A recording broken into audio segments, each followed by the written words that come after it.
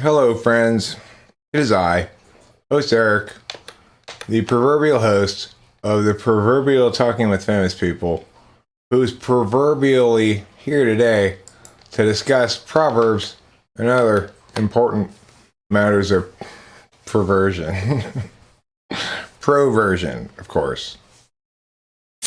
So anyway, the title of this is Erik Thor, DSP, CSJ, SMH, or something of this sort.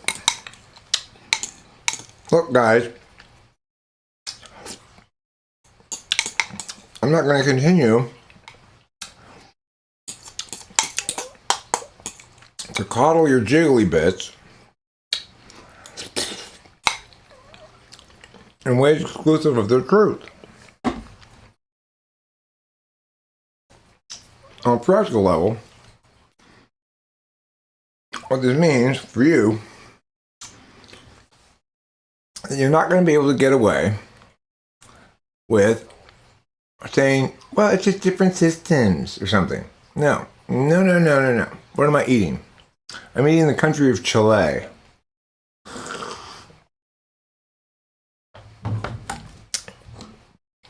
I'm eating American chili. Which is like, like Hormel chili.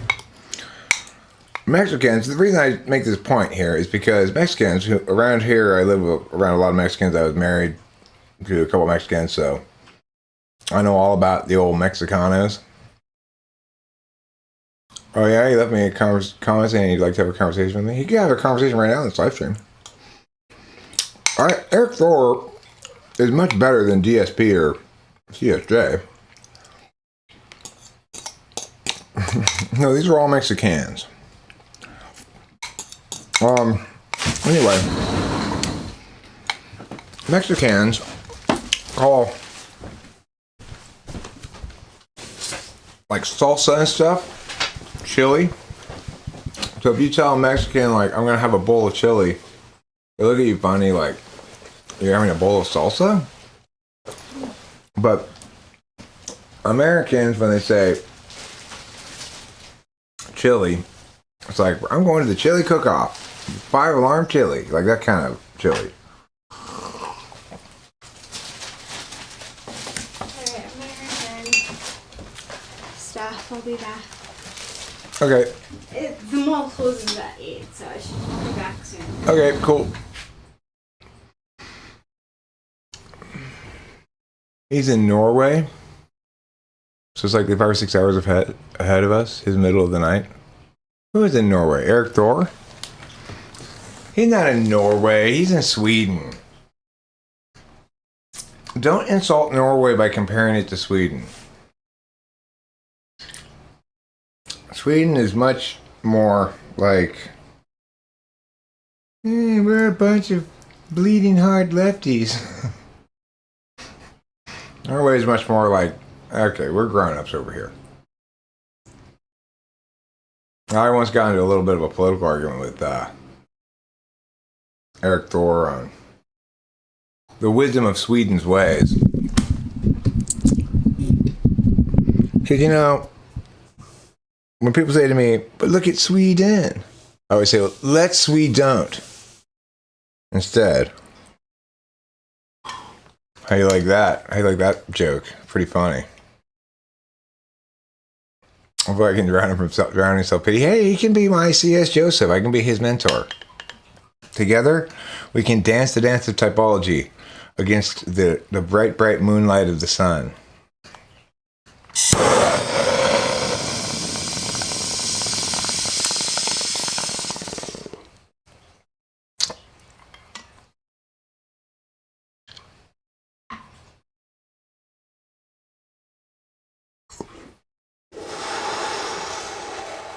How many toads must a man make frown before you can really call him an amphibian downer? Amphibial, I guess, really. Norway, Sweden, big difference. There is a big difference. Norway's a lot more sensible than Sweden. Sweden got big heads when they got the world started associating them with big-titted blonde chicks. Then it went to their heads, and now they said, "Here, let's let all the big-titted blonde chicks take over." And so Harry from Cognitive Personality Theory, I have a very similar response to him as you, New Groove, which is, in general, I like his analysis of things. Okay, the parts of it I've seen, but I don't think he's good at typing people. I typed somebody who he typed before, and it typed as ENFP, which is proof positive he did no sort of TI test whatsoever that linked it to meaningfully tell him about his TI position. You know, I don't think he's really into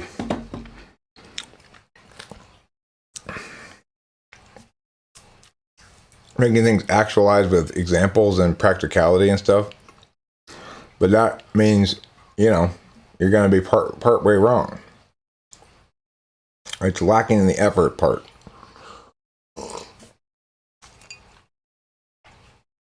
Whenever I revisit his content, I feel like he's one of those people that has to prove everything to you by means of justification. I have to be overcompensating for something. His meaning, C.S. Joseph's. I mean, what justification does he provide, do you think, Eliana?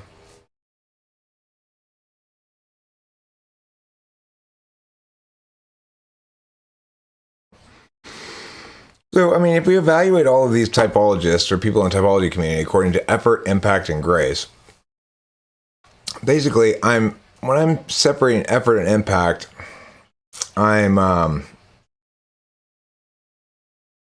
talking about total work done in the blue circle. I'm talking about relevant or meaningful contributing work done in the red circle. And then presentational matters in the yellow circle. So in some regard, you know, you can get somebody like DSP, who I don't doubt has put a lot of effort into things. Same with CSJ, have put a lot of effort into things. They've had plenty of impact on their own personal scales. Like they've made money. They've made money in the, yeah, that is funny. It's like a yellow halo, huh? Like a saint. A saint of grace. So they made impact in those areas, and those are areas that matter to them a lot, but they made no impact in terms, except for negative impacts, in terms of people's understanding of things, people's ability to go, oh, okay, those words clarify. Instead, they universally seem to be muddying the waters.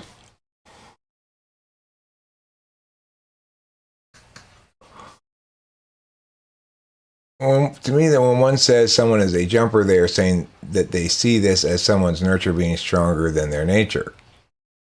I mean, no, I think when they say they're a jumper, they're saying they can attain statuses of identity unrelated to actualities of identity.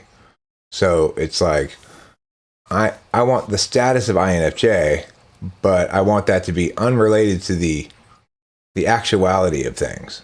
So, like, I don't know if DSP's ever tried to explain how exactly it is that he would distinguish between an ENTP subtype of an ISFJ and an ISFJ subtype of an ENTP, right? It would be versus a real ENTP versus a real ISFJ. There's 4 things there that need to be distinguished from one another, right?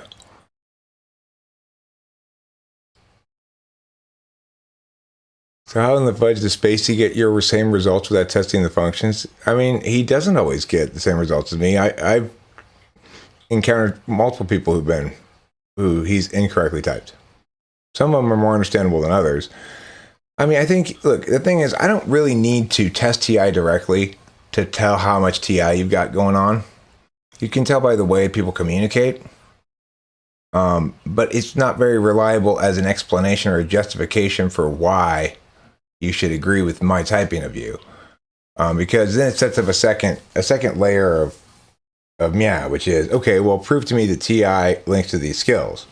Now, the problem with that basic question is, or your demand is, well, what I'm saying is the verbal reasoning comprises a manner of attention.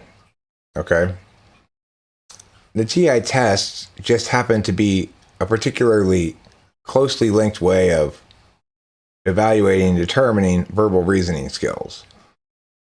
So if you're saying, well, that's not TI, well, I mean, but it is a way of paying attention. It is a way of deliberating the correctness of something.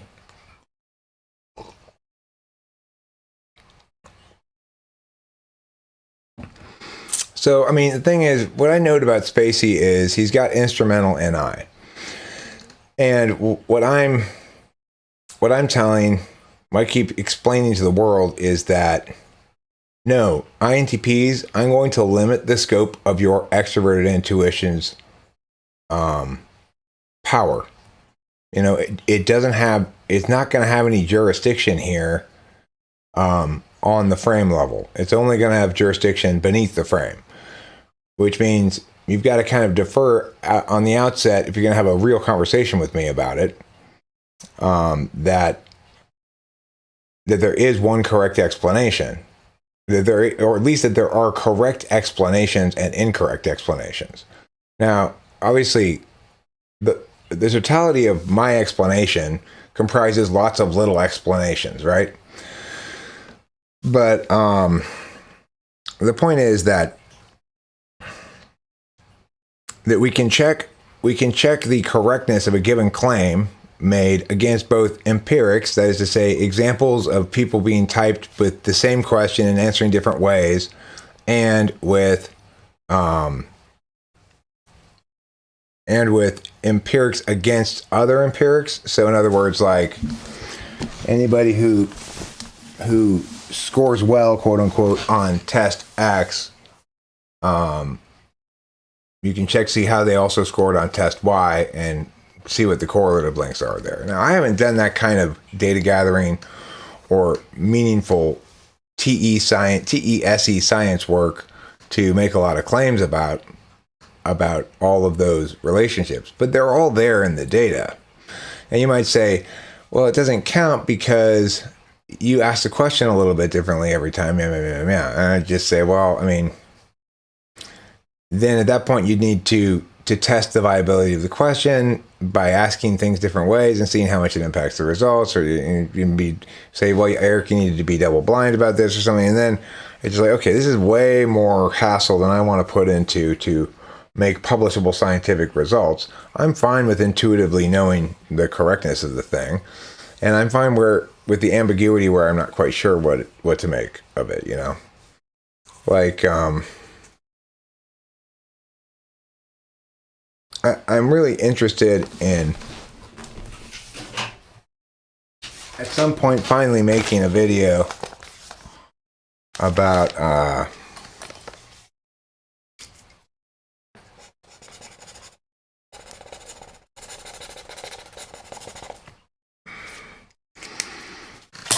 this card game, Typology card game, Typology Rummy or whatever. I keep trying to re-envision it in ways that I can explain it more simply how to play it, but it's kind of complicated, you know. The thing that makes it kind of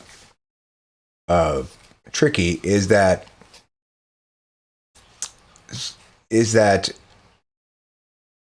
the cognitive function is linked to the player and what they can do in the game. Okay, so if I'm playing as an INFJ, that means I can open sets on the physical plane, I can close sets on the external physical plane, I can close sets on the external metaphysical plane. And if I'm SI, then it means I can open sets on the internal physical plane and I can close sets on the external physical plane. And the sets are just like in Gen Rummy. You can have 3 or 4 of a kind, or you can have a straight flush. And the 8s are removed from the deck. And so that makes it so that you've got... Now the thing is, those functions I just described that the player has that manage what they can do on the board and where they can do it, those function things are determined. Like, for example, you can use your dominant function up to 3 times per turn. Whatever it does in the game, you can do it 3 times per turn. You can use your tool function 2 times per turn. You can use your tertiary 1 time per turn. You can use your 4th every other turn. And you use the 8 cards as a tap to remember this. And your 5th is automatic. In other words, when the conditions are right for it to occur, it'll occur automatically on one set that meets the stipulations or one circumstance that meets stipulations. And it won't occur in other contexts. Your 6 slot function, another player can demand it of you once between your turns. So it's like, if nobody is used in their turn the capacity to demand Timmy to use his 6 slot function to close that set, I can do it. And then his capacity to do that gets tapped until his turn and untaps again.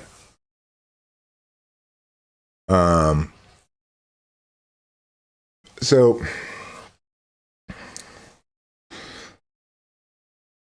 and then, like,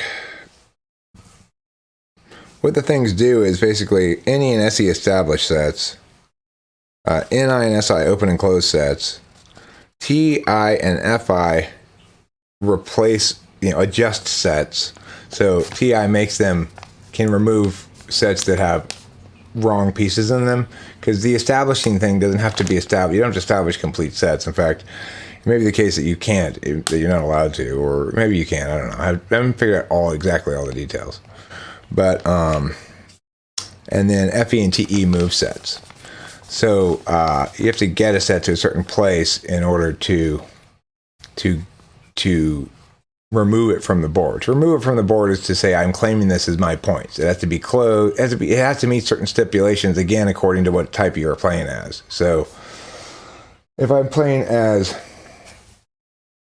an ENTP, I can only get points for sets that are closed on the external metaphysical field.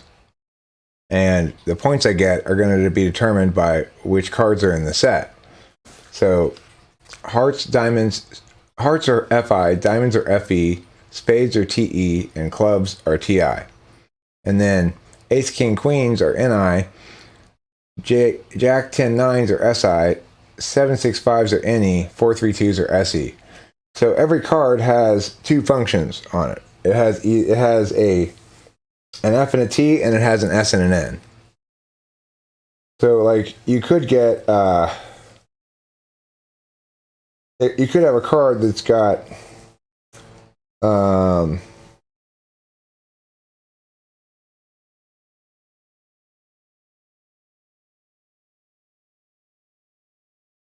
TENI, TESI, TENE, TESE, or, SETI, SETE, SEFE, SEFI.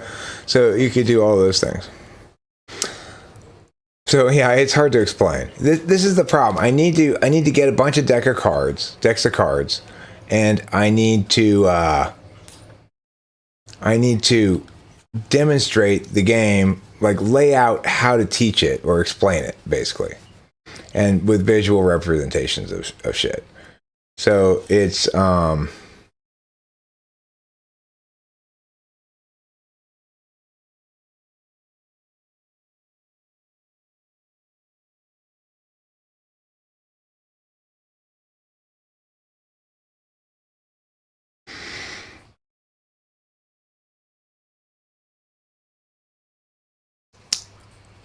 well, you shouldn't be comparing people anyway. People are not one way and multifaceted as well. Okay, so Are those just independent claims, or are you saying the second sentence justifies the first? It's fine to compare people. You can compare them against lots of different things, right? You could compare me against a tree. I am different from a tree in that I move around more and make more noise than a tree does. I could compare me against you. I'm not the person who claimed people shouldn't go around comparing people. You are the person who made that claim. There, I've compared us, And so to say that people shouldn't compare each other or something is ridiculous. It's insane. Obviously, comparison is one way of garnering understanding. Should people reduce individuals to the limits of their labels? No, in general. To the extent that that's justified, it's justified exclusively by a correct understanding of cognitive functions and the correct labeling of somebody according to that. And even then, it only tells you certain kinds of things. That it'll tell you what kind of arguments a person's more likely to be responsive to. It'll tell you whether or not arguing is totally in vain and trying to change somebody's mind. It'll tell you, there's a lot of different things that cognitive functions can operationalize to do, right? But the most important thing that it does is it provides us a mechanism by which we can actually understand things. If we didn't have that, we wouldn't understand. Now, it is true that people are going to misuse understanding because they're meowing, because people are meowing is why. That's why. It's unfortunate, but it's true. They're meowing, okay? So, when I heard Erik Thor's video, I thought he was being sarcastic in response to a Marty Glenn video. FE data input is not my strong suit, but... Well, I mean, I can't... The thing is, to me, it's such a silly and irrelevant thing to point out. The fact that she's a certified MBTI practitioner, it only tells me that it tells me that she engaged the MBTI curriculum without adequate scrutiny, right?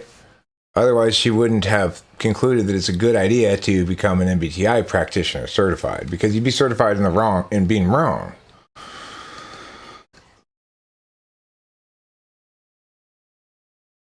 You think fine-tuning a system or definition takes different skill sets required?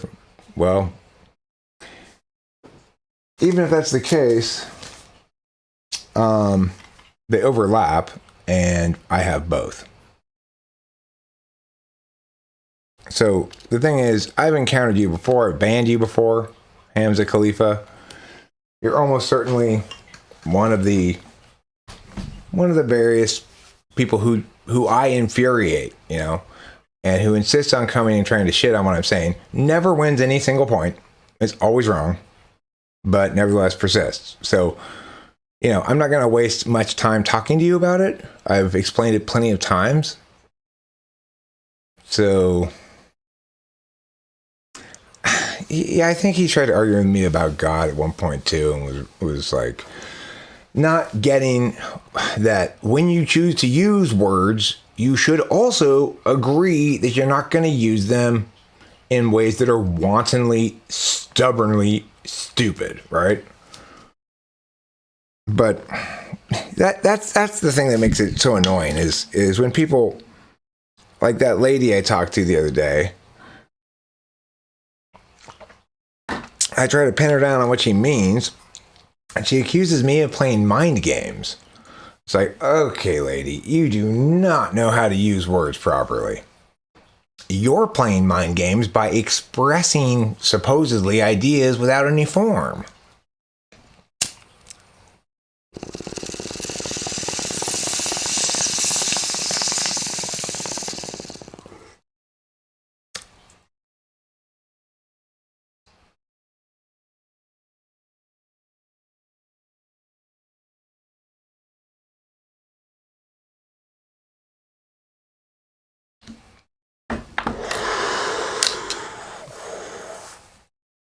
Intellectual peasant. Well, I would agree, insofar as the peasants were the ones who were hardworking, actually successfully attained what little they were able to achieve on its merits and were owed lots more in return, whereas the aristocracy just survived by poaching off the legitimate work of the peasants. That's true. Then I am a peasant about it because I'm correct about it, and yet I'm not listened to as much as my correctness would seem to justify. You, however, are the opposite of correct. You're completely full of shit.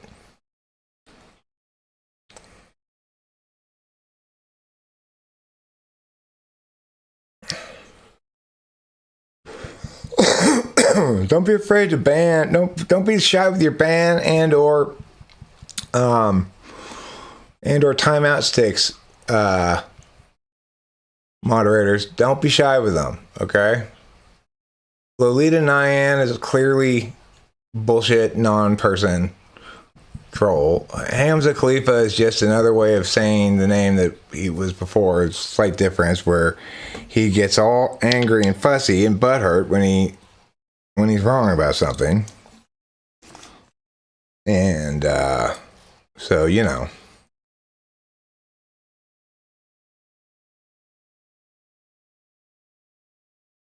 The thing about being a certified MBTI practitioner, is you've been certified in wrongness.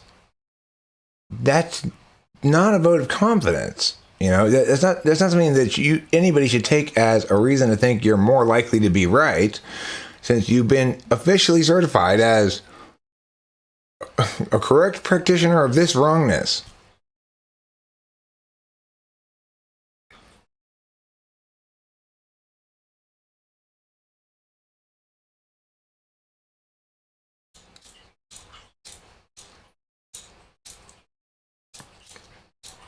I don't know about Joyce Mang being an INFJ or not. I think I typed her myself, actually. It's not a okay, well, then define it. I mean, come on, Hamza. You've already wasted so much of my time. Do actual work. Define it then. Quick. How is it distinct from supervention? Quick. Don't waste time. Otherwise, you're gone. Don't pretend to have ideas and then not actually demonstrate them.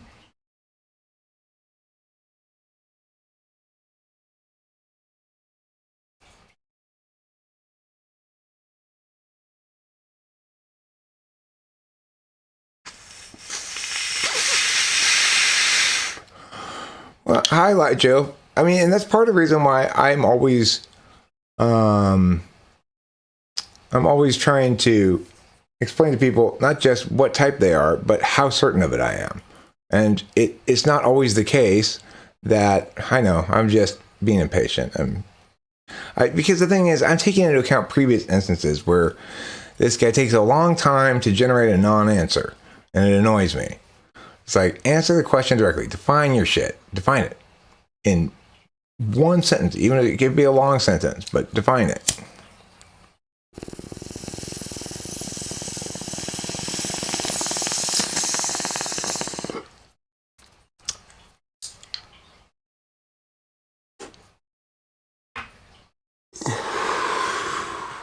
Okay. So you're using a term of art then. You're not defining contingency. You're defining a term of art called contingent being. Okay? A being that could have been different in a state or properties, or a being that could have not existed.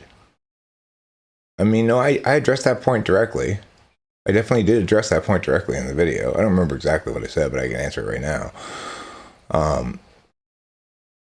Then everything is contingent, right? Because we can imagine an alternate reality in which causality went differently. Right?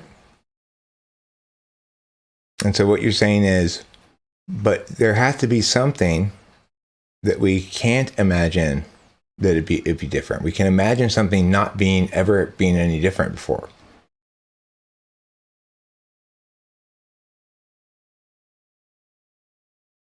Okay, but they aren't beings, right?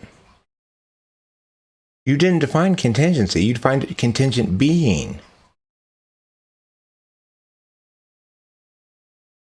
Remember? I asked you to define contingent or contingency, and you refused to do so. You defined contingent being instead. You decided you wanted to define a term of art, not contingent. So, the fact that mathematical theorems are not contingent is not inconsistent with your definition of contingent being, right?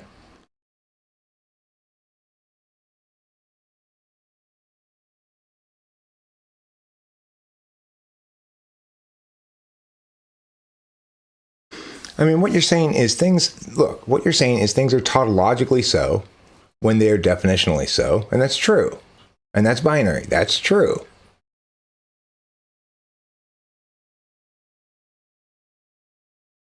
Okay, I understand that as well, but what makes you think?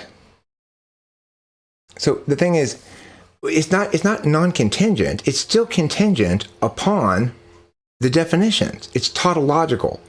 Okay? Do you not understand this? This is not complicated. All you're doing is saying things that are definitional or tautological are non-contingent. Okay, I get it. There's conditionality and causality. So what's your point? How does that prove God? It doesn't at all. What else you got?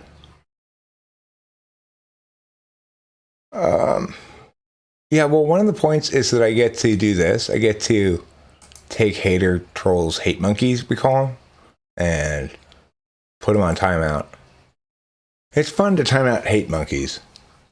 Lolita Naya, as I first immediately knew, is somebody who absolutely despises me because I make them feel incredibly threatened, and they qualify as a hate monkey. So we try to punish hate monkeys with punishments when we can because they're bad people.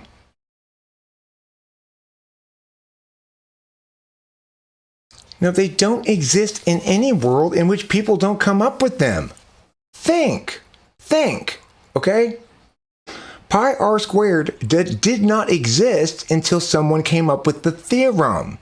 You're saying all truths are discovered realities about the world. You're neglecting the fact that even the correct map, even an indisputable map, even a map that validates again and again and again and again empirically, is still not a map until somebody makes it. Doi. Do you not get that? Like, EMC squared didn't exist until Einstein wrote it down and said, hey, look at this, right? Reality may have existed, and it may have been the case that had somebody come up with that back then, earlier, we would have realized that this is a good description of reality than earlier. Sure. But you're mistaking words for reality. You need to think with your brain. This is not even like, you can't even justify this wrongness with Typology. You're doing some really, really bad thinking.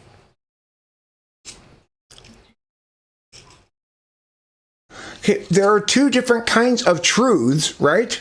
There's lots of different ways of understanding truth, but the notion that only those truths that people find are true is absolutely insane. Because, of course, you're operating on this notion that there's a quality of truth outside of communication. That, in fact, the truth of a theorem or something exists regardless of its communication. But that's just not the case. Truth is only a status we assign to statements. You're going to have to try a lot harder. Correct, that's my point. Words are maps themselves. They do create their own word rule realities, sure, but they do not create or change the reality they describe when they're describing concrete realities. Of course, the thing is, to think well, you need to begin by acknowledging that we're talking about different kinds of systems that require different kinds of analysis, right? It is a different kind of intellectual work to measure how big and heavy something is than it is to explain why you're having so much trouble understanding this.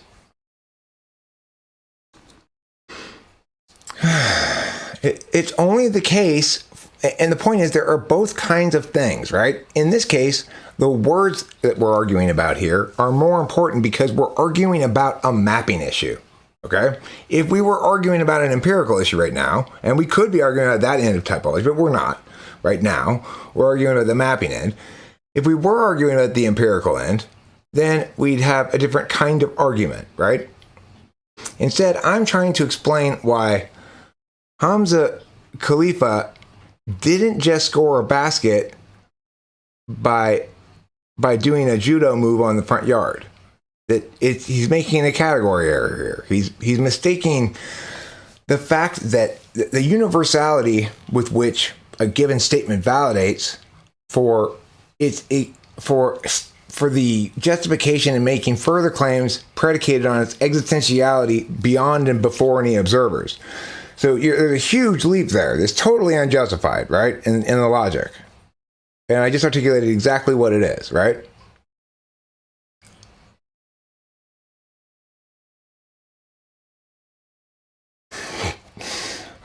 I wouldn't know how to make it if if you gave me a compass that had the word Visalia on it. I still wouldn't know how to get there.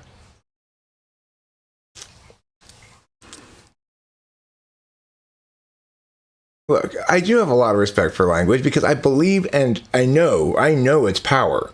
I know the power of taking a genomic approach to ideas, which is mutate away.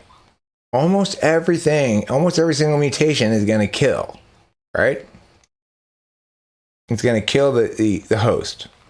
So the point is, what you want is the creature's, all the variability in the genomic expression to be killed away by the harshness of the environment, such that you get to what comprises a mechanistic maintaining of a genomic mean and health, okay? If you take that approach to explaining things, then you are left with only the strongest, fittest, most correct, most defensible, and most interlinked arguments. And as a consequence, you will win every argument. If you complete a full set of that, it's called an explanation, or a theory, or a system. I don't have a system, by the way. I explain things correctly.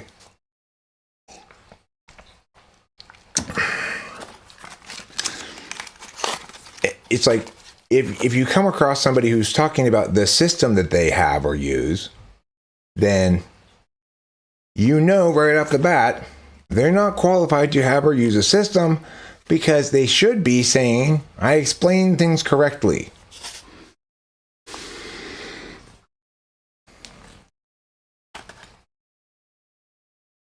Yeah. And then I put on my third hat of regular guy, good-naturedly amused by the need to do this or something. And I have this guy who's like, yeah, a bunch of other frames of reference you could throw on top of it too. I'm a sourpuss. You might call me a sourpuss. And that would be no lie. Because I'm both sour and a puss. You needn't ask me why. Yeah, you might call me a sourpuss. I wouldn't wonder how. I'd know deep down that my puss is sour, and that is why you say wow. Hi, Lady Lou. We're talking about my sourpuss. My puss is as sour as my whiskey sour. Perhaps even sourer. Sourer is hard to say, right? Try saying the hour on the tower grows sourer and sourer 5 times fast. The hour on the tower grows sourer and sourer the hour of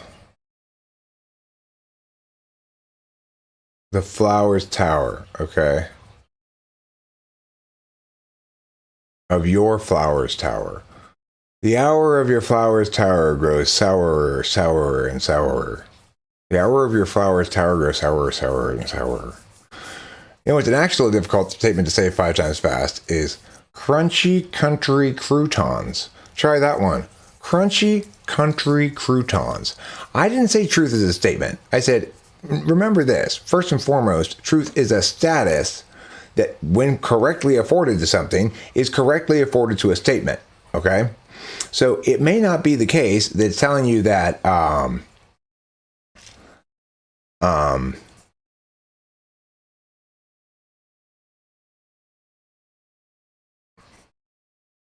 it may not be correct to tell you that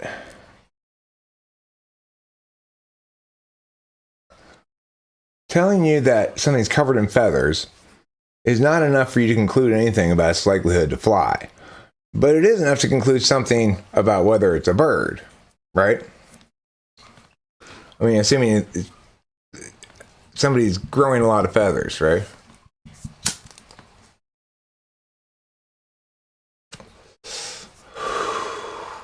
I'm a fussy pants sometimes. When I'm a fussy pants, I will say I think I become a sour puss. Well, I mean, but you can't even conceptualize of what truth might be except via some expression of it. Like, it's impossible to conceive of having truth is a relationship to something in some regard, right? You have a relationship with something, and your relationship, one of the qualities of your relationship with something is your perspective on its truth value.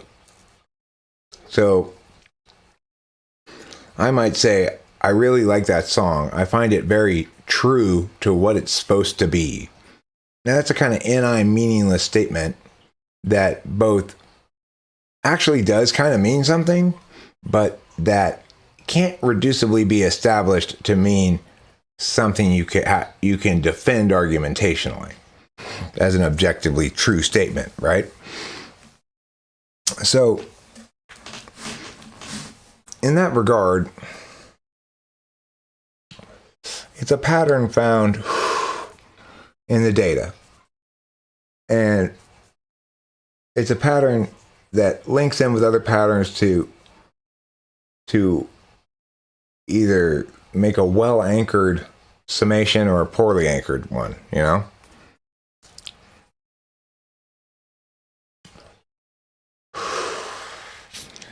Whoever said truth needs no defense or defense didn't spend much time telling the truth. Let me tell you that. Here's another way of looking at it. Provided the fundamental existence of consciousness,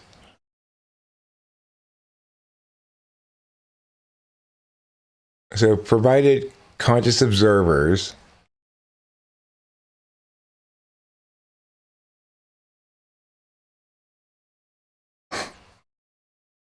okay.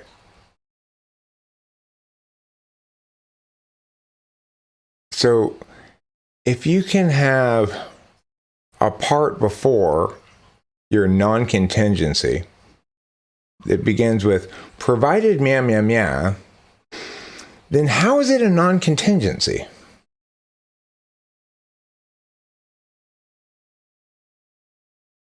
How do you distinguish between a contingency and a non-contingency? If your non-contingencies can have an antecedent and a consequent, then how do you distinguish between non-contingencies and contingencies?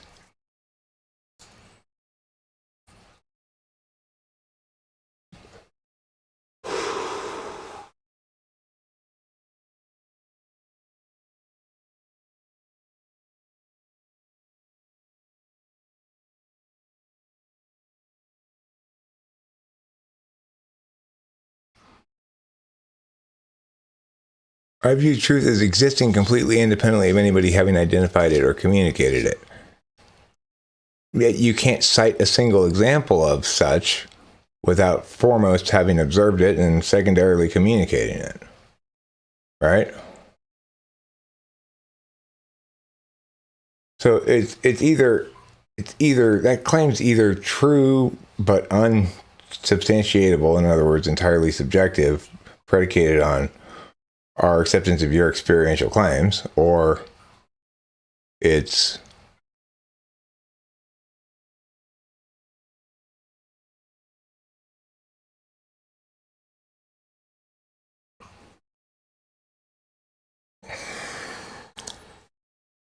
here comes an explanation. It doesn't seem to me like you want to actually define contingency, because I asked you to right off the bat, and you defined instead the term of art contingent being, which you really should use the word object in this instance, not being. Ideas function more as objects than they do as agents.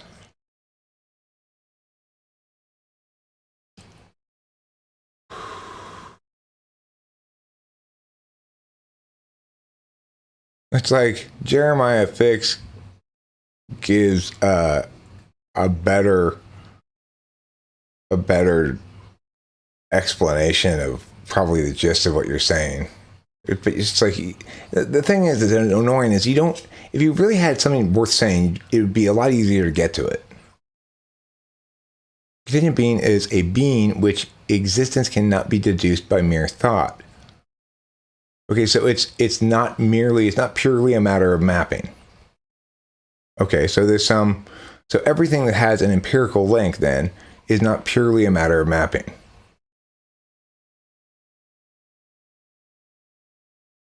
Okay, so what's a being though?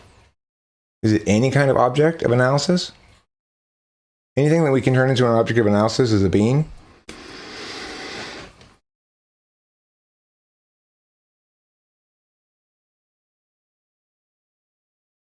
And there's lots of things we can't deduce. You know, I can't deductively prove that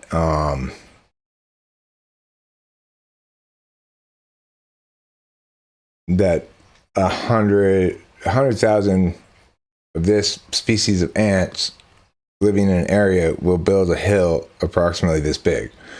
I can't deductively prove it. I have to just prove it with citations of experience, right? Does that mean that that's non-contingent or that it's contingent? Is it necessary because it's not deducible? I mean, do you see what I'm saying? Operationalize your definitions here. Allow me to use your definition to test it out.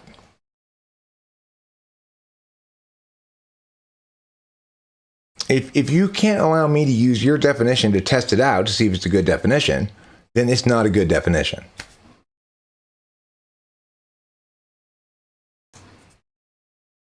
So I want a definition so I can say, all right, let's run this object under your definition and see if how it plays out.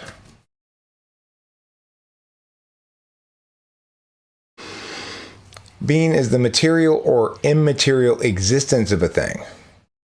So why would you use the article a before it?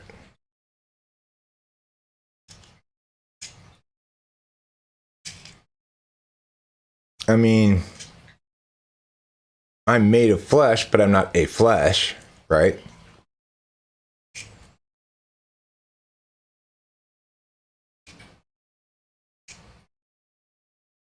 Well, you can deduce them predicated on the observations you've made, which presumably you've made within a certain frame of reference, which leads you down a certain path, right?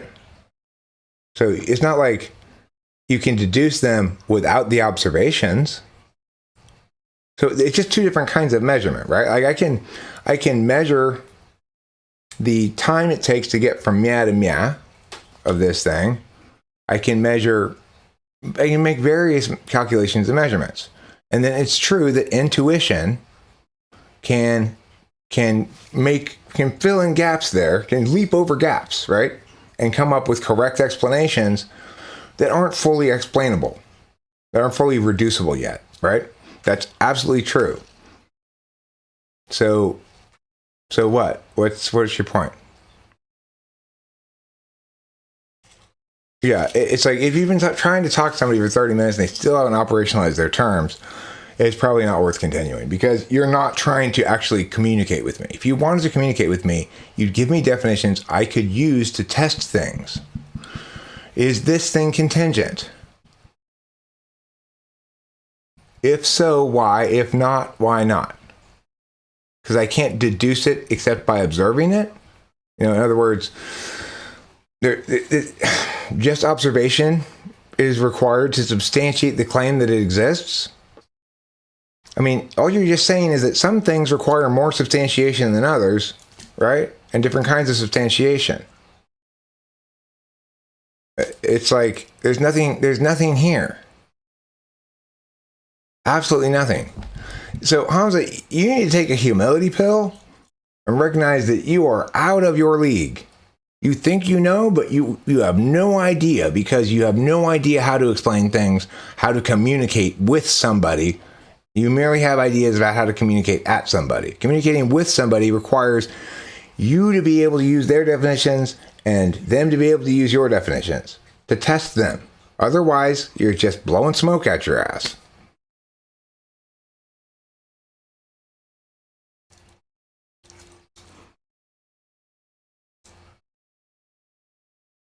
I observe if the object I deduce is at least older than I am if I did not see it form.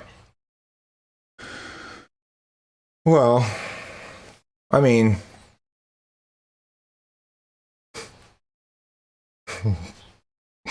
that's kind of a nice thought.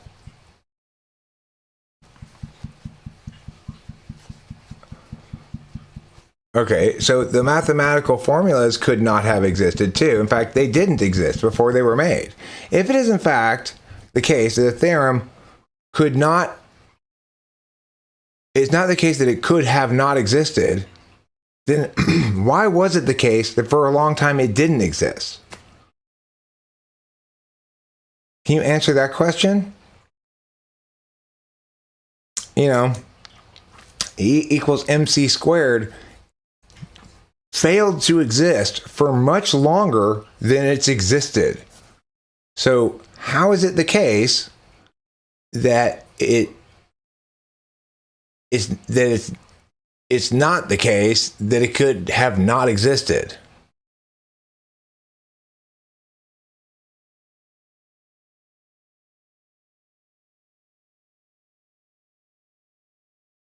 Okay, well, that's the one you give here an example. Is you're basically saying language affords us the ability to create tautologies. That's true. Things we can, because we can limit the definitional scope of symbols we use, we can create tautologies. Things that don't link to empirics at all.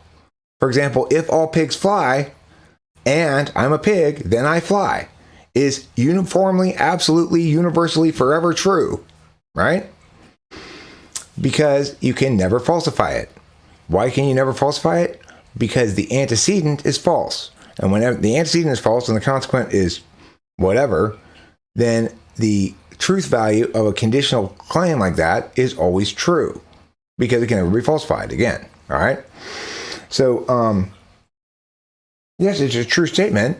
It's possible to create things that are tautologically true with the words if, all, then, and. Those words allow me to create tautologies. What's your point?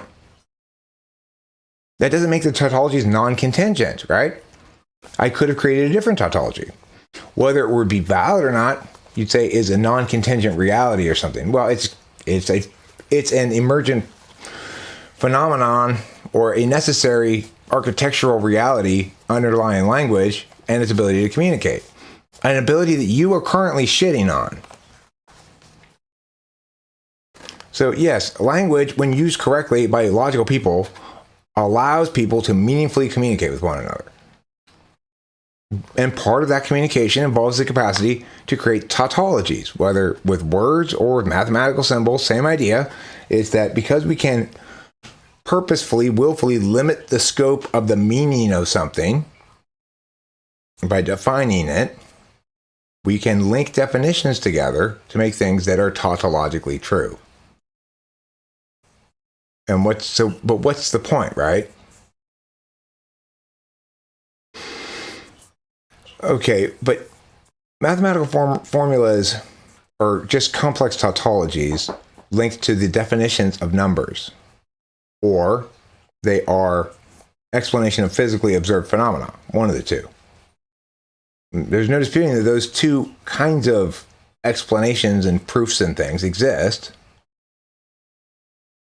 but you're not making any point then. If you're saying that tautologies are necessarily so, well, yes, that's true, that's their definition. The truth of them is necessarily so, you know. But if you're saying that they're non-contingent or were always there, well, no, they weren't always there. You said, we don't have to be discovered. I mean, somebody quite possibly tried a lot of different possibilities before discovering the one that worked, you know. Whether or not it's discovery or creation is a matter of your perspective, really, rather than something implicit in the thing, right? Really, it describes the person's process more than it does the thing itself about which the process is applied. But like the problem with the way you're thinking is you're only including your half of the equation, which is basically, you know what you want to affirm, and you're trying to, you've grown attached to a certain set of arguments that you expect to win, that you rely on as sort of a buffer between you and irrationality or something. And you're not listening to me. You're not, if you were listening to me and understanding what I'm saying at all, you'd agree with me or stop arguing or something, or I don't know.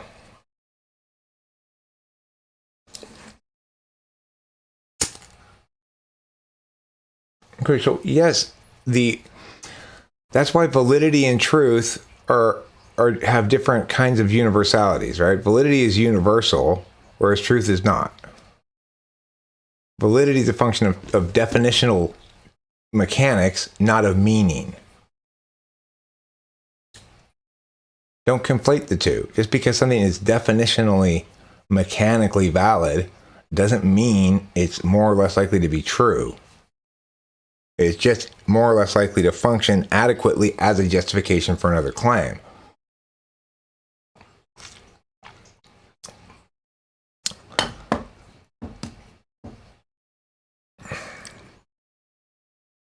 You didn't answer anything that I said, Hamza. I just made a lot of really, really strong points. A lot of things that you could learn a shit ton from just by asking me more questions. Oh shit, what does that mean? I'm not quite sure, but Eric's clearly on something here. Instead, you're still pushing back? I mean, it's very obvious you don't understand anything. I've explained things multiple times to you, and you are continuing to act as though you should be explaining to me when the thing you believe in, you can't. We've spent this long, you have not given me an operational definition of contingent. Except to say that it's the same thing as tautology. So tautology exists. Is it something different than tautology? Yes, because linguistic systems exist, and people make them, and they grow and become more complex.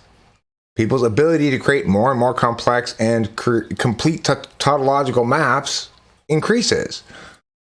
And what's your point? How does that determine whether something is fucking contingent or not? Yeah, I know. It's like, at some point I want to get through to one of these fuckers. It's like, I don't care if you want to play basketball on the football field, but don't claim to be playing a game against me, because we're busy over here doing shit, right?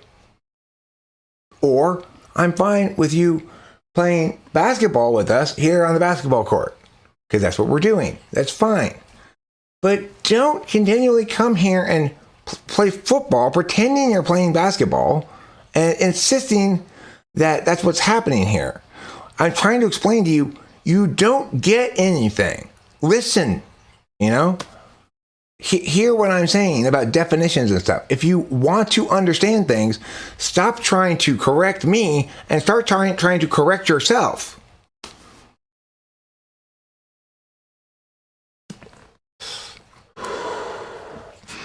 Can you ever convey that to anybody? Is it possible to convey that to anybody?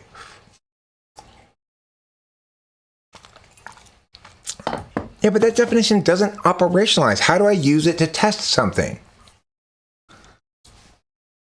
Because everything that I can test with it is, you know, give me an example of you testing something to determine whether it's contingent or not. Walk me through that process. Well, for example, the statement, ham plus bacon plus bread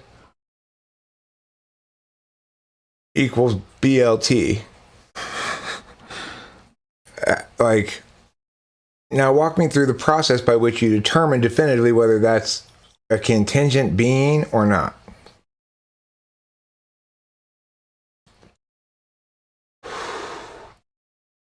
I mean, you say, okay, here's an example of something that's definitely non-contingent, a mathematical formula, like 2 plus 2 equals 4.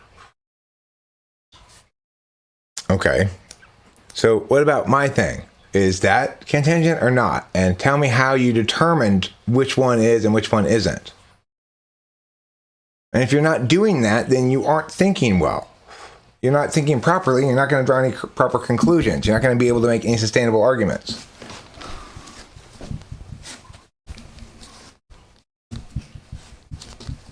The thing is, if I could get this concept through to this person, it would be a huge monumental success. It would be an epic change from a reality that heretofore has proven this a Sisyphusian endeavor. And listen, if you know me and you like thinking and you hear words and you know things, you understand clearly enough that Sisyphusian endeavors are Sisyphusically stupid. Hi, Rachel. Where are you at? Are you at the mall still? Everything okay? Any boys try to fondle you? The Cartesian circle is an objection to Descartes' argument. Descartes has many objectors, including Antoine Arnauld, who poses an objection to Descartes' truth rule. So what's Descartes' truth rule?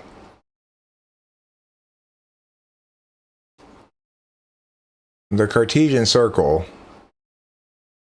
is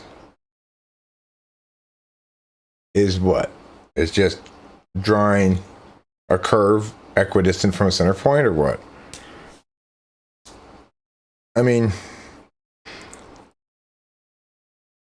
it's funny because you can't really conceive of a perfect circle existing except through that process of drawing a circle, or the observation of, like, the moon, you know, is the perfect thing to observe for circlehood.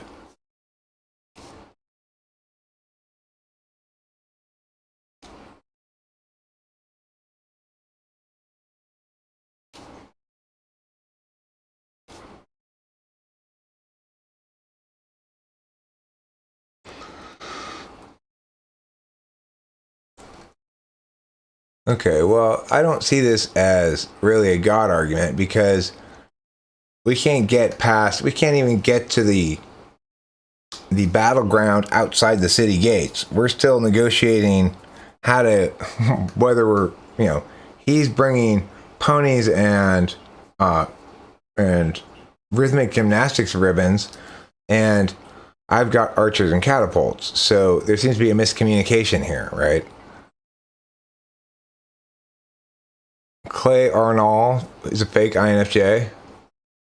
Okay, cool. That Thanks, Real Talk. That's good encouragement. I really appreciate it. I very plausibly will do that. I've been meaning to make a type police.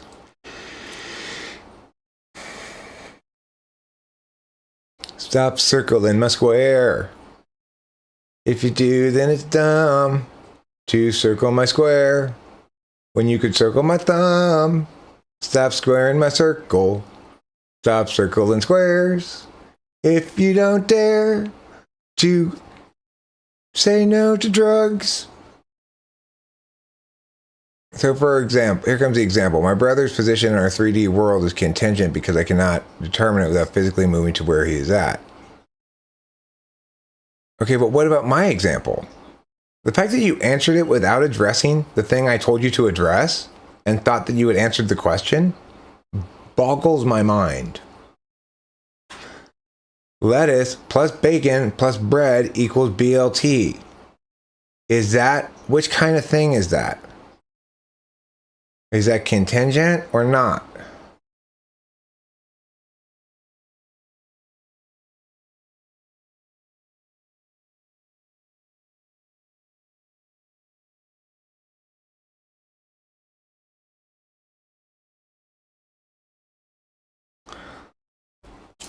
You know?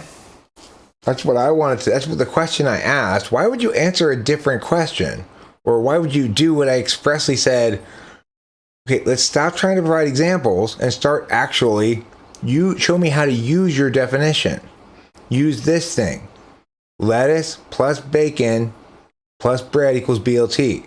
I don't have to move to a different physical location, so that's not the key component of the test, clearly. So go ahead, explain to me how to use your test on my example. If you can't use it on my example, then it's not a real test, right?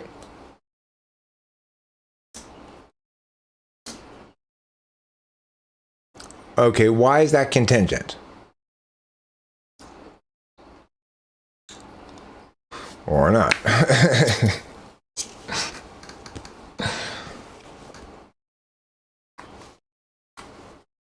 I mean, look, the reason 2 plus 2 equals 4 is because 4 is defined in such a way that incorporates the meanings of the words 2, 2, and plus, and equals, okay?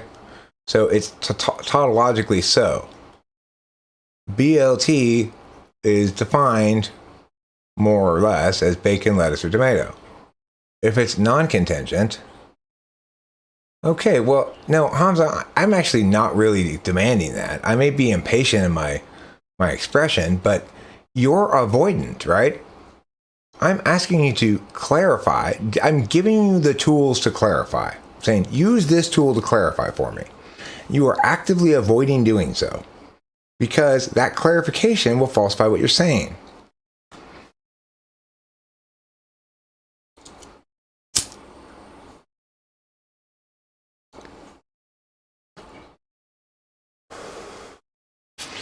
It's like that lady the other day talking about how she believes, yes, we've reached that time of disconnectedness.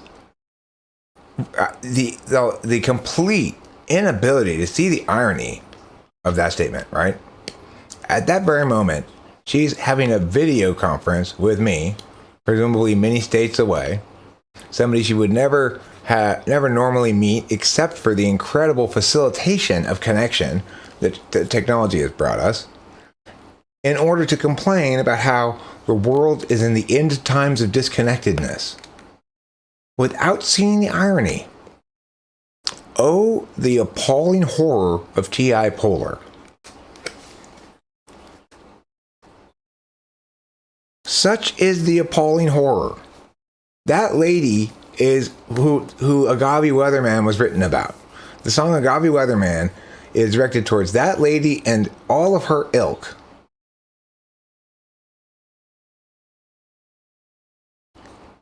Ilk. I like that word, ilk.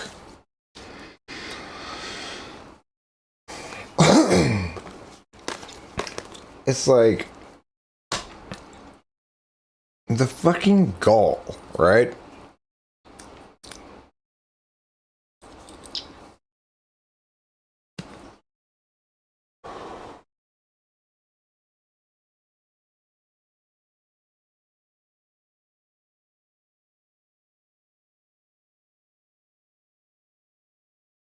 It's like, right after World War II, the U.S. democratized Japan, West Germany democratized. There was this conflict between East and West, etc. And all of the conclusions that one would draw from the empirics were war is good and war works. Now, in fact, that's ideally not the conclusion we end up taking away from World War II, because that's only true in the immediate aftermath of World War II, where the same realities apply, right, as did during World War II approximately. So the argument that we should have gone ahead and gotten rid of USSR at the end of World War II, Churchill's way, is, I think, a very viable argument to make. It's like you can make and sustain that argument as that would have been the most moral thing to do ultimately at that time, at that moment, right?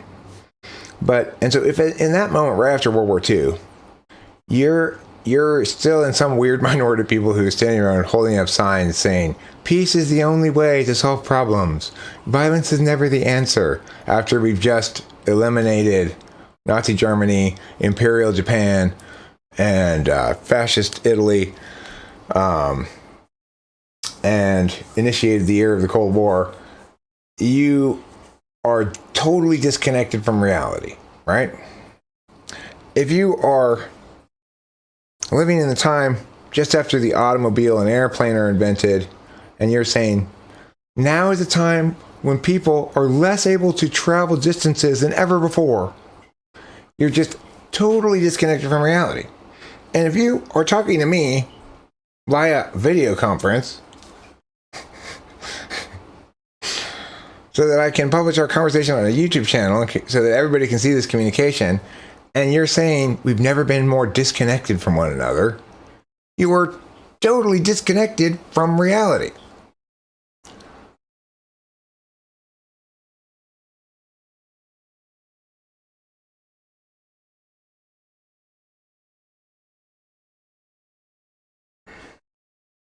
Given the constraints we set in place, yes, BLT becomes a necessary conclusion, but that's not contingent.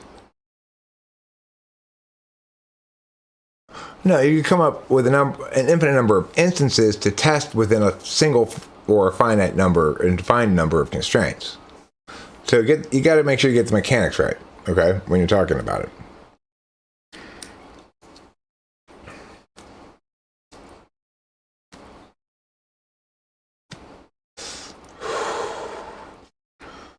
So what you're saying is it's possible to frame any question to get either answer depending on how you frame the question as to whether it's contingent or not. So the only claim that we can agree on so far is that it's possible to draw a distinction between contingent and non-contingent, and to make claims as though something has that status as contingent or non-contingent.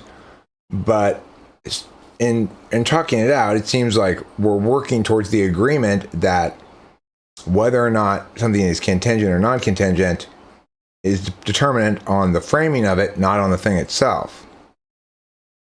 Right?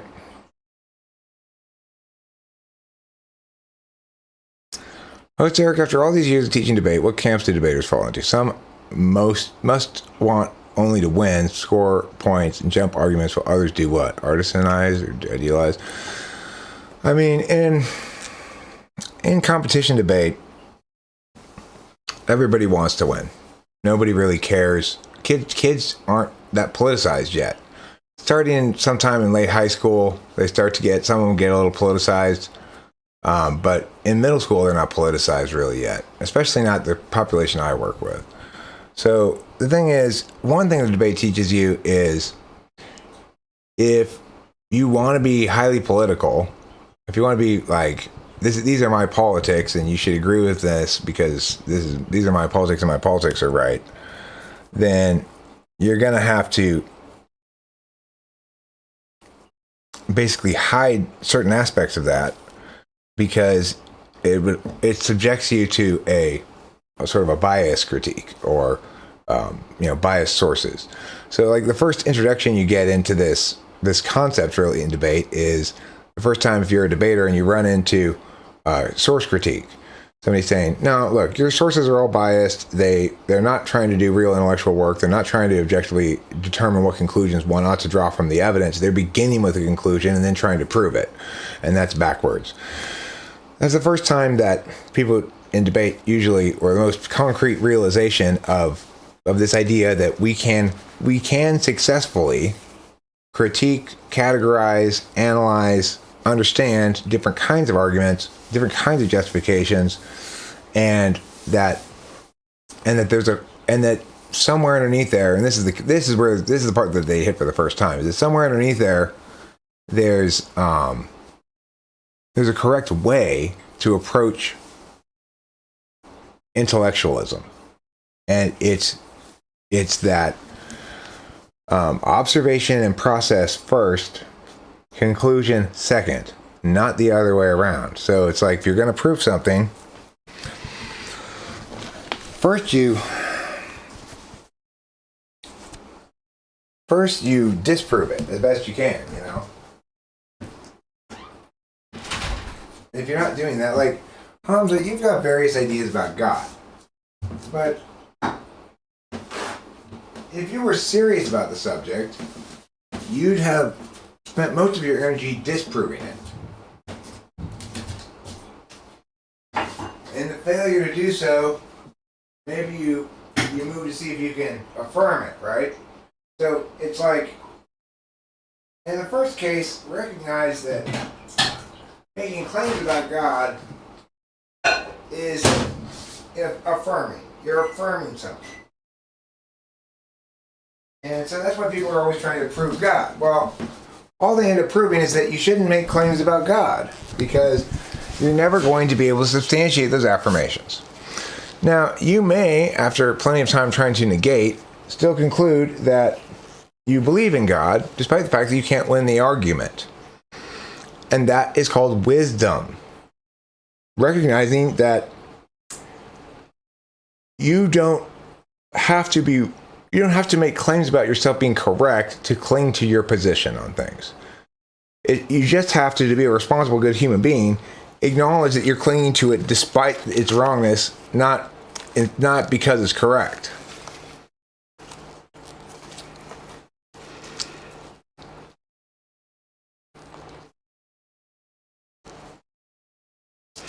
Gödel's ontological proof is a formal argument by Gödel for the existence of God. God exists in the understanding. If God exists in the understanding, we could imagine him to be greater by existing in reality. Well, then that imagination would further exist in the understanding, right? How does that, just because we could understand him in an infinitely regressive series of mirrors, why would that prove God exists? I can imagine a car as big as a whale. That doesn't mean one exists.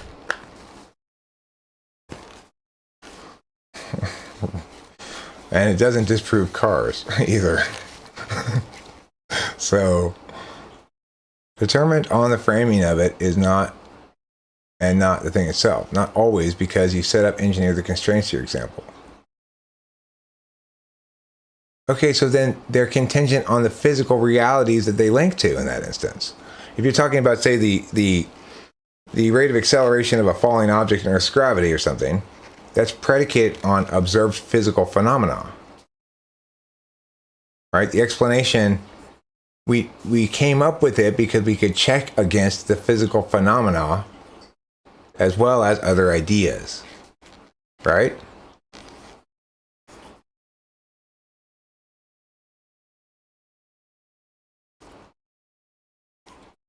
Okay, I'm done talking to you. I believe you're trying, actually. So I'm sorry for being at times disrespectful, and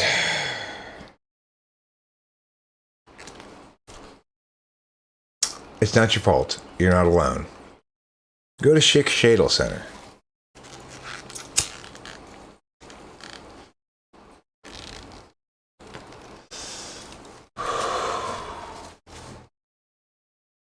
So yeah, it's like this is very reminiscent of a conversation in the book Connecticut Yankee and King Arthur's Court, in which the main character, who's the time traveling protagonist, tries to explain how to this group of people that the thing they just are celebrating was not a good deal for them. And they just don't get it, and they keep it's also reminiscent of like well, I mean, it's reminiscent of the it's got what plants need, you know. And it's also reminiscent of the one-armed drummer and Mr. Show, one of my favorite clips of all time. So I'll link the one-armed drummer for you, for everybody, so they can see it themselves. Well, what happened is, shortly after God was finished creating the heavens and the earths, he examined my scrotum carefully, and he noted there were 7 light blonde hairs growing from it. And he said, let each of these hairs, as I pluck it forth, these angelic hairs that have clung to you in the creation process, as I pluck each of these, let a day of the week come into existence. And as he plucked the first, he said, Monday. And the second, Tuesday. As the third, Wednesday. Then Thursday.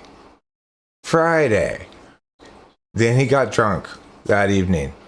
Then Saturday, he got drunk again that evening. Then Sunday, and he watched football. He said, from now on, everybody, Sundays is for football. And I said, are you done plucking my scrotum? He said, yeah, go on home.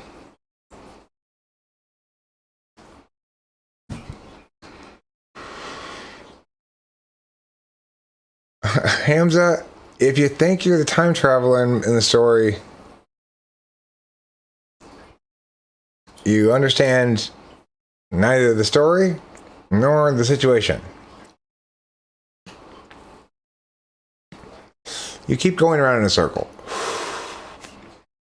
You keep saying there are these things that aren't contingent. I keep pointing out stuff that they are contingent upon, right? Pi r squared is contingent upon us describing a circle, measuring it, its relationships, its aspect ratio. It's true that aspect ratio sizing is different than freehand sizing. That doesn't make aspect ratio somehow discovered.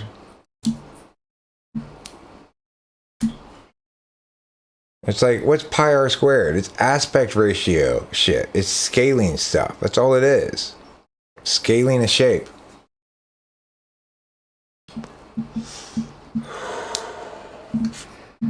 So it's like,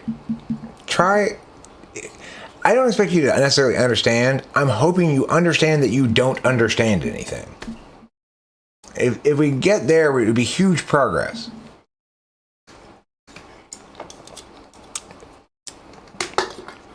Do you understand? Are you starting to understand that you understand very little to nothing?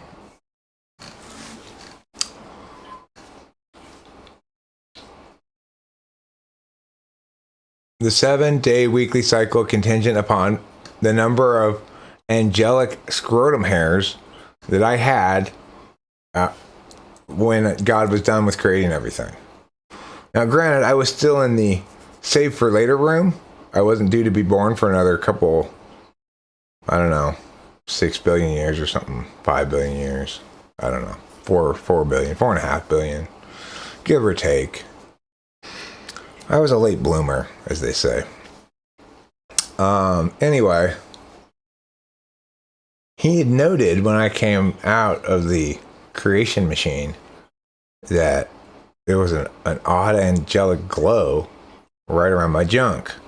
And as he peered down, he realized that 7 golden angelic hairs had fallen from the angel's wings. Because the creation machine, he basically, it's like a wood chipper for angels. And that that chummy gunk is what fuels the creation machine. Well, a few hairs of an angel's feather had fallen from the wood chipping or angel chipper onto my scrotum just as creation was being finished. And he said, what a beautiful metaphor for a week. That's beautiful. Because a week is very much like Erik's scrotum. It's got wrinkles, sometimes it hangs low, sometimes it cuddles right up against you. Sometimes you got to stand up and adjust your pants because it's stuck to your legs. That's Wednesday. That's called Wednesday. See, the whole week is full of metaphors like that. You know? Like Saturday night is full mast, like plow and bow down, baby. Yeah. Right? It's part of the metaphor too. But then Sunday is like, no, I wish I hadn't done that. I shouldn't have fucked that girl last night at the party. Why not? Well, she was my mom. Ew. I keep failing to differentiate the applicability of a process from the process itself. No, I'm pointing out that the process, okay, you failed to exemplify something that doesn't emerge after framed observation, either framed teleologically, in other words, to do something, or in some other way. You're pretending as though we can just skip over that part, that it doesn't matter, but it does. It's determinant on the question. You said, okay, I'll concede the existence of consciousness. I was never denying the existence of consciousness.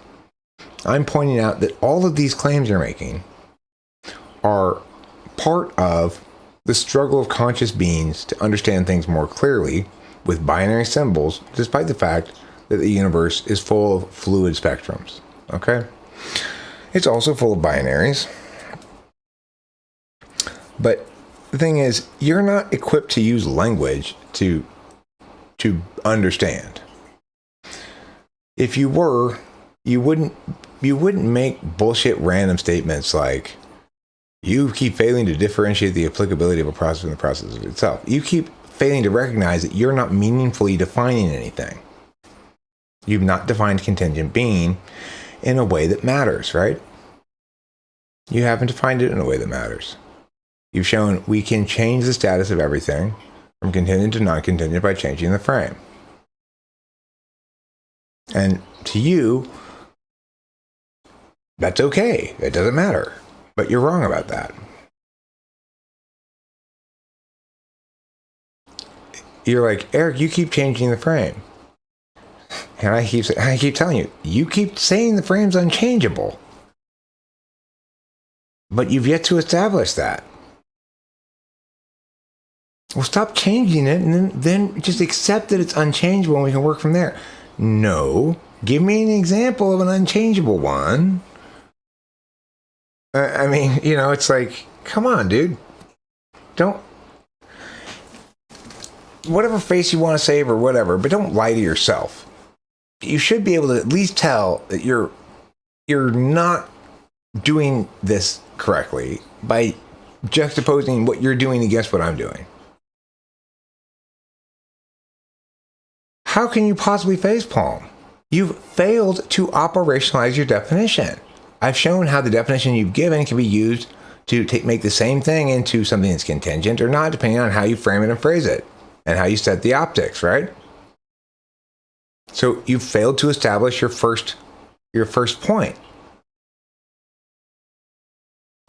It's not the case that there are contingent and non-contingent beings. It is the case that there are tautological statements and non-tautological statements, statements that describe reality and statements that describe mapping processes, statements that don't really say anything, like A equals A, you know? So there are different kinds of statements. You're making statements, but you don't even know like why or what kind of statements you're making, or It's you expect to get results with words, but you're not using words in a way that allows you to get results. You have to, in other words, it's true that scoring a lot of baskets will get you a lot of fame and money if you do it in the NBA at the NBA level. At your little desk hoop, it doesn't count.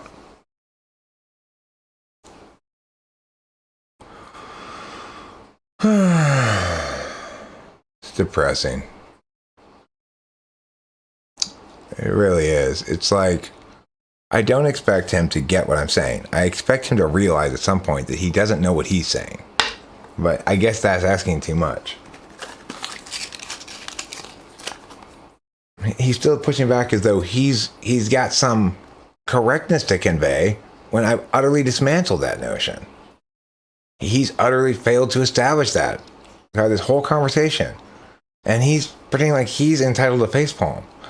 You've got to be fucking kidding me. I mean, think, dude. Try.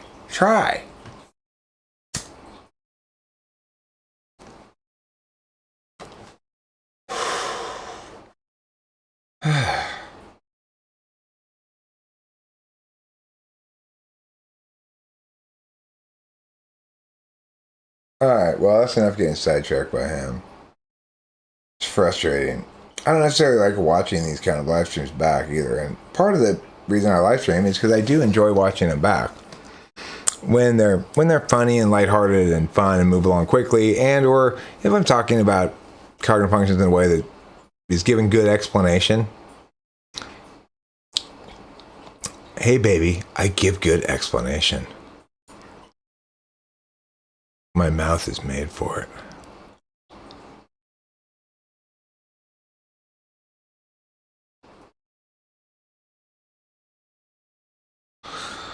This is welcome to Lip Exercises with Eric. Today we're going to do some lip exercises. I want you all to just settle into your chair, follow along with me, and smooch and back, and smooch and back, and smooch and back. Yeah. Me so pedantic. Me so pedantic is, as you get a picture of me doing like the dumb duck face that girls do, and then have a caption. Me so pedantic.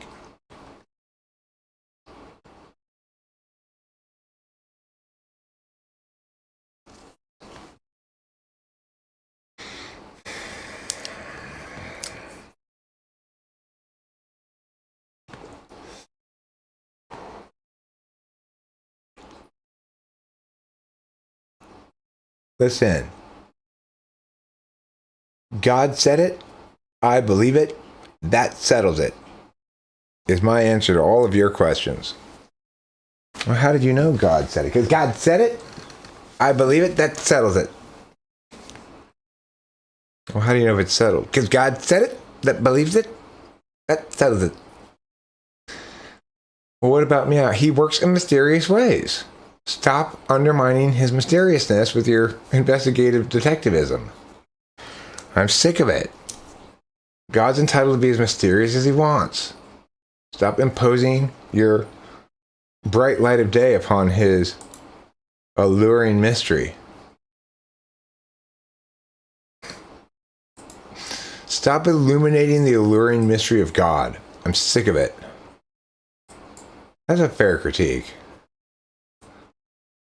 I should go to like a cathedral at mass or something and tell them that.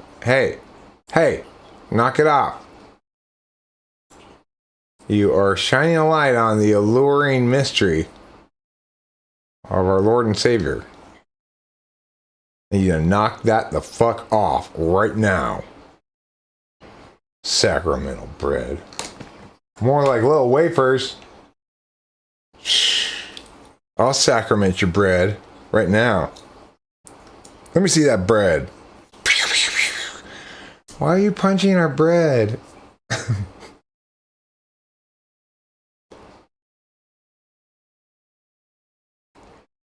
How about a kid questioning and not understanding his parents' rules when in the end they're for the best? I mean, I never operated under that frame of reference. For me, if the kid doesn't understand why going along with the instruction is best, then the parents have failed to explain adequately.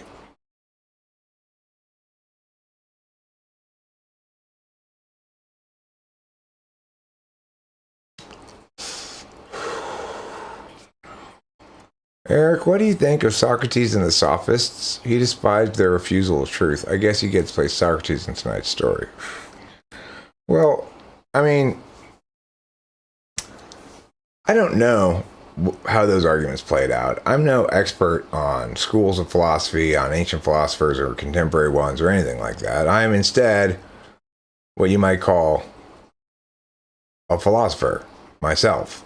Now, you might think, well, don't you have to be an expert on all the philosophers that came before in order to be a philosopher now? Well,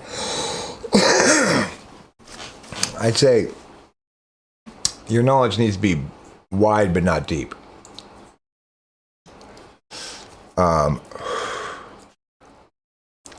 In terms of, like, what might be called generally epistemological work, talking about how we know what kind of conclusions we can substantiate, argumentation, dialectic, rhetoric, stuff like that. It's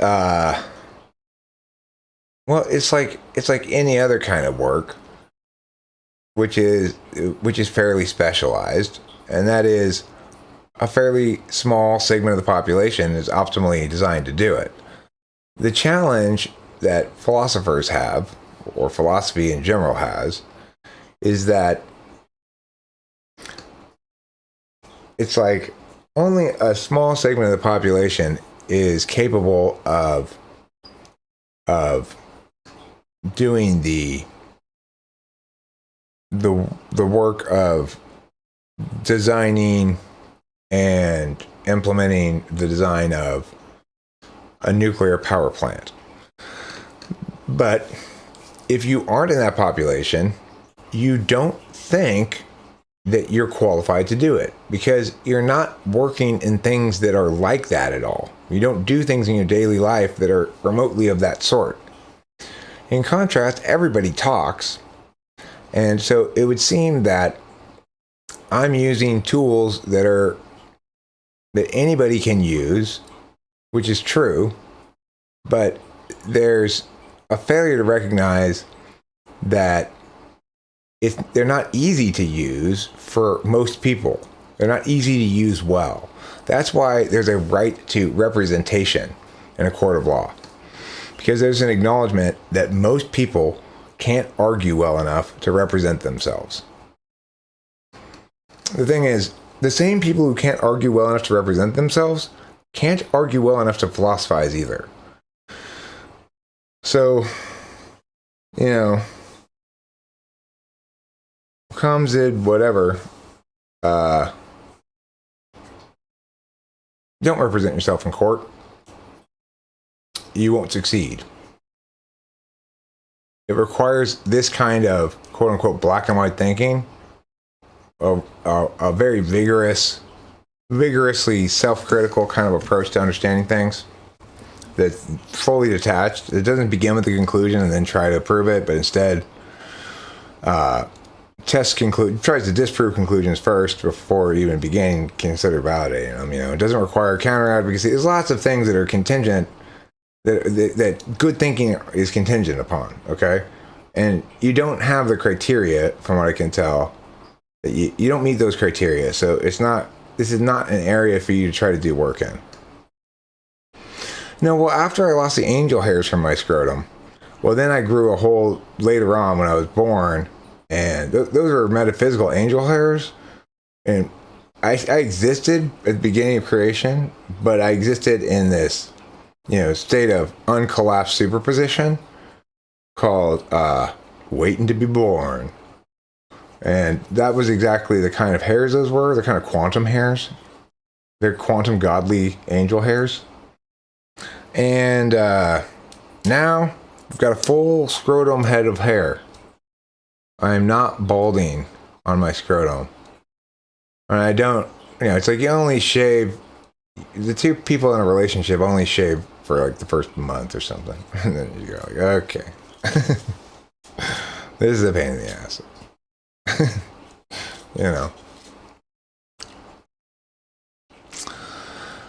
Well, that's why I publish yourworkweekmyscrotum.com, which I explain the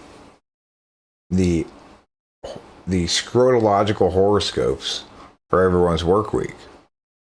Perhaps you could explain how Dunning-Kruger an argument will be if one has not had any critical thinking classes, simply understand the framework of logic.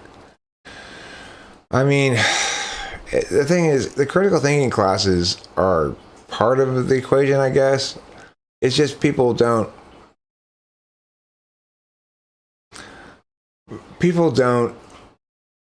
differentiate what they use language for. So it's like, if I'm accustomed to using language in order to get what I want, like, hey, excuse me, I didn't get my fries that I ordered or something, and that's your basic frame of reference, then you're going to approach ideas like that without recognizing the signs there that say, do not cross this line, or else you'll be subject to legitimate critique.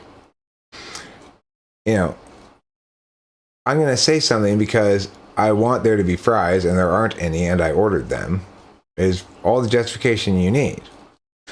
But when you're talking about ideas that others should universally uphold as true or consider strong arguments or something, well, then you have to begin not with what you want to be correct.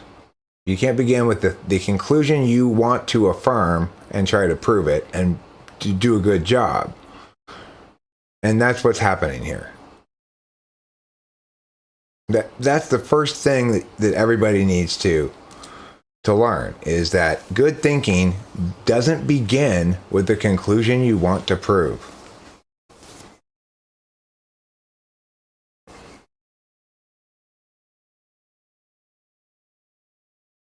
In every case, if you want to think well about the conclusion or statement or affirmation that you believe, you should begin by thinking of all the best arguments against it and see if you think it withstands, if you have good answers to those rebuttals, right? If you don't, then you should withhold belief until those argumentational burdens have been met. Now, this is for things like claims, this approach should be taken towards things like claims about the elections, the election legitimacy in 2020, right? You should take this approach so you don't make over-claiming mistakes, and so that the claims you do make, you can substantiate.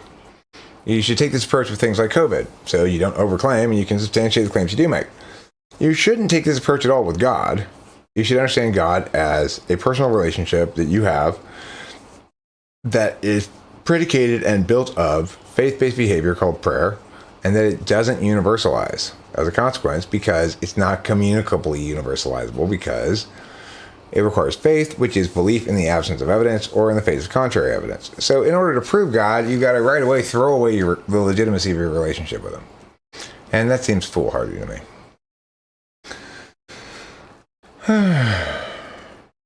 Yes, foolhardy. The lesser known of the three Hardy brothers in the Hardy Boys mystery series. Foolhardy was known for always fucking shit up.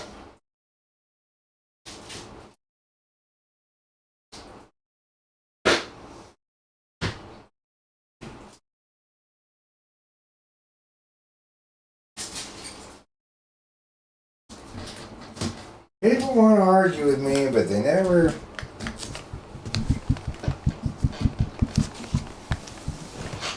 want to be serious about it. They just want to meow their meow without anybody calling bullshit on it. Can I just meow my meow without you interrupting or... Okay. You started with... Because turtles grow on trees, and I love apple pie, quantumly, we were all one. Wait, hold on. Because turtles grow on trees... Listen, will you stop interrupting me and let me go on? No, because the thing you're going to go on from is predicated on complete fucking bullshit.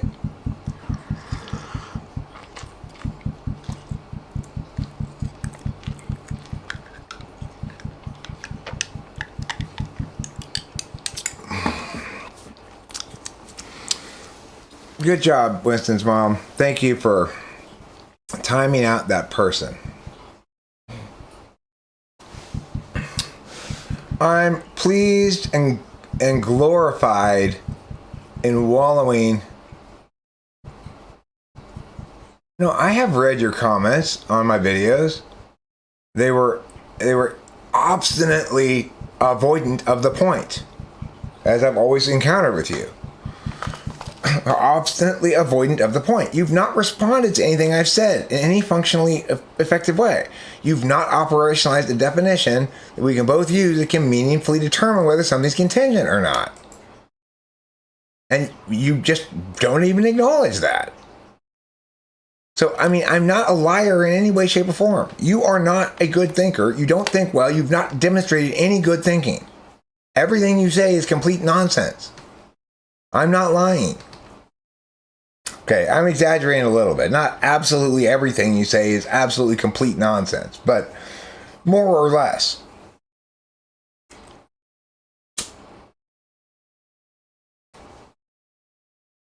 And it just makes you angry for me to tell you the truth.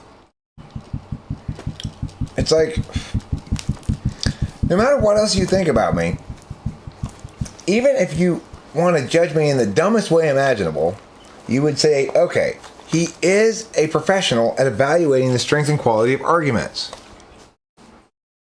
And even if he were a bad professional, which apparently he's not, but if he were, I'd have to acknowledge that he does have that within his tool set, and that is a skill, right? And so maybe I should wonder if, maybe these arguments aren't any good. I mean, I can tell you they're not any good because it's so hard to get you to say anything significant or productive or useful or argumentationally meaningful. You just want to shimmer around without defining things, and you're not making arguments. You're just wanking NI bullshit at me. I don't want to be the platter for your NI bukkake. Okay?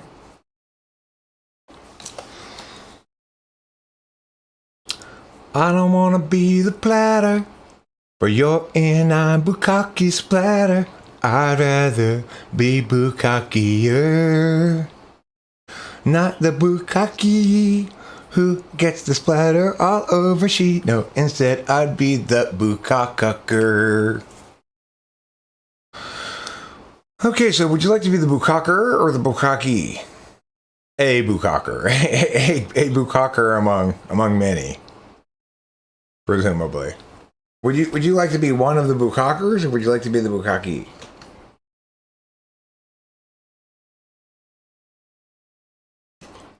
I guess the proper term would be bukkakiers. Would you like to be one of the bukkakiers, or would you like to be the bukkake? Is correct. That's called grace. This is me demonstrating the kind of social grace that has won me even more subs than I have videos. Amazing. Really? How many videos you got? 3? Yep, I got 3 videos. I've got more than 3 subs. Well, that's pretty good. God, you got 100 videos, and I barely got more than 100 subs. Oh yeah, 100 videos, and you're only gonna add 100 subs? You're not doing so hot. I've got 1,000 videos. I've only got over 1,000 subs. Man, you are really getting a low return to your effort. Well, friends, I've got over 6,000 videos and just over 7,000 subs. So, as you can see, scaling matters a little bit.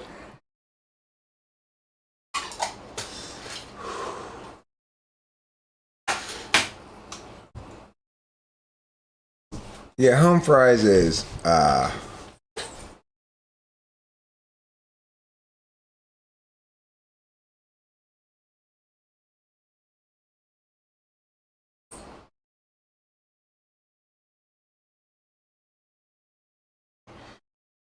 well, nas si tap tip svum. You want me to explain which types are what they're best at, and that would be helpful? Okay, well, like ESTPs are best at getting a really good idea that's kind of set up already, the mechanics of it, and making it happen. ISTPs,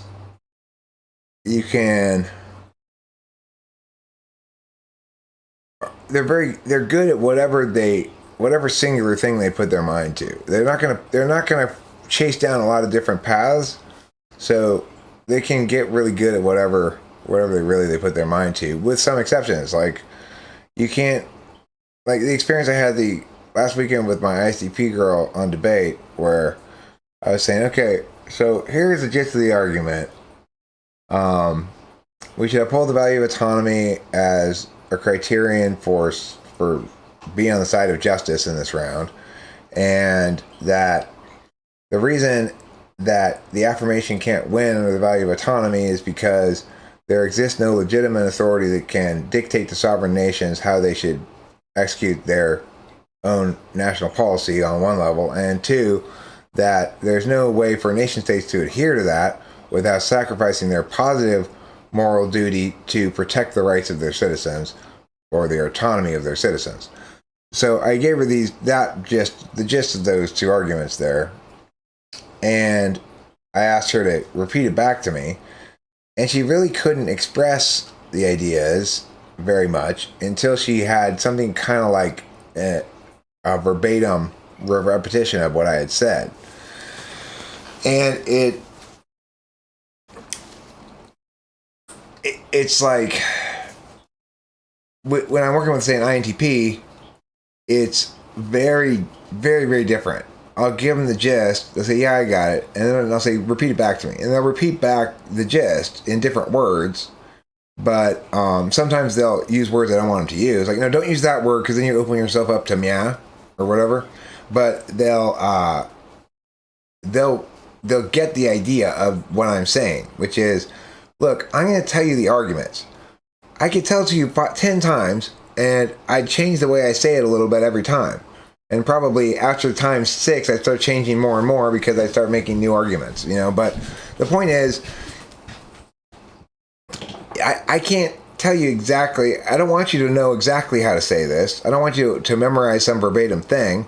I want you to understand the gist of the argument and how it works mechanically and argumentationally in conjunction with these other arguments, when to use it, how to use it, and yeah. And then to generate the actual expression of it in the moment as you need to, anew. That's what NTPs do. They have somewhere an NI concept, and then they create it as they unravel it in front of you. It's always a little bit different than the time before. Now, eventually they'll lock into a certain phrasing and it'll be SI repetitive, but that's the basic way in which NTPs deal with debate.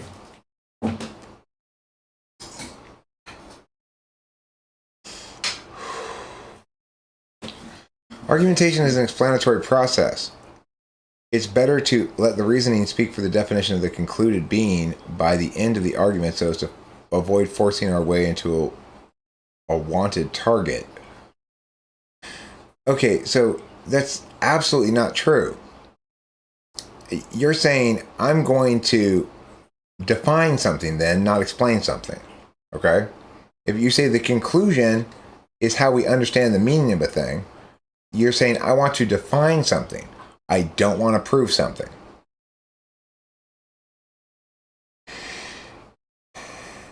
So, for example, if I wanted to define truth, and I'd say, now, it's going to take me a second to define it. I want to make some observations first.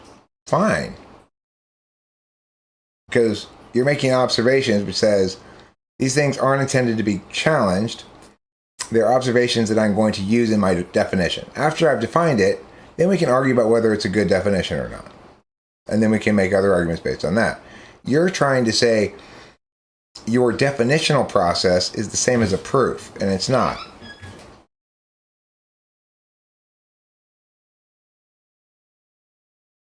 I mean, I would not say that person's an absolute moron at all. You have not displayed good TI. You may have it, but you've not displayed it here. You've not displayed a disinterested calculus. Like, the thing is, when you say this here, right?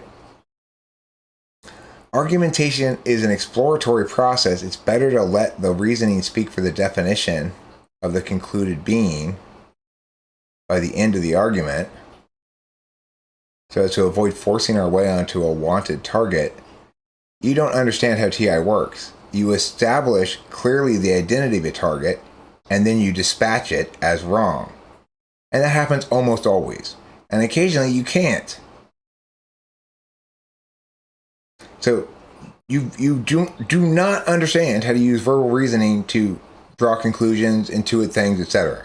So it is perfectly reasonable to say that from our conversation to conclude that you're TI fourth or possibly polar. For sure it is reasonable to conclude that.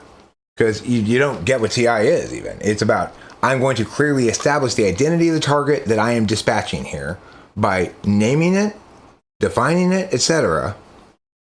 You're trying to make an affirmation when you say you're going to prove God. That's an affirmation. I'm going to sustain the claim that God exists.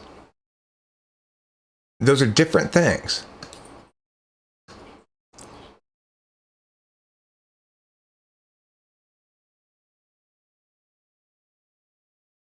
There's been one of my comments under your videos in which directly contradicts your personal insights. I mean, it doesn't contradict my insights on you at all, but regardless, most of all, my insights on you are voicing frustrations because I've already dispatched with your arguments and you aren't understanding that. You keep trying to play with players who've been eliminated from the dodgeball game. You don't seem to get the dynamics of by which argumentation works. This decreases my credibility. No, it doesn't. It doesn't decrease my credibility at all to anybody who's thinking. If you think that my response to your dumbass comments links to my credibility, you are a terrible judge of credibility. Whether I responded to them extensively, not at all. Whether I deleted them, doesn't matter. It had nothing to do with the credibility of what I'm saying. You could use various heuristics to determine credibility. I'd sustain under all those heuristics. Or you could evaluate the credibility of what I'm saying by the logic or verbal reasoning of it. I sustain under those heuristics, under that metric as well. So, no, you're completely full of shit. It's like, I just absolutely nuclear bombed your arguments here, your claims, and yet there'll be no acknowledgement of that on your part. You will learn nothing. It's frustrating.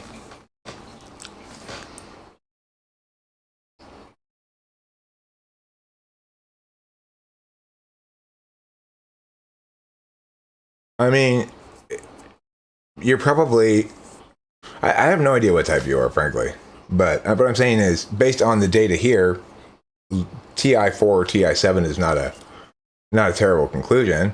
TI4 would make you either ENFJ or ENTJ. TI7 would be ESFP or ENFP. ENFP seems the most like it. Because you are fairly facile with language, but not with reasoning or logic. So that's mostly typical of ENFPs.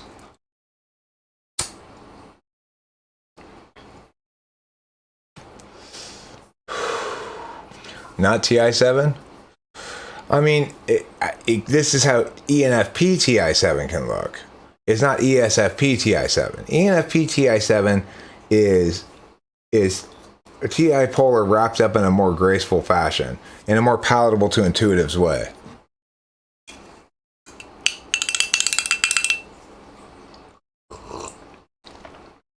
Well, that's because you misrepresented what you were doing as a proof when it's actually a definition. So,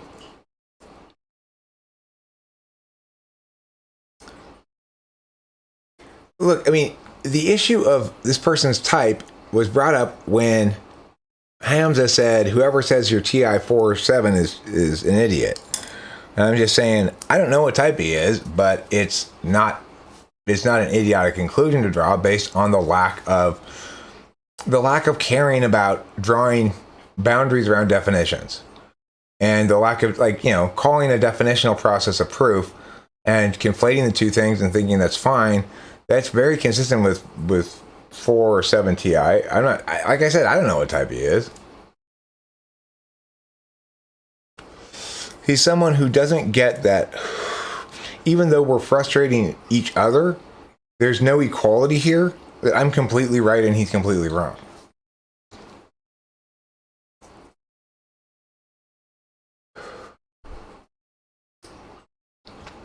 I mean, the thing is, if it were a proof, then I'd be right. You were starting with the conclusion and then trying to establish it.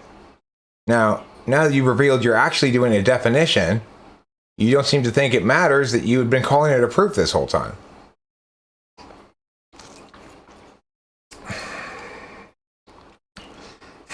Right. Pointing out that I validate under various heuristics is not an appeal to authority. It's just pointing out that if one uses this decision-making metric, I validate under that. If one uses this, I validate under that, etc.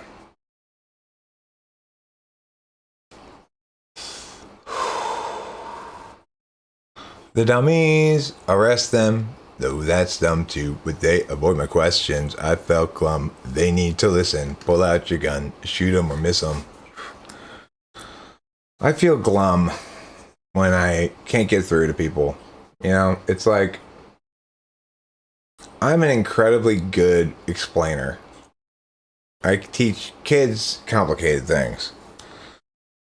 I have faith in the power of words to communicate correctness to people. And so I kind of get Erik Thor's little graceful tantrum they threw there. It's frustrating, but that's just life. There are a lot of people who like to be waves that crash upon cliffs, and if you're going to be a cliff, you better get ready to be battered by some waves.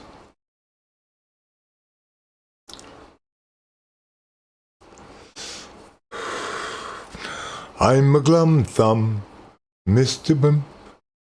Bum ba ba ba ba ba ba. Ba ba ba ba ba ba. I mean, to answer the question you retracted, you're the one who said it was a proof. Of course, that's just something you're not going to address. Now it's not a proof. Okay, well. So, it's like, if you can't even decide what the thing it is you're talking about is, or what you're going to call it, and what its properties are, and those are always shifting, and then, there's obviously not any purpose in talking to you. It's like, yeah, I called it that, but you shouldn't have interpreted it to mean what it means. Okay. That's enough of that.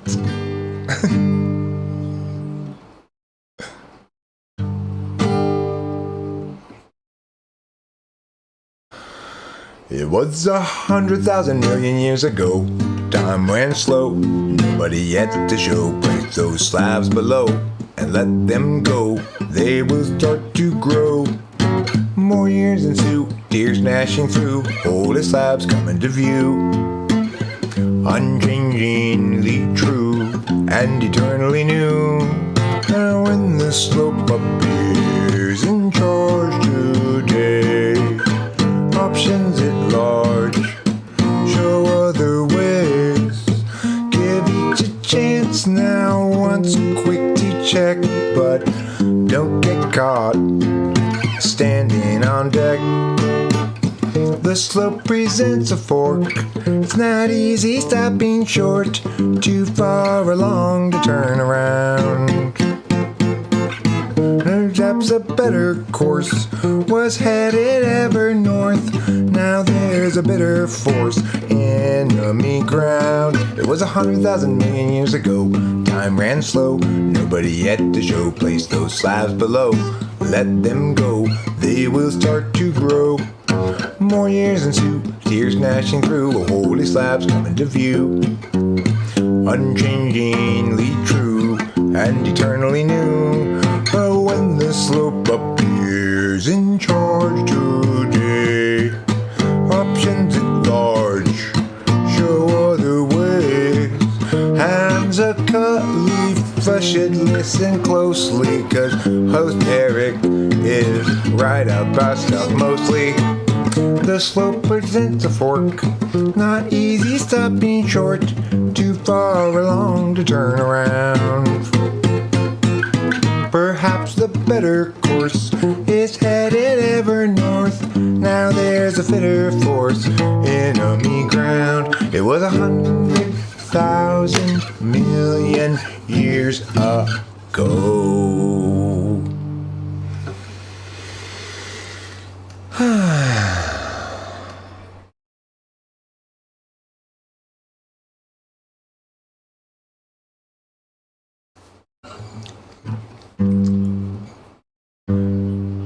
If you really got free will, why are you still listening to this song?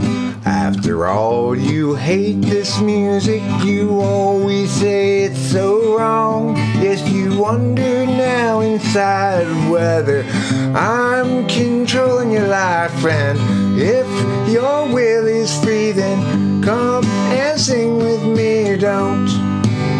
Now you're double bound. Either way, you are letting me boss you around, because I've commanded you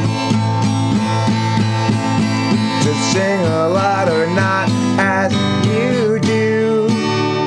So your free will belongs to me.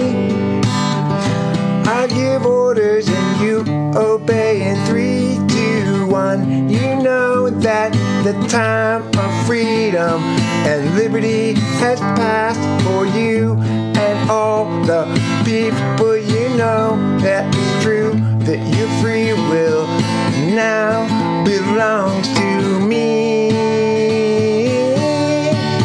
No more free will, no more liberty.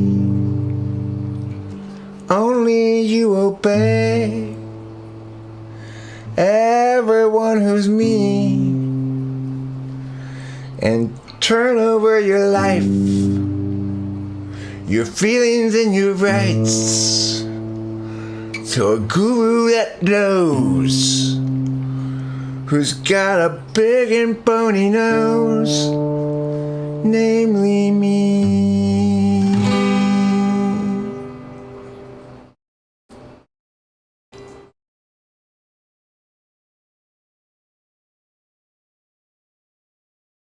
Wait, now you're saying it's an argument again? Didn't we already determine that you were making a definition? You need to obey. Obey me. Okay? Problem is your lack of obedience.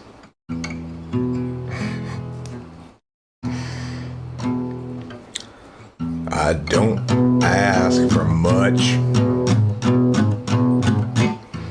Just instant obedience to every command that I issue. Yeah, I don't ask ask much. Just complete obedience to every single command I issue.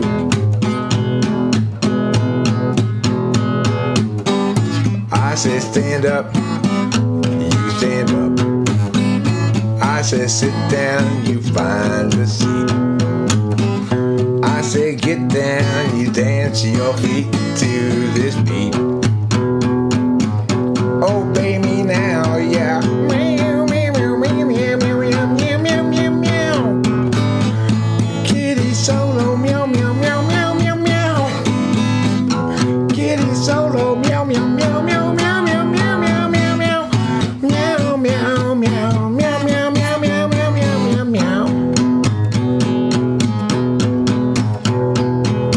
First, I'll command you to solo. Then I'll say, do it like a cat. If you want to stoop so low as to try to tell me you can't do that, I'll say meow. Meow, meow, meow. Meow, meow, oh, meow, meow. Meow, meow, meow, meow. That's called the Meow Meow Blues. It was written from the perspective of a cat being asked to solo in a band, and then mid-solo being asked to translate his solo into his native cat tongue. That's the story that song tells. It's a story of wonder, of growth, of majesty, of cleaning the soul from the filth of sin. Is your soul covered in filthy, filthy sin? If so, try Erik's new soul cleaning balm. It's infused with lots of magical stuff like crystals and rosemary and ginkgo biloba and shit like that. If you love ginkgo biloba, you'll love my new soul cleansing balm. You can really feel the soul, yeah. Yeah, it's true. He's what's known as a saucy intruder. In disguise, he hates the lies. Wants to condemn the men, always telling them. But every time he, but every time he, but every time he tries. That's right. Every time he tries, they only run and hide. Again he is denied chance to yell at them. And now he's Gregory in disguise, hands in his pockets. Now he's walking down the drive, averts his eyes. He doesn't want you guys to realize that he's Gregory in disguise, hands in his pockets. Now he's walking down the drive, averts his eyes. He doesn't want you guys to realize that he's Gregory in disguise.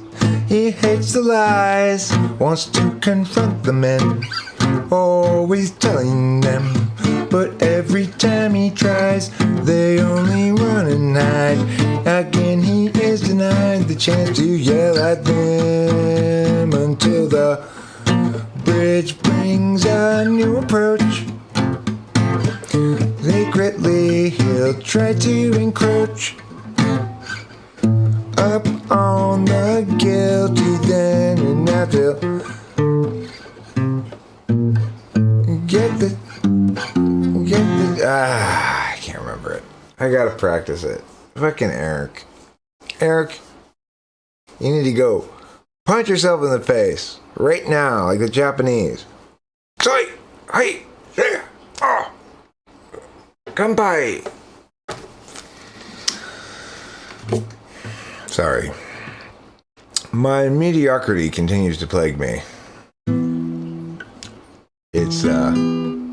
the doctor says it's chronic and incurable. You come outside, your arms are folded. I'm getting scolded for playing again. I wanna be as much as I can in terms of the man you want me to be. I gotta do what I got to do. I'll include you in everything that I can. 'Cause I'm your man and you're my girl. I mean my woman in the world. You are the one I will be with till my dying day. I'm your man and you're my girl. I mean my woman in the world.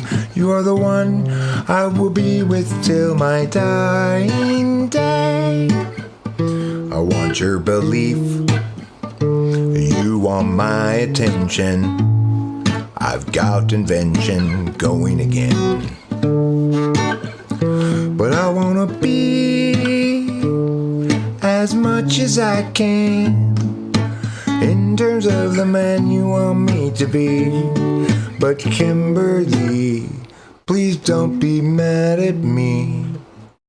Though I made this song, 'cause I'm your man and you're my girl. I mean my woman in the world. You are the one I will be with till my dying day. 'Cause I'm your man and you're my girl. I mean my woman in the world. You are the one I will be with till my dying day. Till my dying day, darling. Girl, you know you my world. Some precious feelings there. I just expressed the precitude of feels. If you love the precitude of feels, you really enjoyed that song.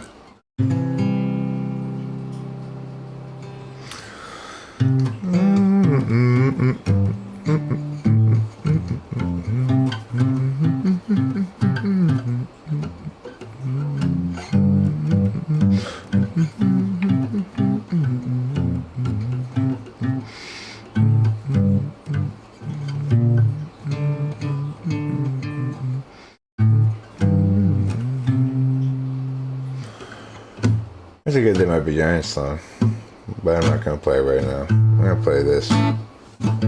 This is always fun for me to play. Well, you might call me a rambling man, 'cause I do a lot of thumbing and a kicking cans, but it won't do an answer good to call me names. My daddy wasn't Willie Woodrow. I wasn't born and raised in no ghetto, just a white boy looking for a place to do my thing. I don't want no handout living, don't want any part of anything they're giving. I'm proud and white, ain't got a song to sing. Well, I said a few things and I'll admit it. If you want to get ahead, you gotta hump and get it. Just a white boy looking for a place to do my thing. I'm gonna find me a wealthy woman in a line of work that don't take no diploma, 'cause I ain't got much to lose but a lot to gain. You might call me a good time fella, but I ain't no black and I ain't no yellow. Just a white boy looking for a place to do my thing. I don't want no handout living, don't want any part of anything they giving. I'm proud and white and got a song to sing. Well, I said a few things and I'll admit it. If you want to get ahead, you gotta hump and get it. And white boy looking for a place to do my thing. Small town boy, been around a little, and I like guitar and I like the fiddle, 'cause that's the kind of soul take to flame my flame. A blue-eyed belly, feared and ready, I got to work just to be somebody. Just a white boy looking for a place to do my thing. I don't want no handout living, don't want any part of anything they giving. I'm proud and white and got a song to sing. Well, I said a few things and I'll admit it. If you want to get ahead, you gotta hump and get it. Just a white boy looking for a place to do my thing. I said a few things and I'll admit it. If you wanna get ahead, you gotta hump and get it. You're a white boy looking for a place to do my thing. Yeah. Thanks, darling. You're the man. I heard an interesting new word. It's misogamist. A misogamist is different from a misogynist. Misogynist, something against women, right? Misogamist is somebody who's opposed to marriage.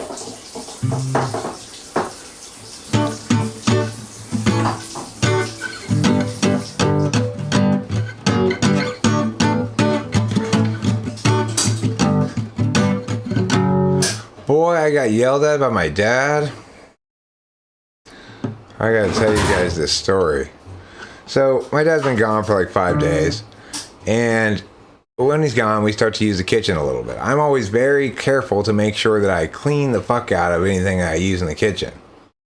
But while he was gone, we used the oven one time. I made these ribs in a bag that you can cook it in the bag. I just followed the instructions on the bag. Well, it turns out that it dripped stuff into the oven. I didn't notice or think about it. It didn't even cross my mind. You know, I just took it out of the oven and then took it and put it on a meat board and took off the plastic and yeah. And I was careful to clean up all around, you know, the stovetop, any splatter or anything. In fact, I cleaned that multiple times. But I still got scolded that he could see that there was some sign that I had cooked something on the stovetop, that I hadn't cleaned it adequately or whatever. Well, I mean, it was cleaner than he left it, you know. But regardless, the oven was what he was really mad about, because when he went to go cook a pizza, it started smoking because there was stuff in there because I hadn't put something underneath it. Well, it's very frustrating for me because it's like this effort, impact, grace thing. I put a lot of effort into making sure that there's nothing to complain about. It's going to be spotless. He can't find anything to yell at when he gets back, you know. And I even have the grace to do a little extra cleaning. Like there were some spots on the very spots where like splatter had gotten onto the walls or the floorboards or the door frame boards in a couple places around the house. I cleaned those just to generally clean, you know. I cleaned the floor to make sure I didn't leave any stuff on the floor. I did everything. It's just I'm not used to. Well, it's like for most things that I cook in the oven, it's in some kind of container that prevents it from spilling out, right? Like I might cook a roast or something in the oven in like a roasting pan or something, you know. So the thing is, because this thing was cook in the bag ribs, I assumed that the bag was going to be the roasting pan, but it was not, and it didn't even occur to me to check to see if it failed to fulfill that role, or maybe I don't know. The point is, was he mad? He's so mad, and it's like my effort and grace don't matter with ESTJ Dad. If there's an impact he can articulate, that's it. That's all that matters. So, and it's like the other impacts don't. Whatever positive impacts I might generate in the sort of the effort and grace category don't matter, because the stove starts smoking when he used it next, and by the time he comes out to start yelling at me, he's been seething about it as he's cleaning, and he doesn't come out and tell me to clean it, you know. He cleans it himself and seethes until he comes out and yells at me about it, you know.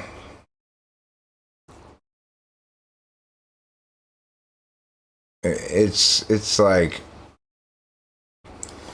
but it's super frustrating because I expect myself, if I am making a serious effort to not leave a mess or whatever, to not leave anything for my dad to yell about, to be able to do that. He's fair, right? He's not unfair, but he can be kind of a dick, and And so the thing is, if I give him a reason to be a dick, he will be a dick. I've learned that my whole life, you know. So, it's frustrating to me because I generally believe in my own ability to understand the totality of what I need to check and everything, and make sure that the house is back as it's supposed to be before he returns. In this instance, I tried to explain it. I was like, look, Dad, I'm sorry. It just didn't occur to me to check after I had pulled it out. I assumed the bag was going to be like the pan, you know? And he said, well, you should have, it should have occurred to you. And I'm like, okay, well, sorry. I mean, that's the thing is,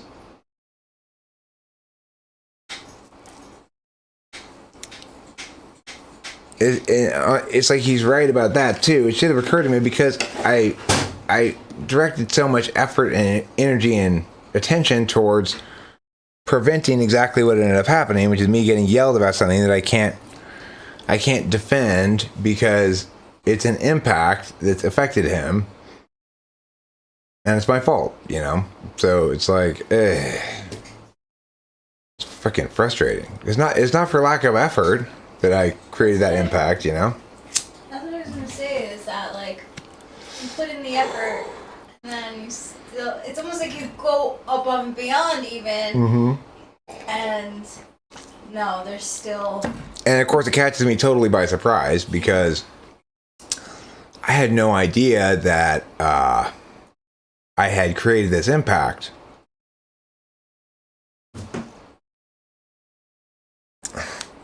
No, I mean, his point is, I'd like to be able to leave on vacation and know that the kitchen's going to be fine when I get back. And I'm just like, okay. I mean, the truth is... Yeah, he does. He does apologize after he blows up sometimes. I'm sorry, Rachel, what were you saying? No. I feel like we're hardly even in there. Yeah, I mean, this is why Rachel and I don't use the kitchen.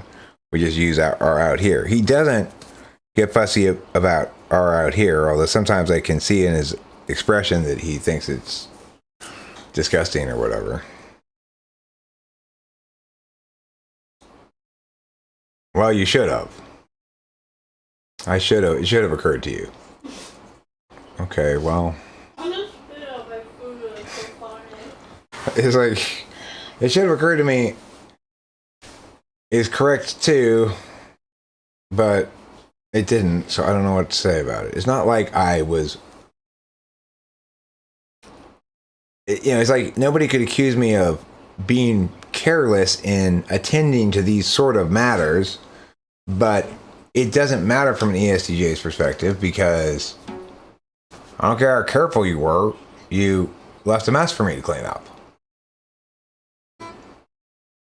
And that's all there is to it. The damage is done.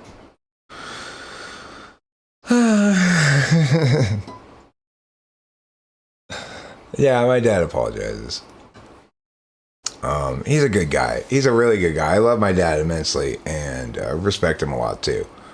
But and so I don't have a problem with his standards for his house and his stuff and upholding them. And I can't, even if he did overreact or whatever. Yeah, I'm just not used to ever cooking anything in the oven that makes any kind of mess, so I'm just not habituated to checking to see if they have to clean anything in the oven. It's like, I know now to cover anything in a bowl in the microwave with saran wrap, or else it'll make a splatter and then I'm going to get yelled at for that, right? So I know how to do that. I just have to experience the harm one time. Now, whenever I put anything in the oven, I'm going to be very attentive to like the possibility that it might leave something in the oven behind. But it's not something I paid attention to before because, like I said, I always put things in the oven in which that's not an issue. I put it in there in a way or the kind of thing that's not an issue. So I wasn't able to anticipate that one. The thing is, though, like, it's enough to, like, make me not want to use the oven. Right. I mean, and periodically my dad will be like, I don't know why you guys don't use the kitchen more. Textbook anti-polar. Maybe because it's a crapshoot with angry dad. You never know what you're gonna do wrong. It could be you pointed that knife in the drawer the wrong direction. It could be anything, you know. It's true. I was expecting something like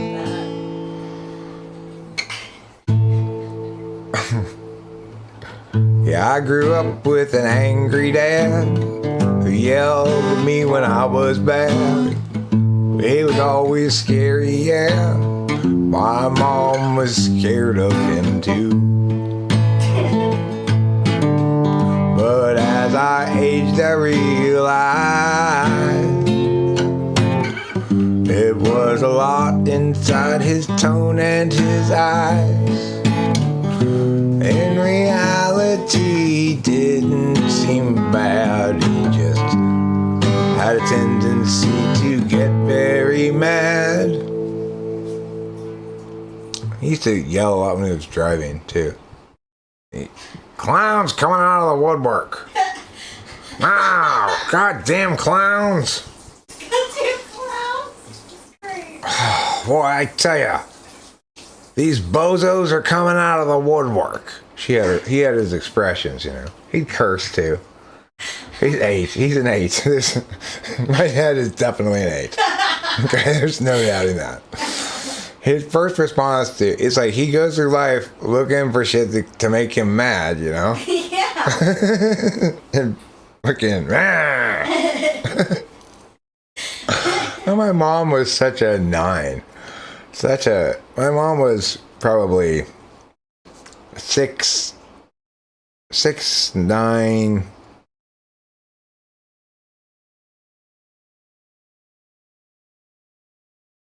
4, I think. Is that what you were, Rachel? Or no? Or we said what did we conclude? 7'9", 4. Yeah. I think my mom was a 6'9", 4 probably. Maybe a 6'9", 2. But you know, she was very helpful with me, but she wasn't particularly helpful with people in general, I don't think. But my mom and dad are examples of where balancing each other out worked. You know, and sometimes that can work, and sometimes complement each other's strengths can work. You can't have both, right? Either balance each other out or complement each other's strengths. There are 2 ways to match well in a relationship. I think we match well. Yes, we do, but we're not the balance each other out kind. We're the complement each other's strengths kind.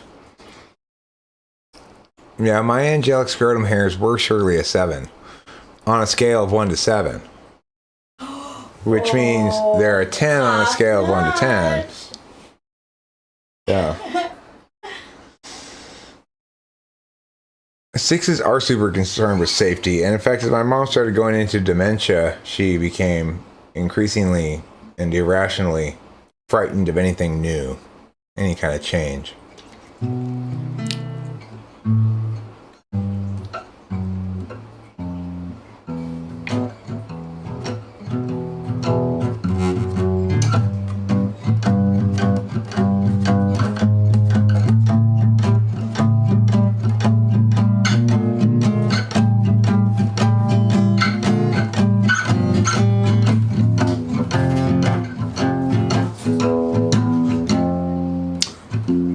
If we drive nature, probably not. But are we necessarily driven by it? Does nature determine the cyclical nature of humans, or do they work in tandem? I want to know. I'm not sure what you mean. What would driving nature look like or seem to be from the we that's looking at what you describe? what would it be? Cyclical nature of humanity, how does that link in with what's natural or what's not natural at all? Scorpion scat. Yes, a multitude of scorpions is called a pride of scorpions. A multitude of scorpions is called a pride of scorpions. A multitude of scorpions is called a pride of scorpions. A pride of what? Of what? Le scorpion est en autobus. Hey, listen, Mithras Semiramis. You say sixes are constantly balancing life. I say check for scorpions on your autobus. You say managing dangers, deciding loyalties, and implementing a lot of skepticism because they need to trust their affiliations and ideological choices. I say there are le scorpion a la playa. Okay? And you need to respect that fact. If you can't tell the difference between a bibliothèque and a playa, you've got problems. You got the kind of problems I can't solve. Your problems are bigger than me at that point, okay? It's a pride of scorpions, okay? A multitude of scorpions is called a pride of scorpions. Everybody knows that. If you don't know that, there's something wrong with you that I don't like.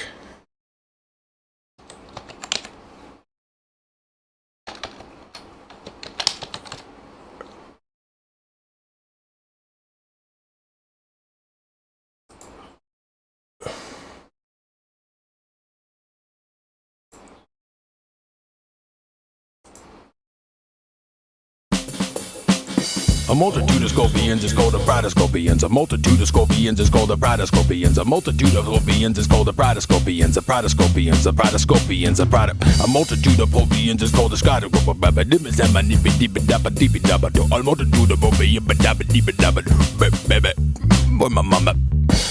scorpions is called a pride of scorpions. A multitude of scorpions is called a pride of scorpions. What a multitude of scorpions is called a pride of scorpions. A pride of scorpions. What?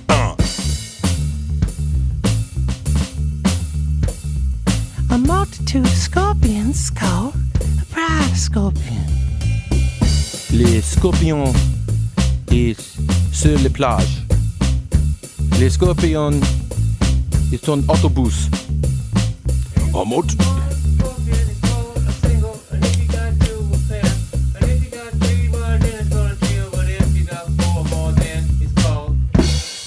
A pride of scorpions, a pride of scorpions, a pride of scorpions, a pride of what? A pride of scorpions, a pride of scorpions, a pride of what? A pride of scorpions, a scorpion.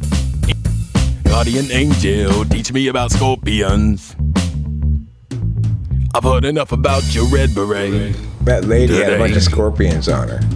Meeting you on the subway was kinda weird. You talked about red berets and multitudes of scorpions. He turned to me and he said, son, look here, I'm a guardian angel. And I said, you're my guardian angel? No, not like that. It's a vigilante organization. We wear red berets and white t-shirts that say guardian angels like this one right here. And then he told me about how when you have 4 or more scorpions, you call it a pride of scorpions. Even if you have a googleplex of scorpions, it's even called a pride of scorpions. But they're more proud, and that's why he's a guardian angel. At least that's the logic he used with me. And he says, a multitude of scorpions is called a pride of scorpions. A multitude of scorpions is called a pride of scorpions. A multitude of scorpions is called a pride.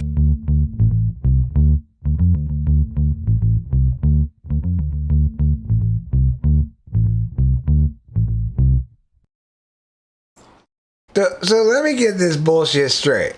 Now Holmes is coming in here, he comes in here, gets me off topic, and then complains that I'm off topic? You've gotta be fucking kidding me. You made me off topic, fucktard. With your bullshit, with your stubborn wrongness. If you hadn't been so stubbornly wrong, maybe we wouldn't have gotten off topic. You thought about that? I'm writing you a ticket. Made Eric go off topic. Okay, now you have to super chat me $100 or else I'm going to impound your car.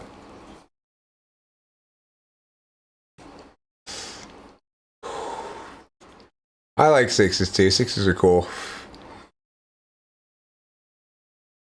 A Googleplex of Scorpion. It is incredibly informative stuff. You can learn a lot about scorpions, the guardian angels, and group names in that song. He's plexing me. Is he Googleplexing me at the bibliothèque?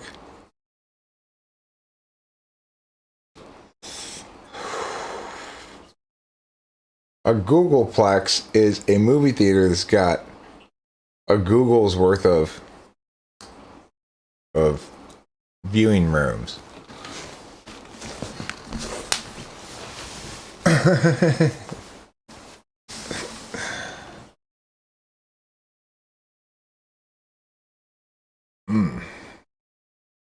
I think that one is edited for video making, maybe. I made that fantastic video myself.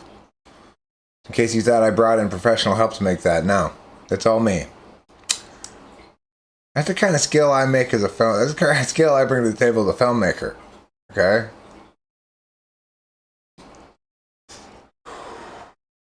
Don't be plexing on me.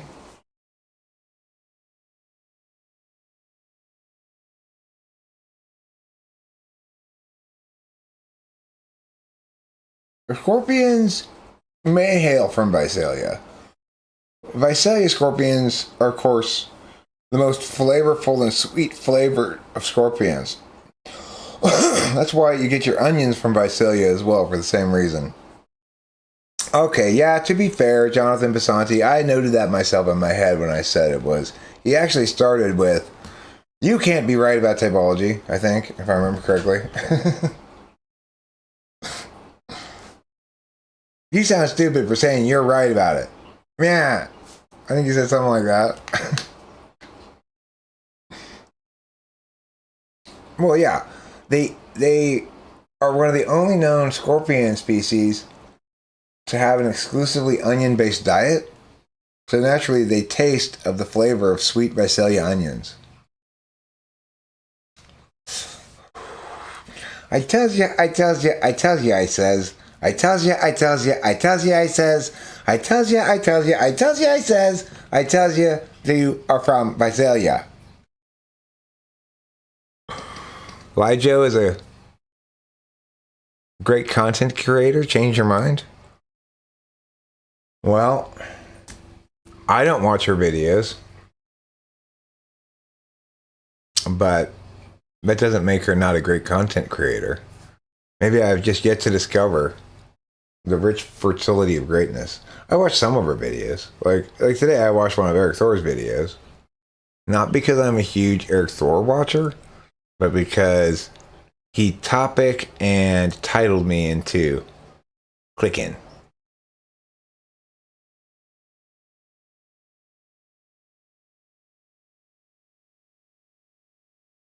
You didn't try to respond to my claims. You tried to avoid responding to my claims. While sounding sort of responsive.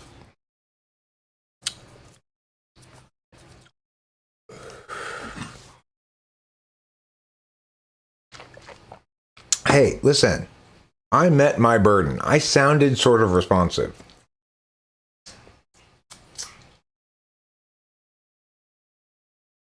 This notion that you could actually be responsive versus just sounding responsive, well, these aren't possibly different things, are they?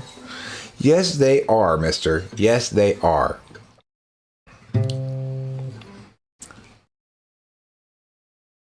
If it's a hot summer day and I say we need a little mister, then that's okay. But if I call you a little mister, that means you have made me somewhat annoyed today. Yes, little mister this, and little Mr. That, and little Mr. Fix a Flat, make it fat again with air. Ham doesn't believe Lijo is an INTJ. Do you believe she's something else specifically? I mean, the thing is, it's fine to say, no, I don't think she sustains as an INTJ, if you can sustain that claim, but unavoidably in typology, then you're making a counter argument. You can't really negate without making a counter argument, because to negate evidence of NI front stack, for example, would be to affirm evidence of SI front stack.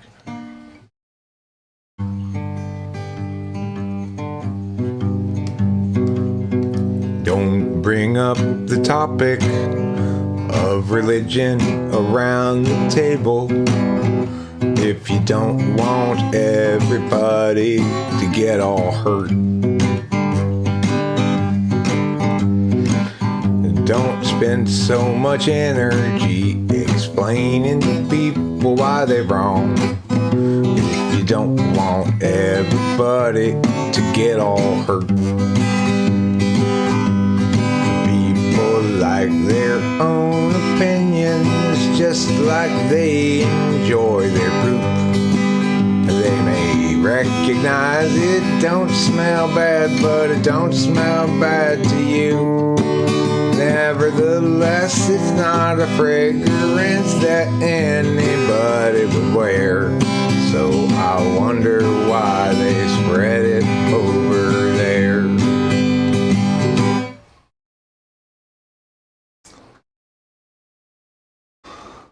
I'm tired of live streaming, I guess. I feel sad kind of because it wasn't a very good live stream, because I just got caught up arguing with somebody. It's a very cloudy day in Los Angeles, and today we run out of time. Struggles past, troubles still to come. The day is nearly done. Will someone buy us some more time?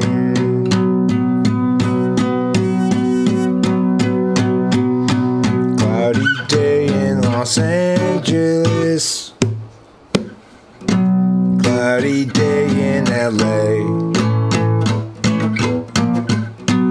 I'm no sort of evangelist, but I have something to say. Life can strangely be forgiving to those who lie awake all night. Voices telling you to give in will try to sap your will to fight.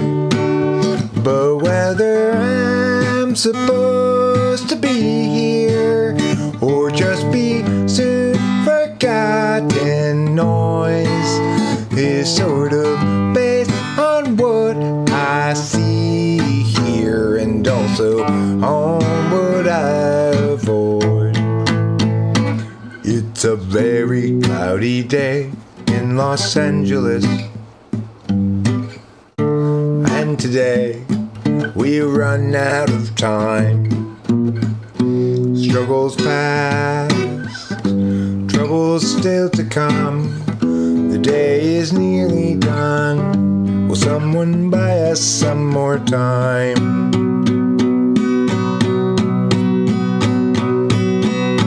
Cloudy day in Los Angeles, cloudy day in LA. I'm no sort of evangelist, but I have something to say, something to say.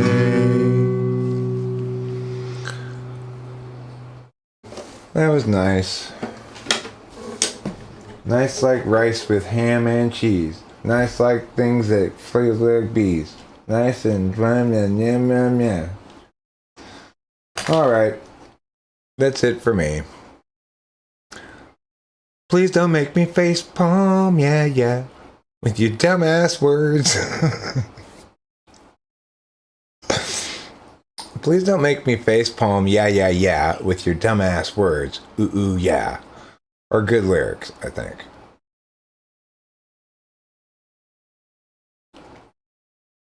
Please don't pantomime the role that others have in responding to you, Hamza. It's annoying. It's like me going to a bodybuilding contest and pointing around and going, look at all these string beans. I mean, they're all more cut than me.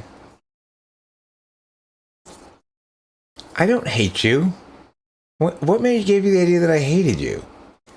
I don't hate people.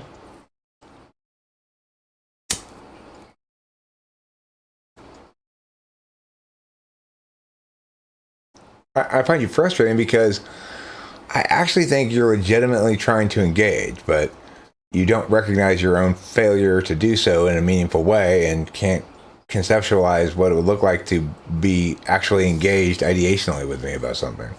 So it's frustrating to me. At least I'd like you to walk away understanding that failure of yours is an actually correctly described thing by me. But it seems impossible to get that through to you. So I don't know what to say. You apparently think you're like an INTP or something? Oh, no. No. God, it takes a lot to get me to hate somebody. I guess it's incorrect to say that I don't hate anybody. Like my ex-boss, I kind of hate her because she really got super shady and fucked me over. But oh, he thinks he's an INTP.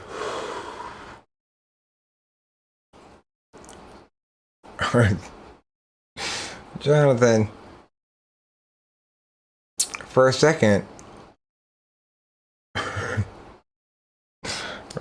I was not getting your joke. You almost embarrassed me by making me look dumb.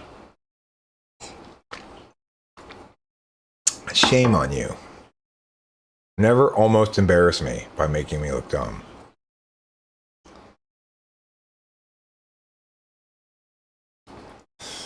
Yeah. These closing words of wisdom are probably the most critical component of this live stream. After I've said I'm going to end the stream, but I continue talking anyway, this is where the real gold comes out. As I putter down in my musings and squeeze out the last little gold bricks from the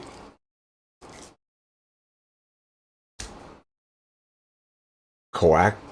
What's that word? What's the it's obviously the same guy.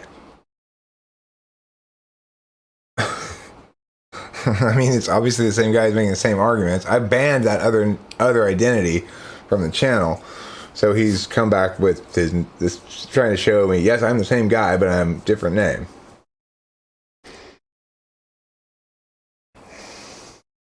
Which is fine. I mean, I don't want to ban you. It's just that it's like you put these long comments and shit that indicate that you're not listening to what I'm saying at all, you know? You have to listen some. You can't. It's like when you're talking, I'm reading your words and understanding what they mean and trying to figure out whether there's something there or not, you know? But you're not doing the same thing with my words. You're treating them as though they weren't worth anything, even though they're worth 1,000 times more than your words.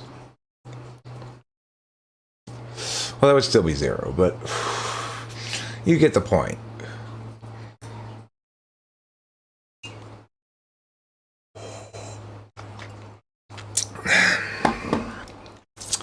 So, anyway, now that I've incurred a lot of shame about my failure with the oven, I've got some soul searching to do tonight.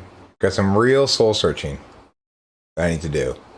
Figure out where I turned the wrong direction in life to have managed to fuck up that oven situation so badly.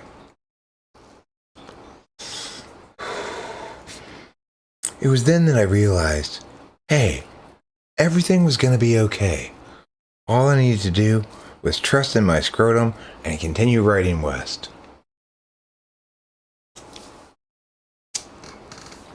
That's how the first book of The Adventures of Scrotum Boy ends.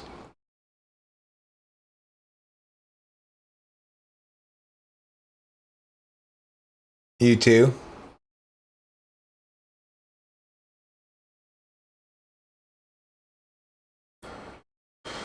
The problem with other type channels is that they are a wee bit too milquetoast. Nice use of milquetoast. Get old and stale very quickly. Here, a bit spicier. Much nicer. Well, I mean, that's what Boba Fett says. But his taste buds are all burnt to shit from being born in India.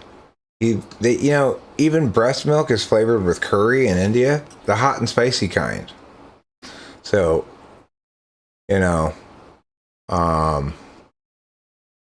have I been naughty? Have I? Today? Did I get too sassy?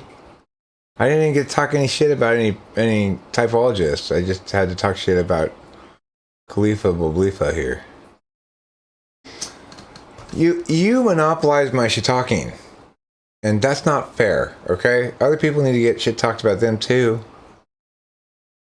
I mean, think about poor DSP crying himself to sleep tonight because I didn't talk any shit about him in this stream.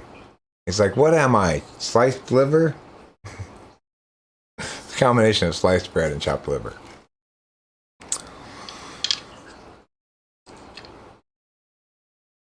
The soul is located within the nasal septum.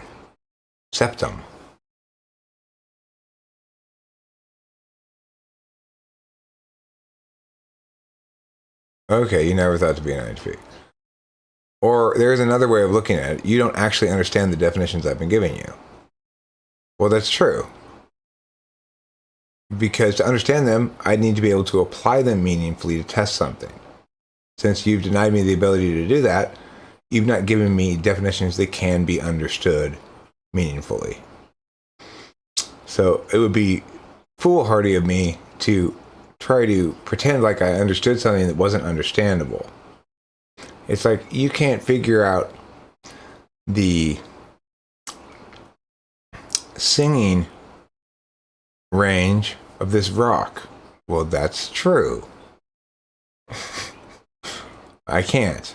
That's not a deficit in me. That's a failure of you to recognize a category error, right?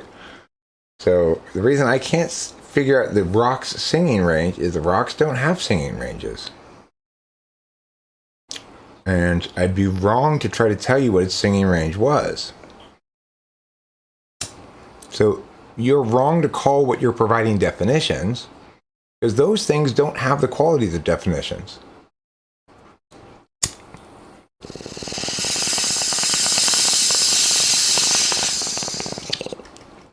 They're unable to do what something must be able to do to qualify as a meaningful definition.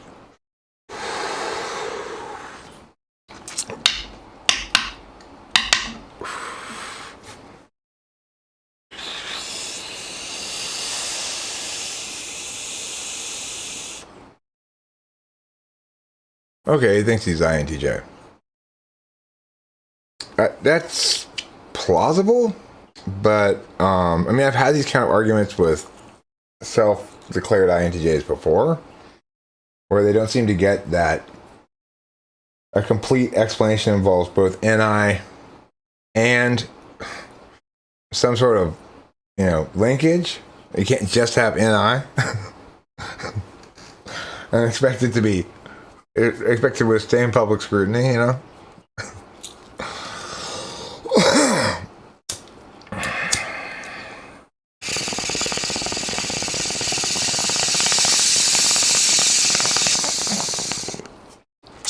Listen,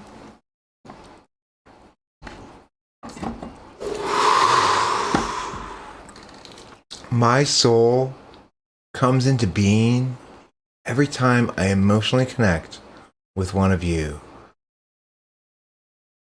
I don't think this is Yoshi's perspectives or whatever. I think this is a different person. Well, technically she's not, because her driver's license, she doesn't have a California ID that has her California address on it. But not technically, she definitely is a California girl. She likes California. I know from her affirming this statement many times, I feel like it's safe to make the following claim, that she much prefers living here to living where she was living before, and prefers her life now. She and I still do the same thing we've always done, which is worry about whether we're up to snuff under the other person's criteria, while ignoring the fact that the other person isn't applying criteria like that. They're wondering whether they're living up to the other person's criteria.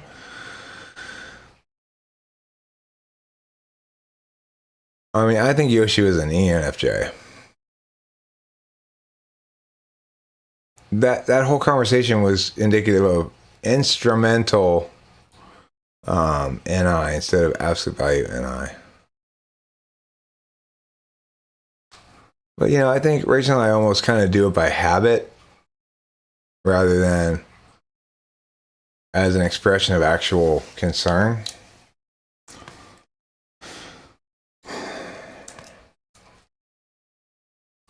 You know, the other thing is about NI types is Rachel's prone to forgetting sensory linkages to her state of being in the moment. And I am too, but less so than she. Which is to say, if she's feeling tired and tore up because we had a long day traveling and she took Adderall yesterday and she didn't sleep that well, blah, blah, blah, blah, she'll look for some broad universal reason why she's not feeling quite up to snuff. And I'll have to remind her, it's because we traveled all day and because you took Adderall and blah, blah, blah, right? So it's like NI defaults to looking for universal explanations for things, even when there's definitely a particularist explanation for it. When am I moving to Texas?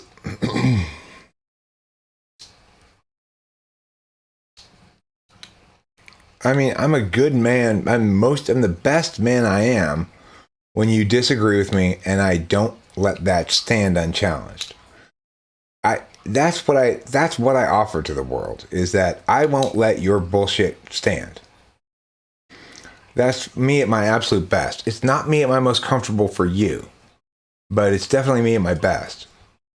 And so it's like, I don't pontificate about shit that I don't know about a lot, right? If you don't hear me, when I'm talking with somebody about Enneagram, you'll often hear me say things like, but, you know, I don't purport to be an expert on Enneagram. If I am purporting to be an expert on somebody and talking about it at great length, then you can very well bet that you should approach that, to the extent that you're approaching it from an informational perspective, you should approach it as a student. Now, there's plenty of times when I'm not explaining things here. I'm just talking about stuff or joking or whatever. Knock it down if you're wrong. Mark, we've played this game too many times. I've already, it's like tic-tac-toe. I've shown you how it turns out every time, so let's stop playing it.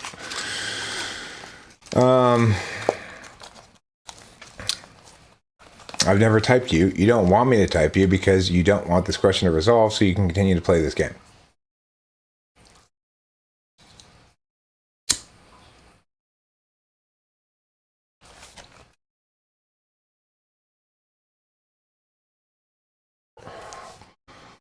Well, I mean, what would be a good amount of evidence for being an expert on argumentation and justifications and substantiating arguments?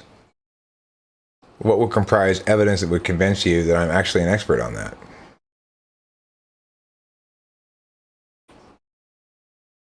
Or do you think that's not something you can be an expert on?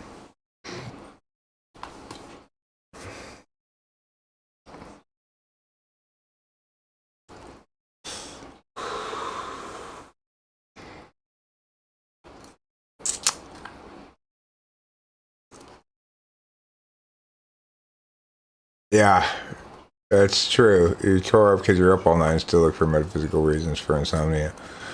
Is the reason you went to the mall today because you after you woke up you took a Addy? You seemed more energetic than I expected.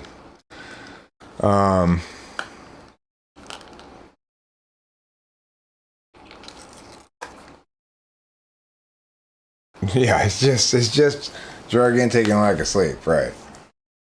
But the thing is, low SI, fourth slot also makes that mistake. A lot of times I'll say like, oh, what's going on right now? Why am I feeling so blue or meow, meow, meow? I'll feel confident enough, new group. People think that, but no matter how much you've learned about answering those kind of test questions from watching test typing sessions, you don't see 3/4 of what's going on, And sometimes I explain some of what's going on in my head, and sometimes often I don't.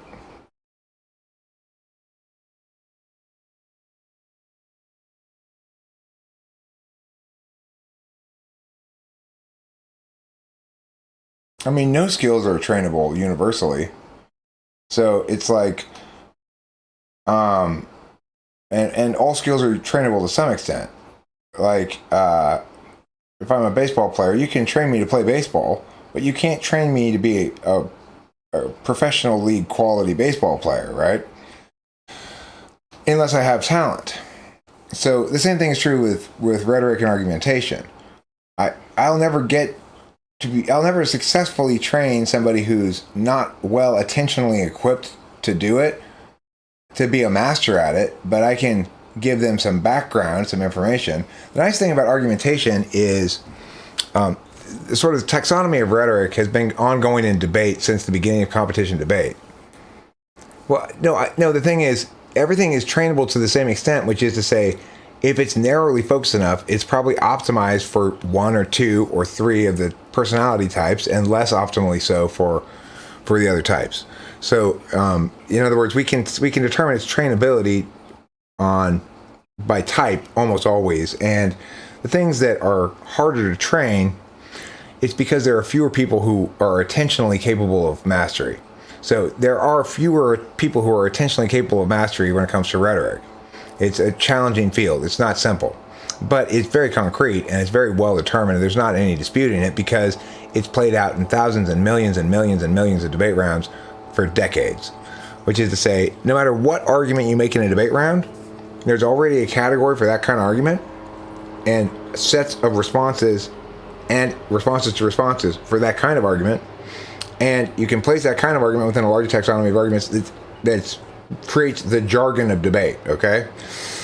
Now, what happens is people like you think that you're doing something different than that, or that hasn't occurred. You say, hey, look at this move I made up. And that's called a layup. We already know all about these different things you're doing. We've been playing basketball for decades, right? So it's like when I'm critiquing your argumentation here, I'm saying, okay, there's a certain burden you have to make when you're affirming something that's implicit to the idea of reciprocal burden. The idea of reciprocal burdens is if you can use that reasoning to argue something, then so can I. If the equivalencies line up, then if the things that are justified by your reasoning violate against explicit frameworks or the implicit intuitive knowledge that we sort of carry around as assumptions, then that's a reason to negate.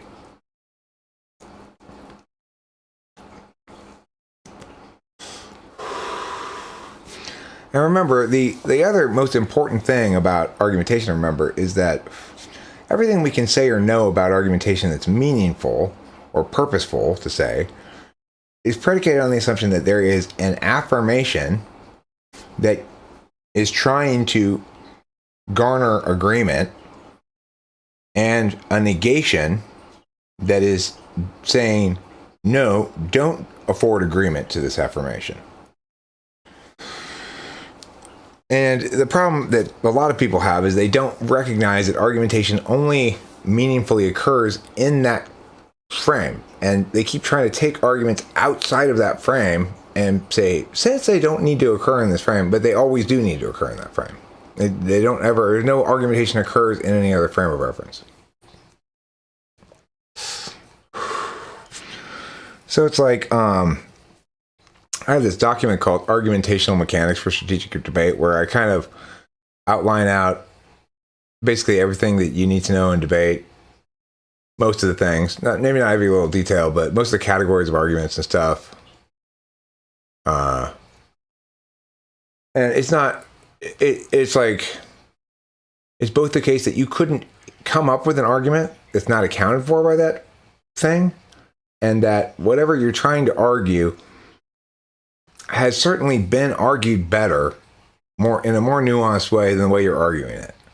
And you need to remember, if in fact you choose to go, here's the conclusion I'd like to establish, then seek those who know how to argue it well already as your starting point. If you think that you're going to find good arguments as your starting point, no, you're wrong. You're not capable of doing that yet. That comes later down the line. As with any new debater, you don't start them off cutting cards. They don't know how to cut cards. They can't identify a warrant from filler words. They don't understand how the warrant presented that you're cutting from the card links into the argumentation blocks as a whole, etc. They don't understand how to link cards back to framework yet. They don't understand any of the things that are necessary to meaningfully cut them loose on the creating arguments part of things. They need to learn how to execute arguments that have been created properly by their coach first, and then gradually they begin to generate their own argumentation, you know? It's like, and there needs to be a recognition as well that it's plausible for somebody to be very good at playing debate without being good at what I'm doing, which is sort of paradigm structuring, you know?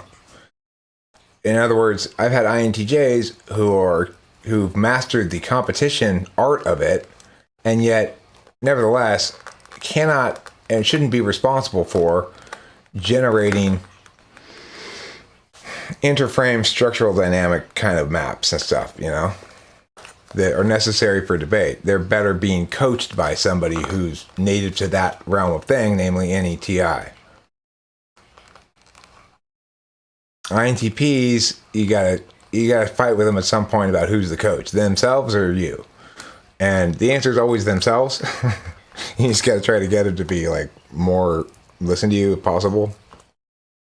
But INTPs always think they know best about how to debate something because they think that they're going to do a better job of thinking through all the different possible argumentation like branches than you are, which may be the case, but they're not doing as good a job at understanding how to tactically arrange arguments to win rounds, as opposed to, you know, there's winning on the flow, and then there's winning on an imagined larger flow in which all arguments are fully argued out each step in the chain.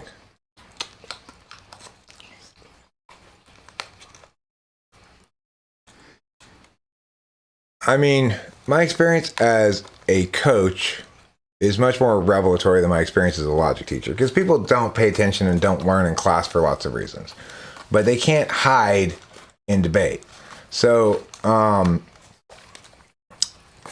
the thing is, like, ISTPs will want to, they basically want to, on the AF at least, have a single clear best argument that's always going to win. And it's always a struggle trying to explain to them there is no such thing. You know, you're always going to have to pivot under each explicit framework and responsively adjust to the actual flow of the round based on what they're saying and how it interacts with your arguments. You can't be so prepped that you don't have to on the fly be able to explain how your arguments Well, I mean, fourth grade through senior in high school, I coached middle school debate teams. I coached elementary school debate teams. I was the director of a middle school, elementary school debate program that was one of the largest, most successful in the country. I was the high school coach at Rebay Academy. I did high school coaching at Kudos as well. We had high school LD students. But I mean, the thing is, I didn't need high schoolers. I had eighth grade girl one time win varsity, open, which is varsity basically, LD at a high school invitational tournament. So my eighth graders were badass. We kicked high school ass all the time. Just because they're in high school doesn't mean they're better debaters. Debate, like TI itself, it's not very age specific. You give me a fourth grade ENTP, and they'll be kicking ass right away, and they'll be kicking ass more than they'll beat a 10th grade ESFP. No problem. If they got a decent coach.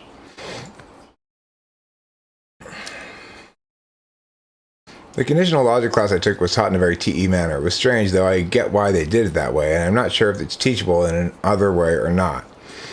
Well, yeah, the thing is, when I taught logic, I had to teach some portions of it in a very TE fashion. For example, I taught deductive reasoning problems. Each of them, I gave them a TE executable sort of brute force strategy to deal with them. So I said, okay, for like questions like Judy, Bob, and Steve are all lost in the woods. Judy is not by the river. Steve is either in the cabin or the tree. For questions like that, I showed them how to do a process of elimination grid as basically their TE approach. If they want to TE it and they can't do it in their head. For genealogy problems, I just showed them how to just basically draw a line. And the thing is, okay, Boba Fett, you're right, ESFPs do get an unfair bad rap around here. Because I suspect that a fair number of the people that I think of as being ESFPs, or have thought of historically as being ESFPs, may actually be ENFJs. So I think that I'm collapsing two different groups of people into one group here. That ESFPs and ENFJs can both kind of display they both have NI instrumental and weak TI. And that's going to run afoul of typology in general, because you need absolute NI and strong TI to get it right.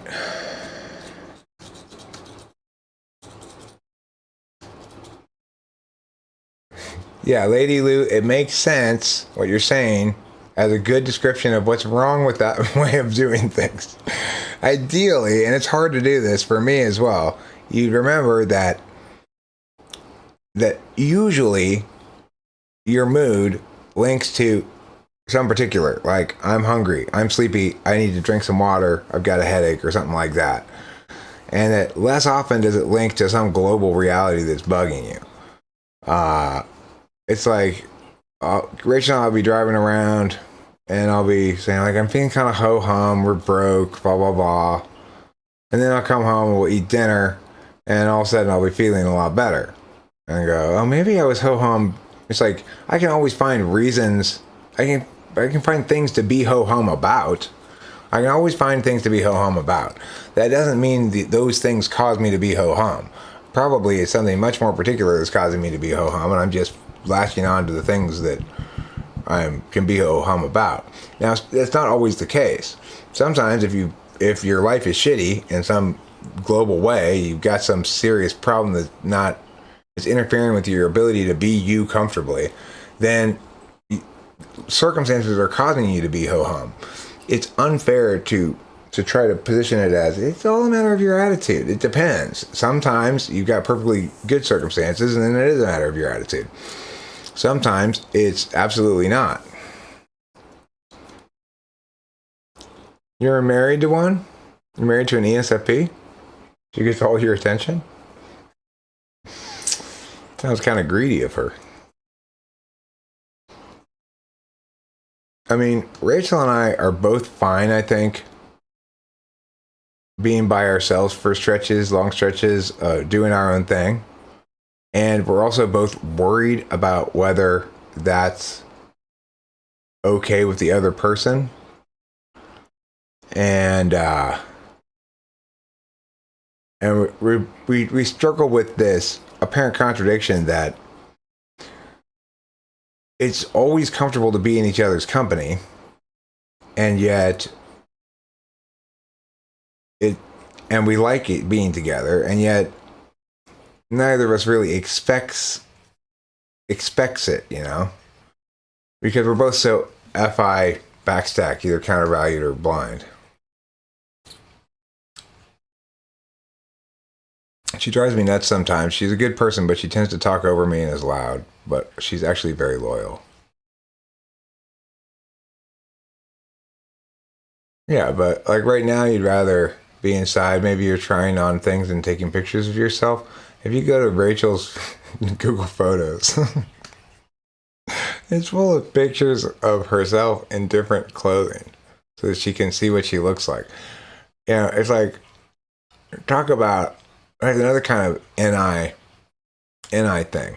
You can look at yourself in the mirror and you can know how you look just fine.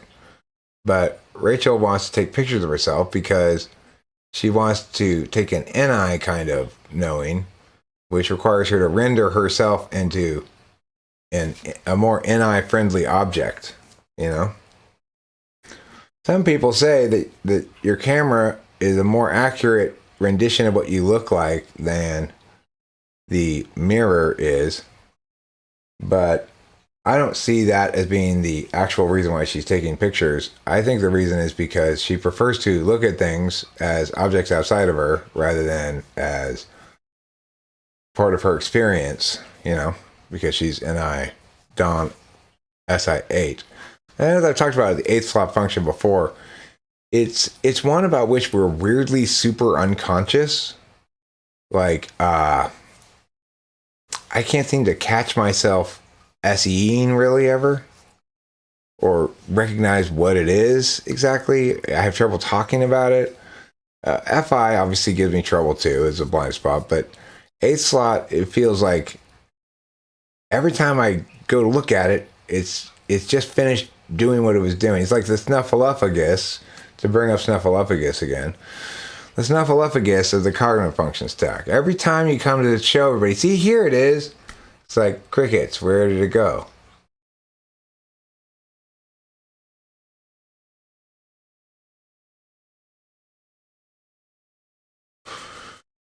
Well, you know, if you're like me, you know that when you're tripping hard on LSD is not a good time to look at yourself in the mirror. You tend to think, God, I look so weird. What is an example of an SE activity that those with low back SE will be horrible at? Well, I mean, I would say in general, low back SE correlates with poorly done production of videos. So if somebody's videos look really nice and have good sound, good volume throughout, and blah, blah, blah, blah, that correlates with SE front stack somewhere.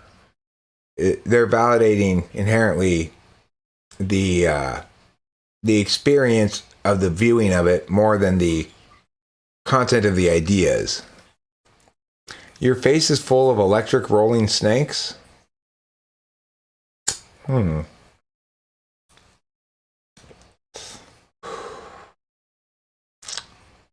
That is such a coincidence. I thought I was the only one.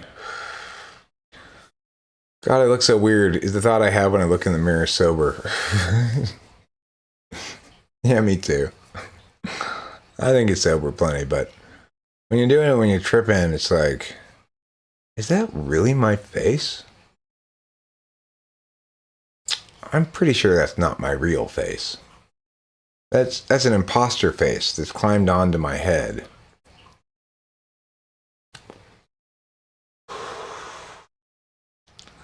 Somebody needs to apply blockchain technology to ensure the legitimacy of my face without blockchain confirmation, I'm going to conclude it's counterfeit. Aren't aesthetics an NI conceptualization thing? Yes, in general. And I think by and large they're more NIFE than they are NITE. I mean, NITE is about the aesthetics of the parts and the processes, whereas NIFE is about the aesthetics of the whole. So it's like ideally an INTJ would produce an INFJ. An INTJ musician, like who spent a lot of time doing music, would produce an INFJ musician, and vice versa. Each taking their respective roles. The INFJ would tell the INTJ, nope,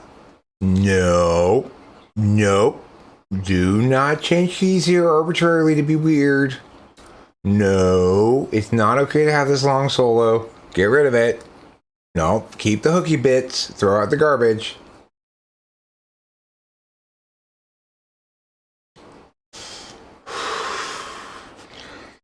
Well, I don't think so. I think he's an INFJ, clear as day. Has been from the get-go.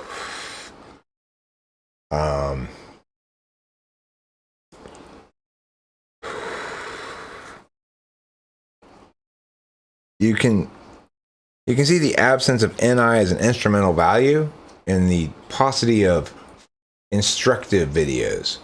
You know? He's not very advice-giving. He tries to avoid things that can elicit pushback. That's not consistent with instrumental NI. I think Frank James's brother is an INTJ.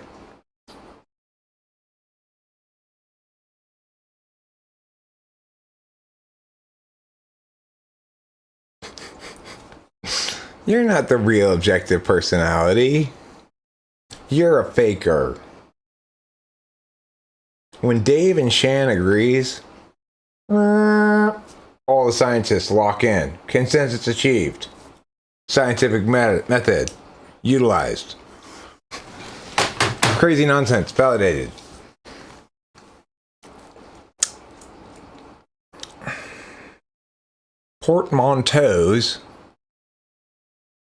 Portmanteau my ass, Steve Van Manen says. Steve Van Manen, don't say portmanteau my ass. That's crude. That's crude and vulgar like your mom.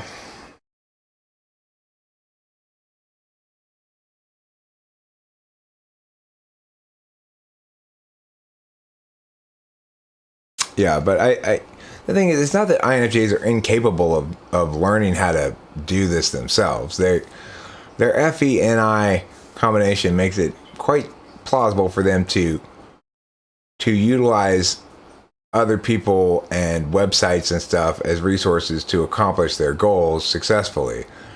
It's just that they have greater clarity than INTJs about what's going to be appealing.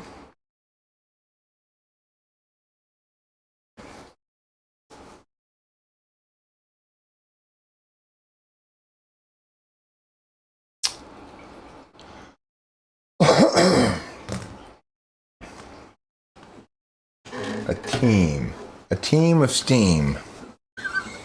He uses nothing but steam-powered engines on his channel, which I found interesting.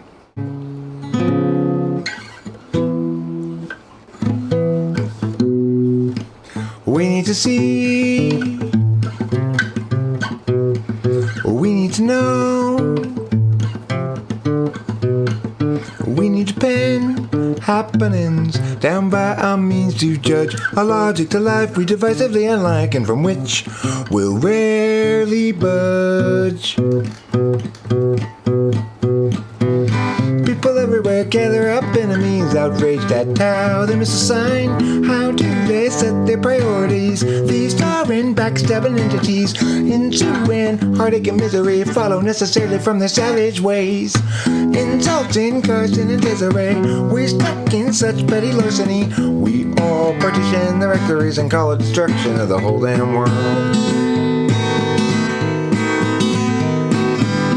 Judy shares now her limits, hoping Julie does too. Jerry shares for 4 minutes. He just can't share things like they do. And Judy always thought that she should have bought 2 when she had the chance to buy. Julie always thought about should and not, although she ever call, she'll die. People everywhere gather up, enemies outraged at how they miss a sign. How do they set their priorities? These foreign backstabbing entities, ensuing heartache and misery follow necessarily from their savage ways. Insulting Karsten and Desiree, we're stuck with such petty larceny. We all partition the rectories and call it destruction of the whole damn world. Boom. Kaboom. Play the good song. You know, the one. Which one is that? The good song. After nothing but a whole bunch of shit, I finally went and did it. After tons and tons of failure, I've written a very good song. And this is it.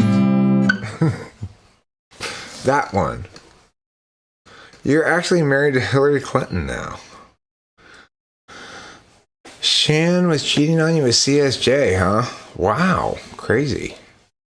How do drugs or alcohol impact your manifestation of type?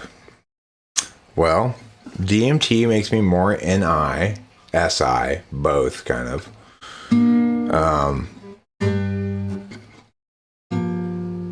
But alcohol makes me make bad decisions about alcohol. Reggie Twats? Don't know who Reggie Twats is.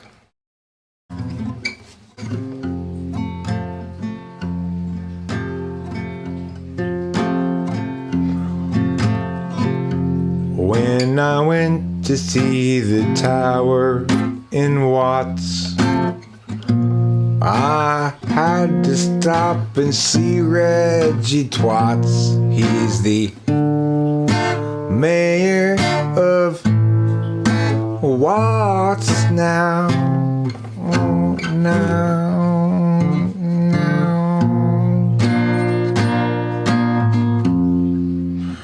Reggie, I like Reggie Twats better.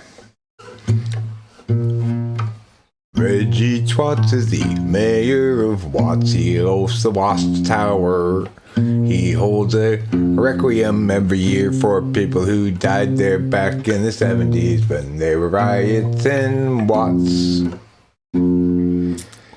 Or perhaps he's named after that thing that's kind of a measurement for electricity. It's not voltage, instead it is wattage, AGE. Reggie Twats.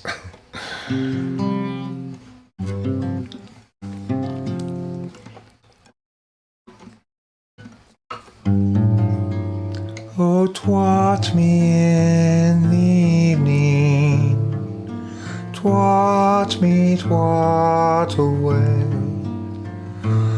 and then you and I will twat each other until our dying day. Twat me high and twat me low, twat me to and twat me fro. Reggie Twats is my name, 'cause twats are my game, and they should also be your game too. First I'm gonna twat over here, then I'm gonna twat over there, and then I'm gonna twat under everyone's stare as I twaddle around. I'm a twaddling fellow, twaddle everywhere I go. I'm a twaddling fellow, twaddle everyone I know. I'm a twaddling fellow, and you can twaddle with me. twaddle happily. That's my twattin', that's your twattin', twattin', twattin', twattin', twattin'. Where's my twattin'? Who's that twattin'? Why hasn't my other twat come around in time to replace this twat who has gotten tired? Has they forgotten twats need a break? No, your twat can stay on duty for 40 hours straight. Yes, it's got to be replaced by another twat instead. If it's 40 hours straight, then the twat will no longer be living. It will surely become dead.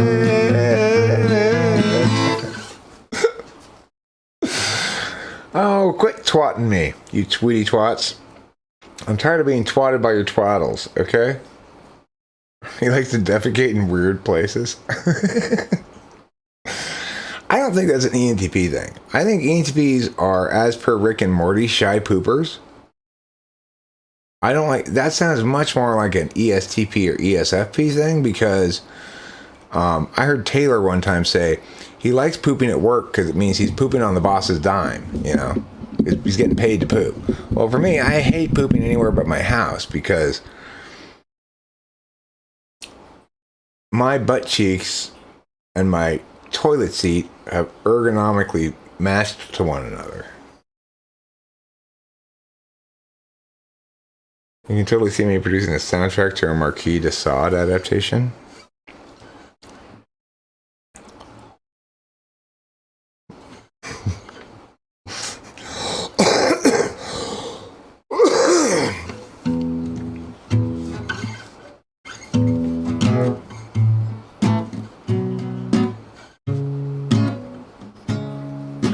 I'm so lucky I was born an aristocrat with a bent for sadism. Good thing the peasants have very few rights. The women ones even fewer. That's good news for me, 'cause I am the Marquis de Sade. De Sade. Let me tie you up and sexually abuse you. That will be good for me and make you useful. I don't have a lot of regard for your well-being or rights, but it'll be a hell of a night, 'cause I'm the Marquis de Sade, and I like to whip you hard. Hear your screams and tears, make me have some fear that this night will be over before I know it. Oh, so sad. What are you complaining about? You can be in the same. If you have any doubt, just climb up on there, squat down and square, just pee in the hole and you'll see your pee go away.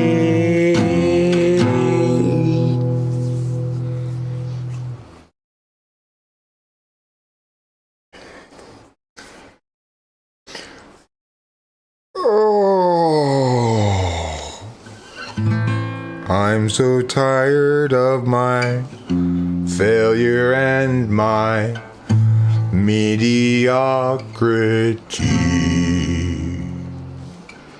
I'd like to accomplish a thing that attained eternity.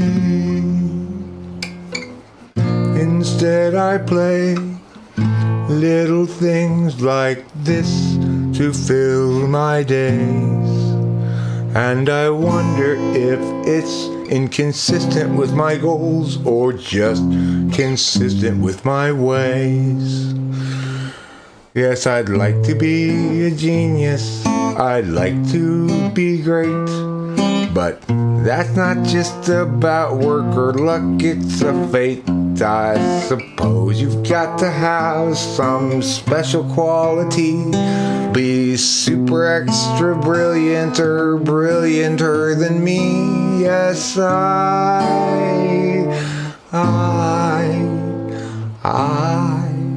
am tired of mediocrity and failure.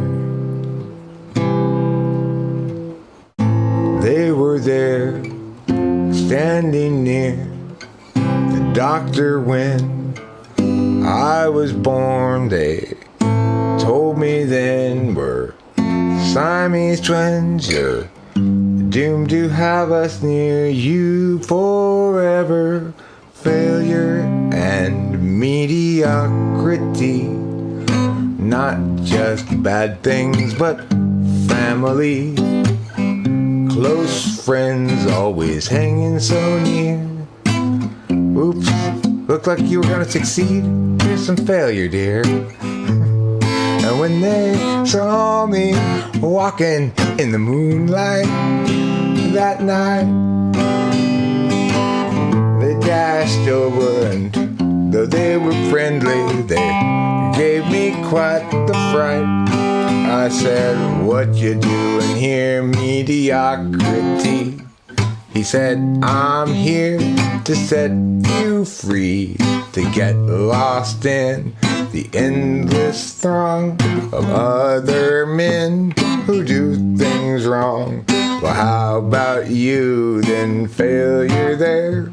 What you doing in your underwear? He said, I represent how you are naked underneath your attitude, and that's because you don't succeed. You're too busy holding on to me. I'm failure.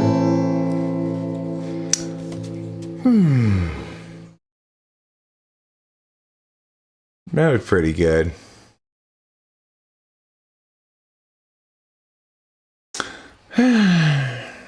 Makes me sigh. Well. Shame and anxiety, mediocrity, and failure. The four directions on my compass. Okay. Shame, anxiety, mediocrity, and failure. Take your pick. Ooh, tough call.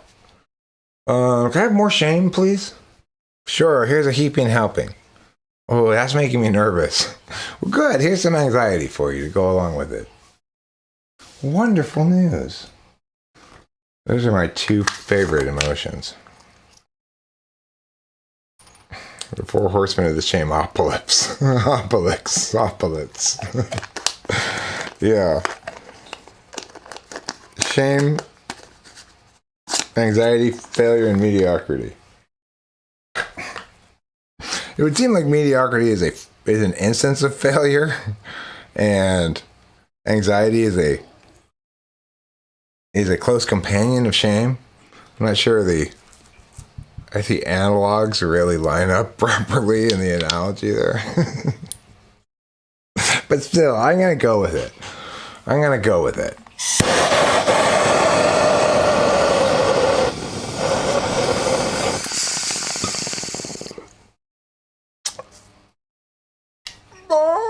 Rip my way to the wonderful meow.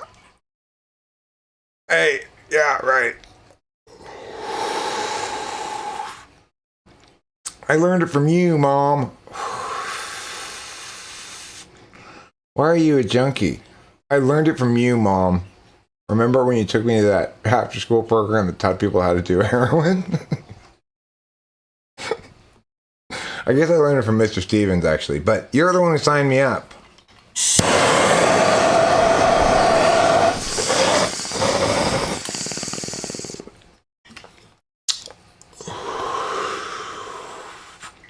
Your band is the Herniated Discs? That's a great name for a band.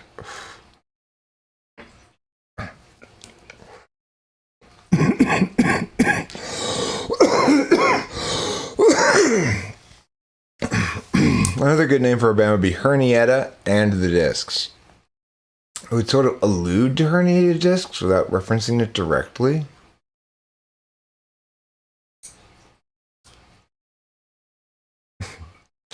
Okay, what I'm about to tell you took place in a van in the parking lot outside of a Red Hot Chili Peppers concert. No good story begins that way. It's always an ugly tale.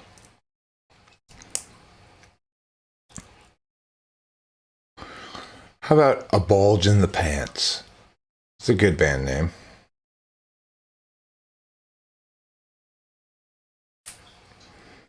7-inch vinyl. Yeah, there's a sensible plan. Make some space objects to hassle with. That's a good idea. My bulging plentitude encompasses the full domain of the crotch of my pants.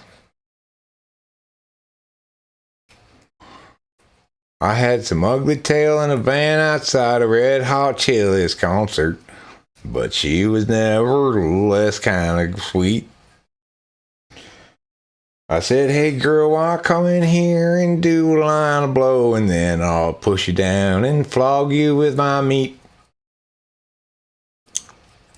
That's your country song that you're making from that? Girth Brooks.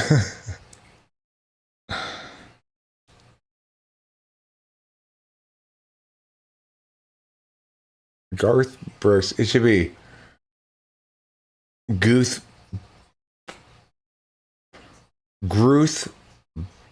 Box. That would be the inversion of Garth Brooks.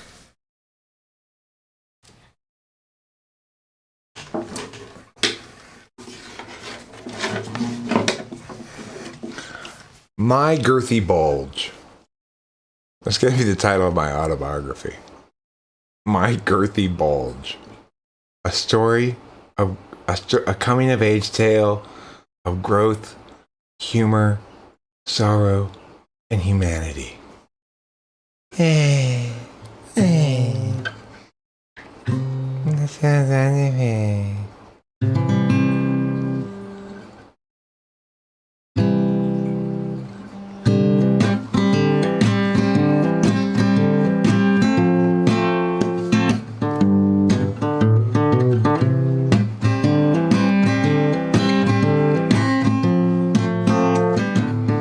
El Nino, my ass. You call those storms? Where is the rain? Those drizzles don't count. I drizzle more when I pee in the sink. 'Cause it's just the right height to catch all of the undesired splatter. When I'm done, I'll go upstairs and climb a ladder. I will go up there and take me a bucket and pour water inside. I'll say, hey, Mr. Cloud, drop it from the bottom. Hey, Mr. Cloud, won't you drop it from the bottom? Hey, Mr. Cloud, drop it from the bottom on me.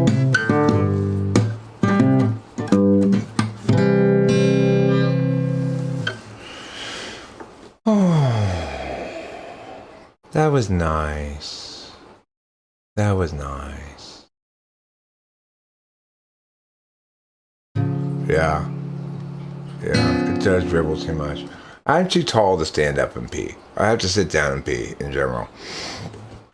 When I do stand up and pee, it's because I've got my handled chamber pot, which allows me to either hold it with my two hands of the chamber pot or rest it on the desk.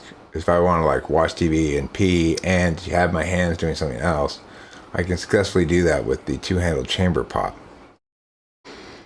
How about an electric HE? Tiny bit of overdrive, but mostly clean. I mean, I don't have a functioning electric guitar. So, and I could put some effects on this mic, but that would mic both the vocals and the pubis. I mean the guitar. I meant to say guitar, but I accidentally said pubis.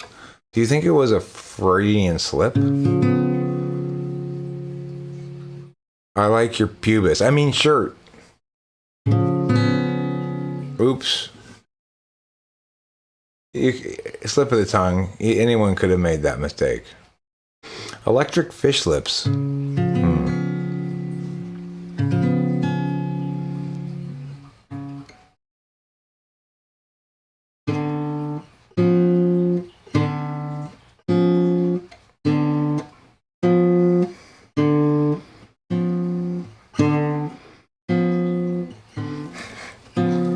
I think Lucifer Fantastico, which is a name that Corey made up, is a pretty great name too. Lucifer Fantastico? It's a great name. Gerald has a thought. Gerald has a lot. Gerald has a plot to get the margarine tater tots. He's got a good idea for a name-changing business. Thinking now about what's it called Christmas. When they hire his firm to change that name.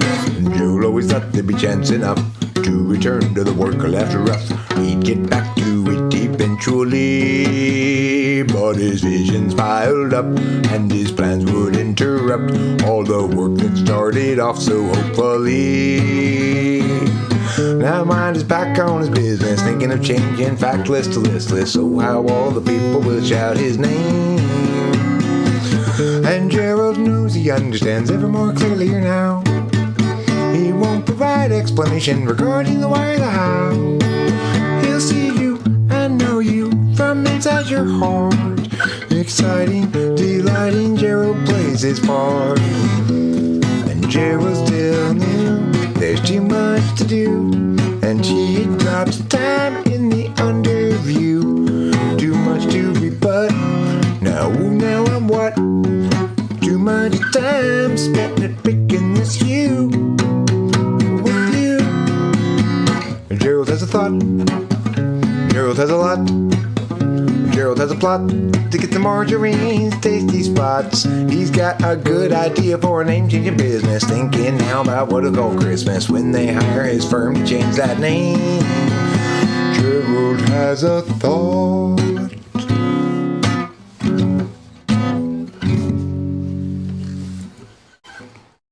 If I sent you a camping potty, we have a potty for Rachel already. Fortunately, when my mom moved into the nursing home, she left behind this wonderful potty. So Rachel doesn't have to sit on the sink to pee anymore.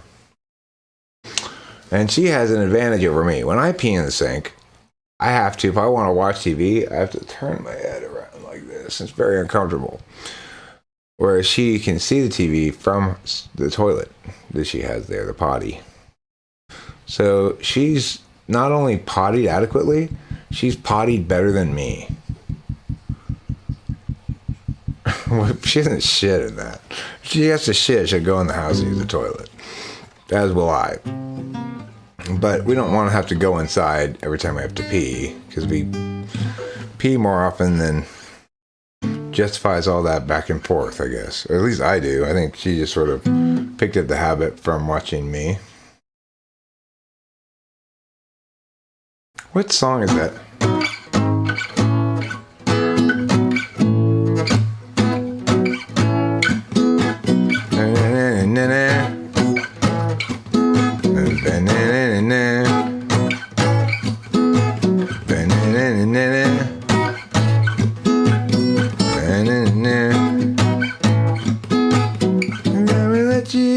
I never let you go. I never let you turn around.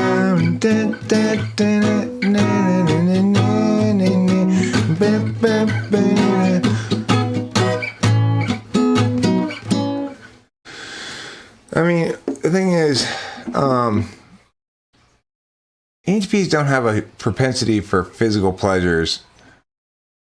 They do have a propensity for substance abuse and use. So I don't think ENTPs are necessarily fuckboys or slatongas. I think instead they're more likely to get into substance abuse. They're probably, I've heard, not just regarding me, but plenty of people say things like, yeah, my ENTP friend really can't handle his alcohol either.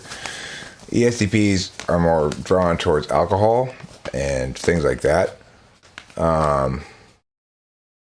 The ENTPs are more drawn towards weed and psychedelics and stuff, but ENTPs will drink too, you know. Whatever they do, they'll probably do it to excess. Hunter Thompson was an ENTP. Who was the ENTP I was talking about the other day that I said, oh, Beck. Beck's an ENTP that doesn't get a lot of talk in the ENTP area, you know.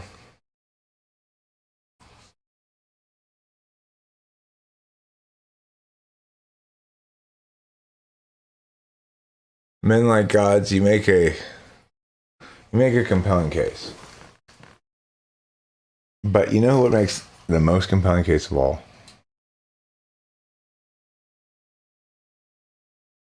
If that doesn't convince you, nothing will. Oh, wonderful kitty. So good and true and just. I'm so inclined to delight in your pleasures. Oh, wonderful kitty, let me delight in your pleasures. Please, please. Let me stroke and fondle your goodness. I must stroke and fondle your goodness right now. I must constantly stroke and fondle your goodness. Oh my goodness. Oh yes. Let me constantly fondle and stroke your goodness. You're so good and just and true. Oh, what a wonderful kitty friend. Oh, what a spectacular marvel of nature. Yes, you're a tremendous marvel of nature.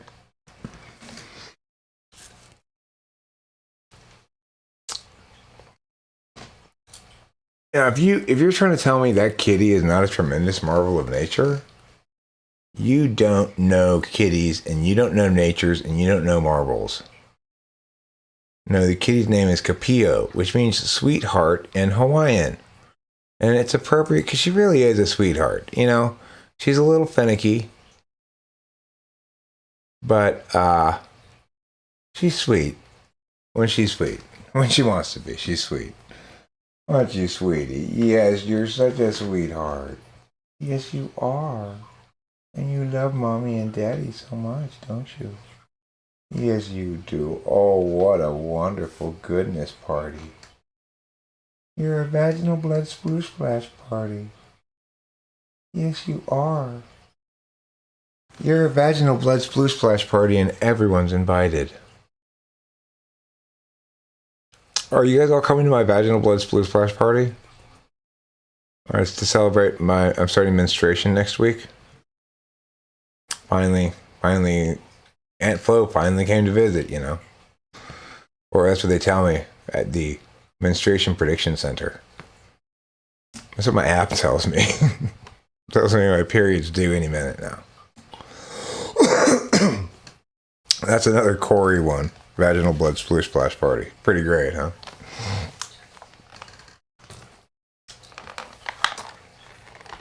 Hold My Placenta. It is a good band name.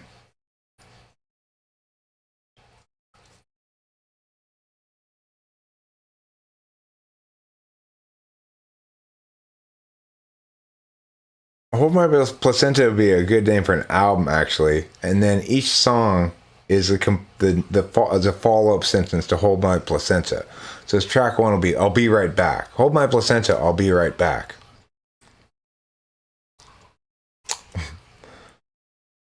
The second song is, here's a napkin. Hold my placenta, here's a napkin. The third song is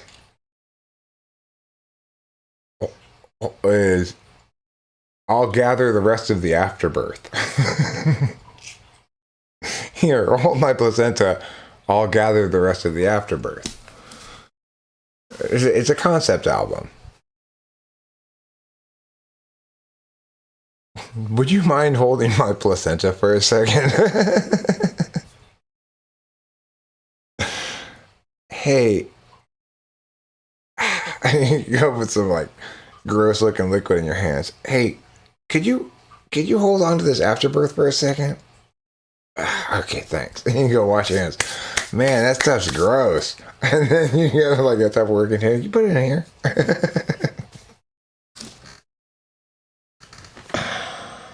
Boy, talk about a biohazard.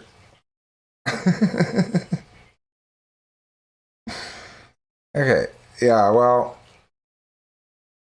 you want to know what's the equivalent gross thing that Rachel and I are allowing and nurturing even is Lilu eats his old shell once he's done shedding it.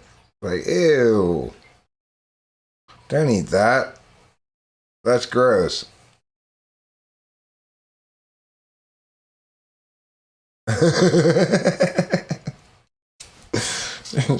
Yeah, just that fourth song would be called No Really.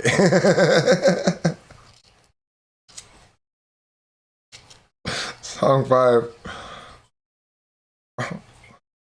would be, God, why are you overreacting so much?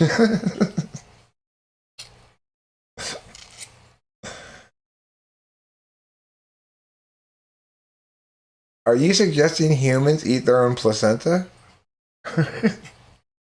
Are you recommending a revolution in childbirthing procedures around the world? Force feeding new mothers placenta? Why do they have a community placenta bucket in the middle of the fucking hospital floor? What do they call that shit? Giving birth part of the hospital. I forget what it's called.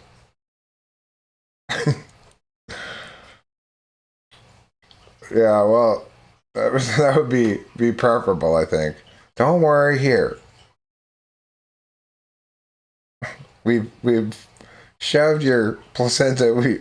We've deviled your placenta. We've made the equivalent of deviled eggs out of your placenta.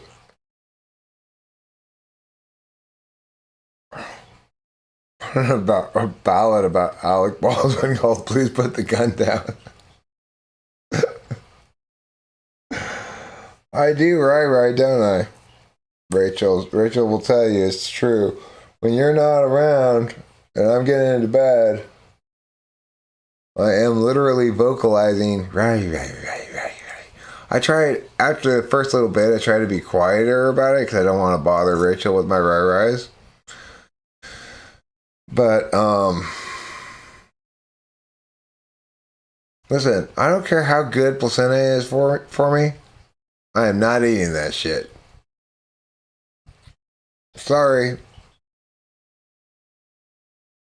It could be the new kale. Even if placenta turns out to be the new kale, I'm not eating it. Just the same as I'm not eating kale. I've had kale though. I'm not even taking a chance on placenta.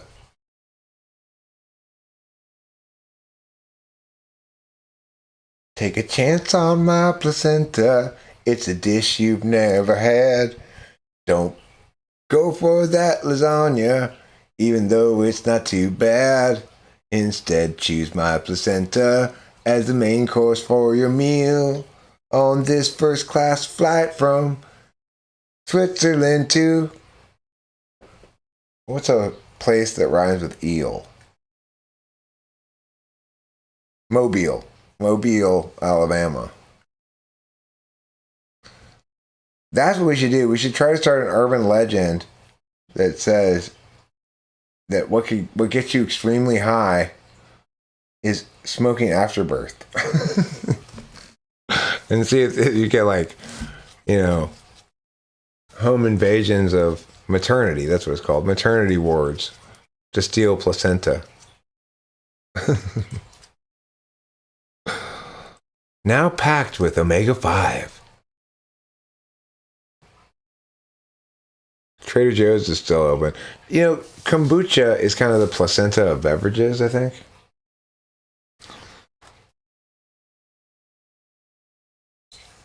Named most placenta-like beverage 6 years running.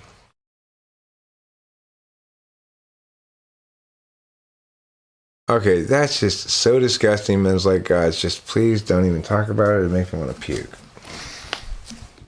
I don't care how traditional or healthy or whatever it is. It's past the acceptable grossness threshold level. Once you pass the maximal acceptable grossness level, it doesn't matter how beneficial something is, it's just a no-go. The only exception is life or death. Like, I have to eat that gross bug or I die? Okay, fine. Fine, I'll have to eat the gross bug.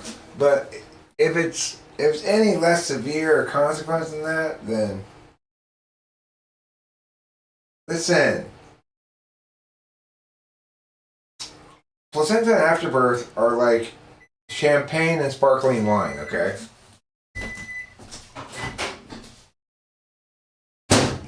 Placenta is the region where afterbirth grows. Okay? You can really taste the terroir.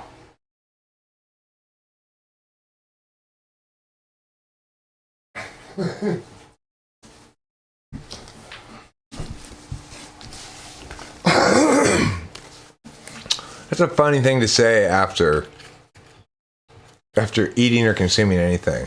You go like,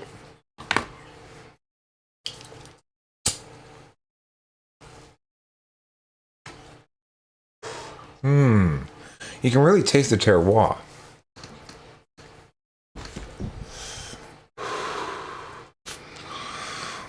Excuse me? What are you saying? Excuse me? Are you saying something? Yeah, I am saying something. I'm saying terroir, motherfucker. Taste the terroir. That's what I declare every time Rachel and I have sexual intercourse. My opening line is, taste the terroir, baby. Taste the terroir.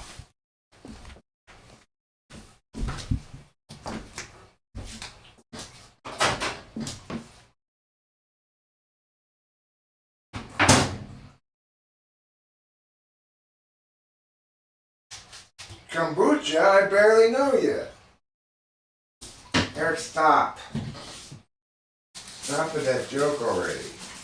So dumb. So dumb, I barely know you. No, Eric, no. It doesn't work like that. That's not how that joke works. Jokes have legal mechanics and illegal mechanics.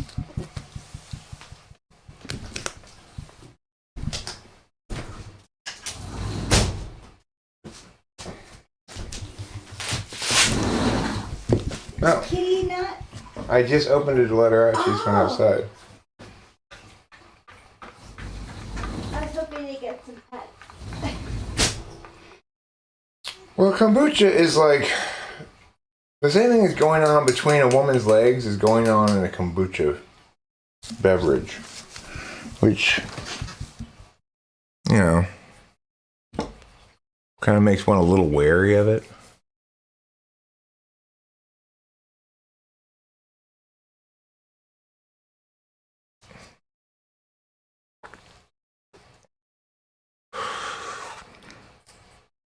I think I'd like to write a song called UTI, You're a Dirty Girl.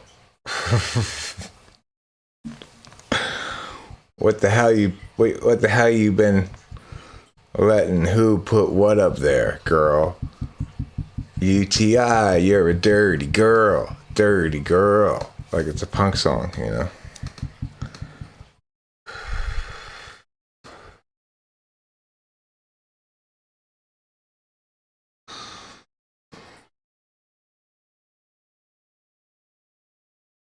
Fermented is the PC way of saying rotting. It's pretty funny. Look. Don't call it stale, just call it aged. This is dry-aged bread. Hey, you want to try some of this special dry-aged bread? Yeah, sure. God, this is so stale. No, it's dry-aged.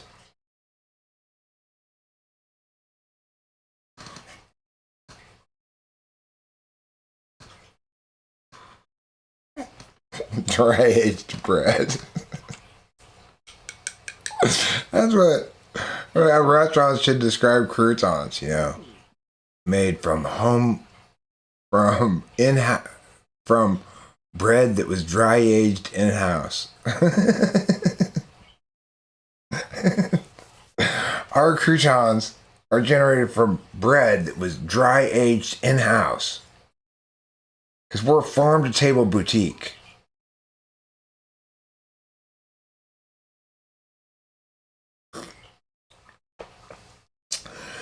You know, my mom always made French toast out of the baguettes when they'd go kind of stale. She said you have to wait for them to go stale first before you can make good French toast out of them. That it's better to make French toast with stale bread, you know. It's probably just an excuse for using stale bread. That's what I'm thinking now, hearing it as I'm saying it. I began to say it thinking this is somehow proof of the utility of stale bread, but now that I hear myself saying it, my mom was probably just full of shit about that.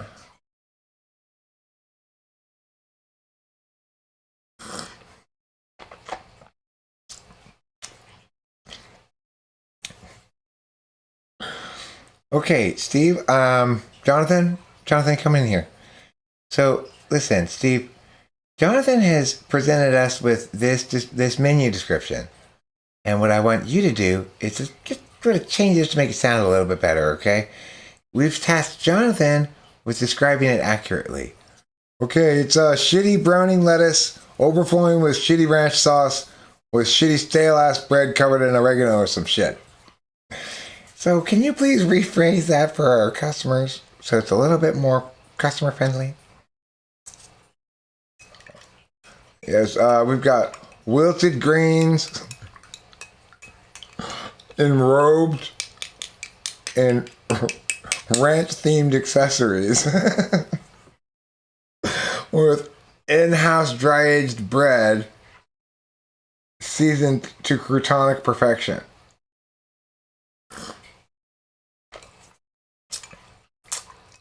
Lutefisk is beyond horrible.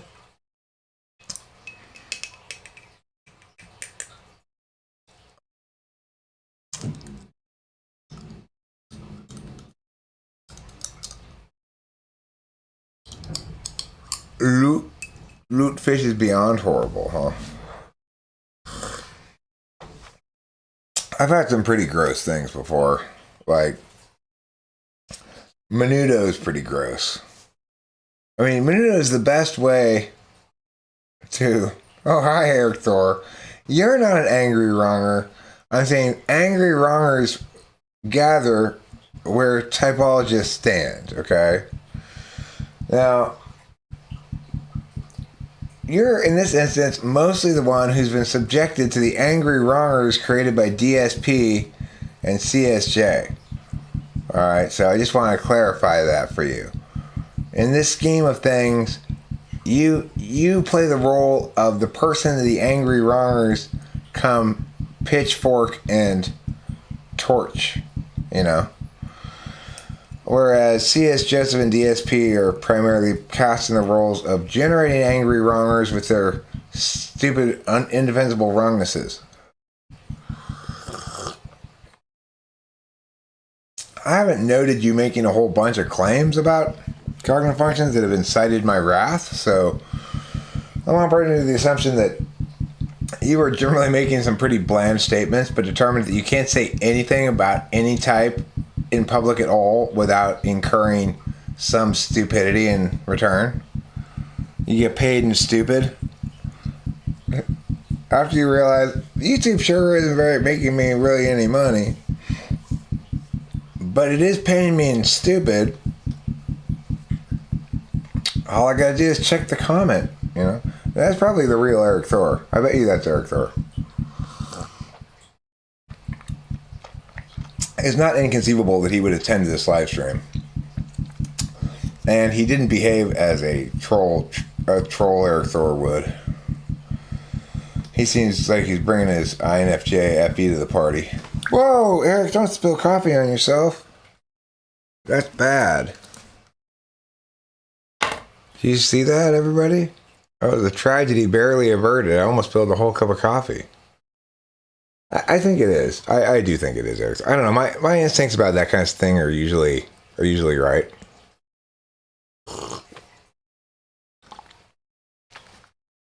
I'm by nature skeptical of it, but it just seems It seems right. Everything seems legit. It's got to. NI. I have no winning this argument, but my NI is NIing, so just trust it. Okay. I've brought together a bunch of various little pieces of data and collapsed it into a singular whole truth. Namely, that really is Erik Thor. The Erik Thor? From YouTube? Yes, that Erik Thor. It wouldn't be that shocking because, I've actually talked to the guy before.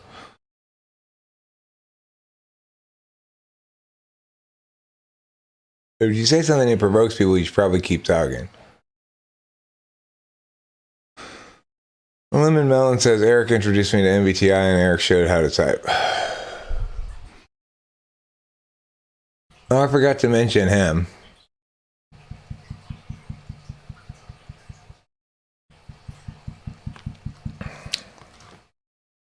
Yeah, I don't doubt Asura Psych is not a fan of me because I've taken him to task. One time, Winston's mom, in her foolish ISTJ-ness, suggested that I watch this video and that I'd be impressed by it and think he was doing a good job or whatever. I like him fine, but I thought the stuff he was saying was complete garbage. So I responded accordingly. Oh, Erik, look at that yellow circle. You really need to work on that part. You really do. Because Erik Thor, that's the issue. You're not allowed to convert your effort to impact without having your grace jostled. And that's just unacceptable for you from your perspective on things. It's like, if I could just stop jostling everybody else's grace by being ungraceful, then maybe I'd be more successful. Maybe people would like you more if you weren't such an asshole, Erik.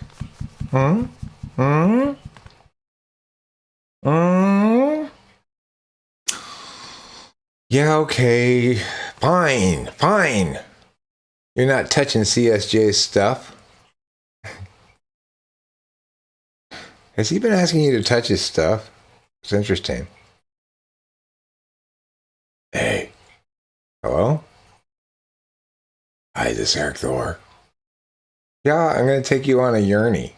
I'm going to take you on a journey of learning. Hi, this is C.S. Joseph. Can you jostle my undercarriage for me? Please?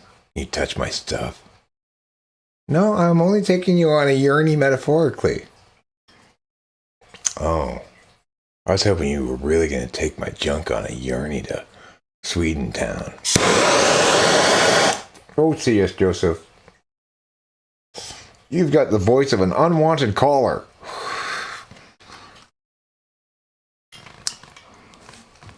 Don't trigger people's front stack fi-fis. I try not to trigger anybody's fis, but, the fis somehow go off on their own. They're like fireworks, except instead of duds, they're supposed to be inert, but randomly some of them explode. It's kind of the opposite.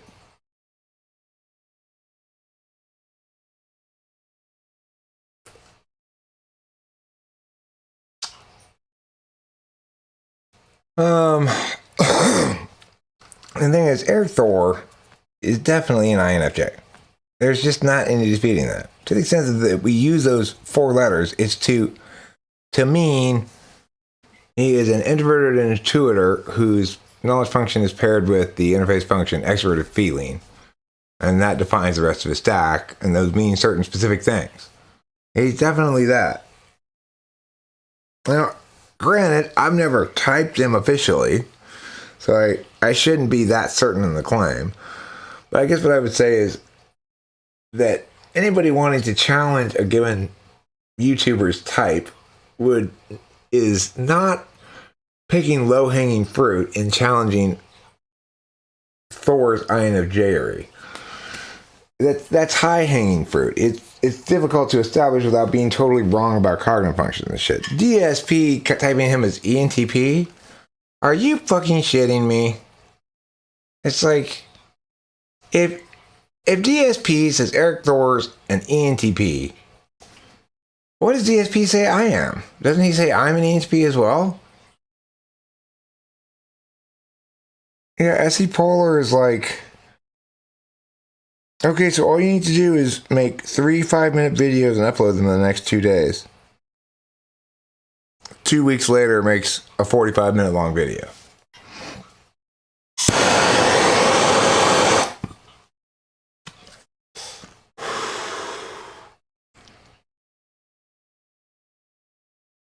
You guys should do a vid together talking about the state of the online type community. Yeah, yeah, yeah. Just Erik, and me. Yeah, yeah, yeah, yeah. Just Erik and Erik together talking. He's gonna say his J's likewise, and we'll be walking down the Truth Avenue talking about typology with you. That can be the theme song for our conversation.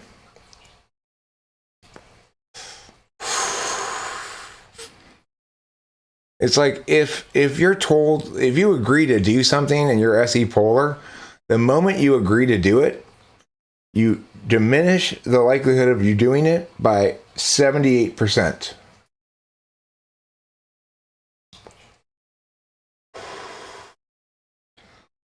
Well, you're K, I'm C. You know. K and C for Eriks are the equivalent of dot and feather for Indians. It clarifies which one you're talking about, you know. You could also go curry or wigwam, you know, depending, if you like. For you and me, it could be yearny or journey.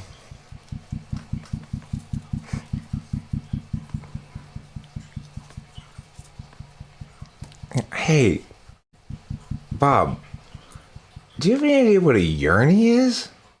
A yearny? Maybe it's an expedition upon which one follows through in attempting to gather that which one yearns for a lot? Maybe. Maybe.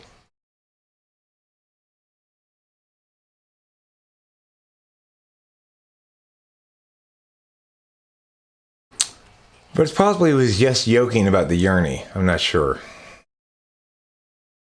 Such is the way of things. Alright, well, I've just been chilling here and just wasting my life away, chatting with the internet about nothing for it seems like a long time here.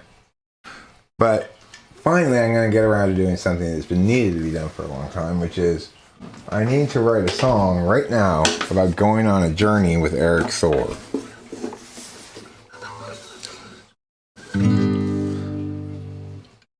Erik Thor and Erik Strauss went on a journey together down a journey time stream.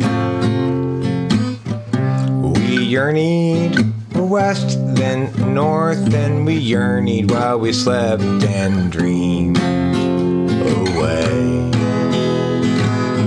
And the journey was okay for most of the way. Until DSP came and said you're an ENTP. After that, Erik Thor and I became very argumentationally, objectionally about each other. DSP has torn us apart by bringing us together, Erik Thor. Normally we get along great, ENTP, INFJ. But now that I've been told that you're an ENTP, I just want to argue with you continually. How sad. How sad. It's sad for me. Erik Thor has taken me off the crew of his journey boat.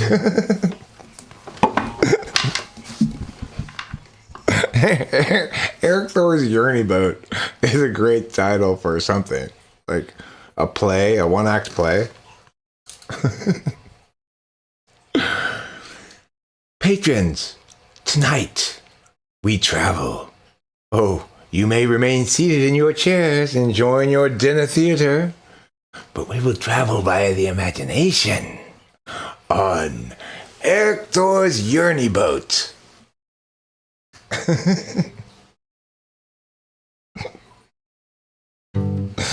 I'm in a bit of a silly mood right now. So you have to excuse me for being silly. Or you don't have to. Please excuse me for being so silly. Or you don't have to if you don't want to. If you don't excuse me for being so silly, that's okay too. If you want to excuse me, then say I excuse you. But if you don't want to excuse my silly ways, say I don't excuse them at all. Life's a yearny, but mostly a yearny. Yeah, you're probably right about that, Boba Fett. It's kind of like this song here says. When I was younger, it seemed that everything gleamed. I don't know what happened to you, but I've lost that sense of urgency. And I don't think that I'll ever see it again. If you follow my lead, you'll discover I'm loster than you.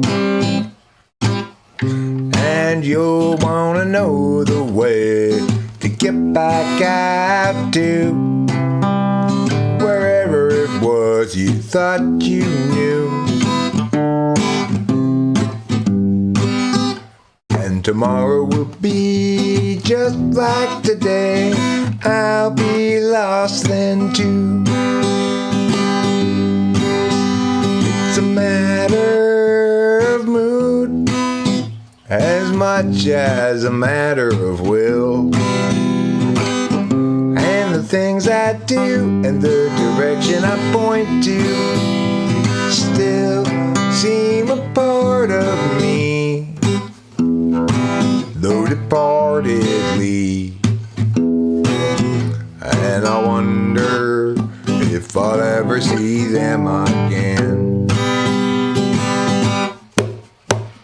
Bum ba dee da ba dee da da da bum ba dee da bum ba dee bum ba dee da ba dee da ba dee da da da do. Yep, it's a matter of mood. Much as a matter of will.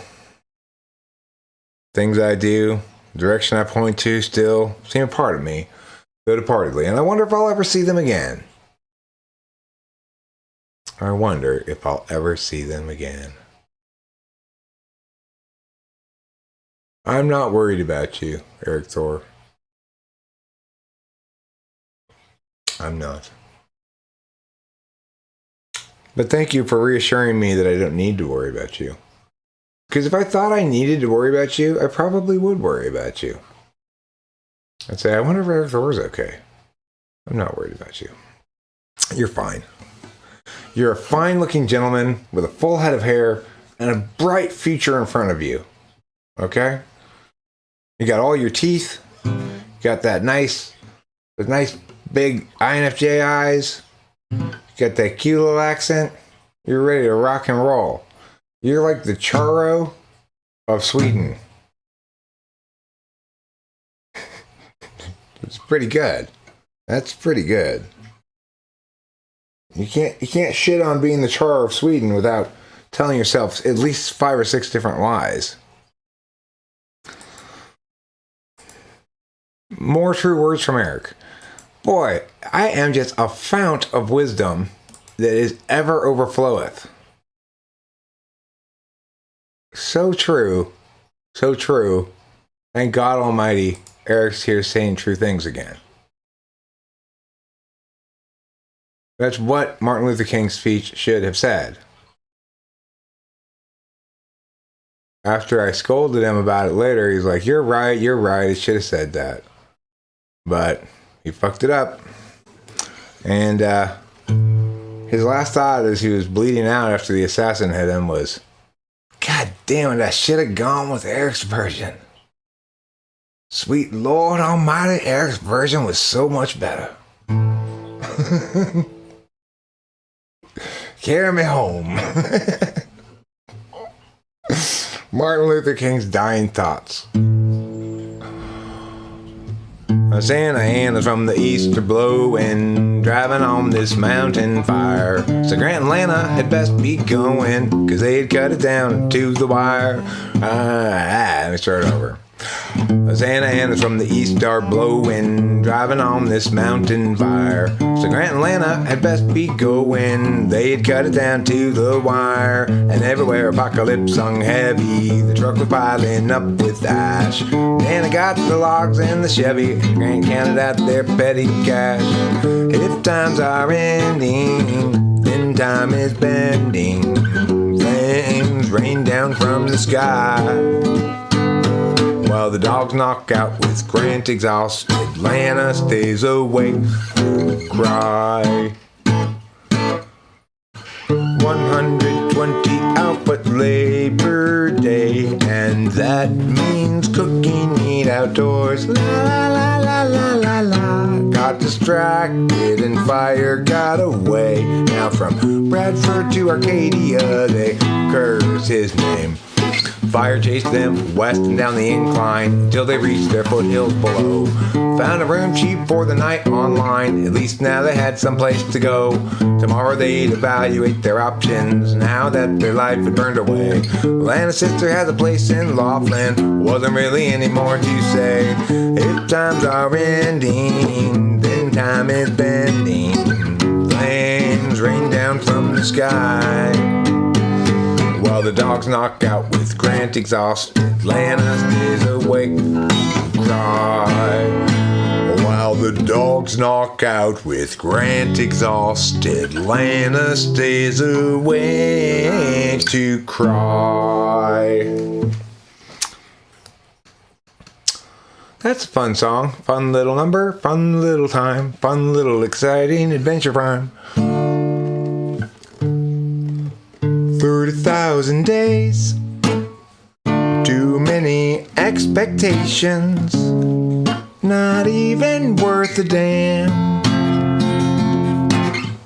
30,000 nights to sleep off the intoxication, otherwise you won't escape the plan. I've wasted half my days trying another's ways. Who can tell me my priorities? Is there anybody knows the key?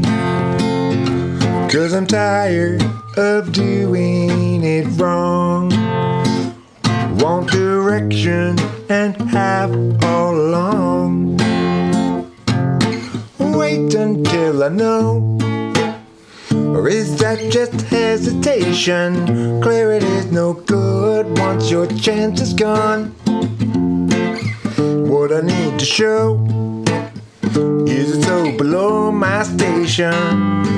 I'm tired of doing it wrong. I've wasted half my days trying another's ways. Who can tell me my priorities? Is there anybody knows the key? 'Cause I think I'm doing this wrong. Yeah, I think I'm doing this wrong. Well, I think I'm doing this wrong. Doing it wrong. You do? You think you're doing it wrong? Well, you should try doing it differently then. Thanks. That's good advice.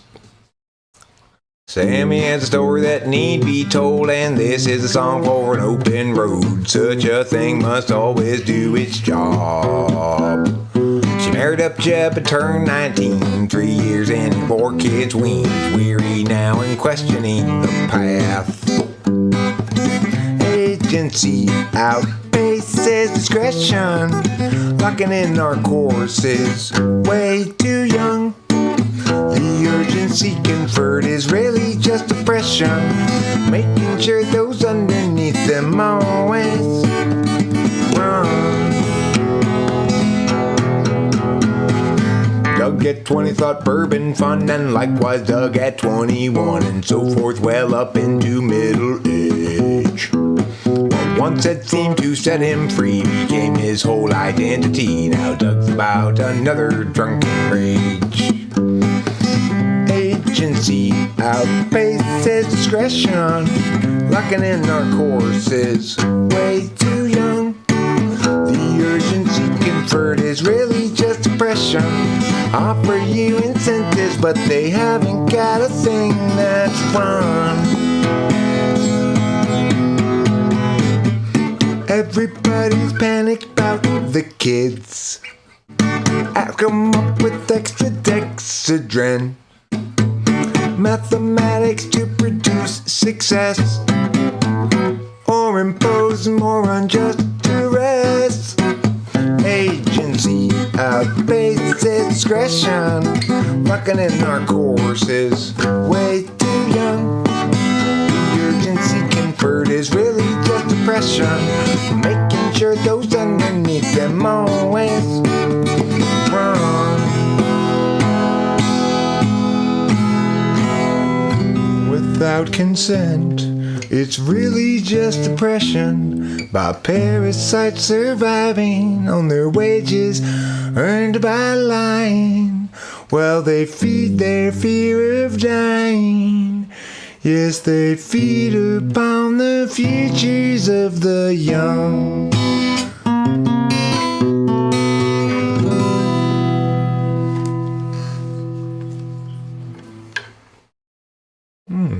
That was kind of nice.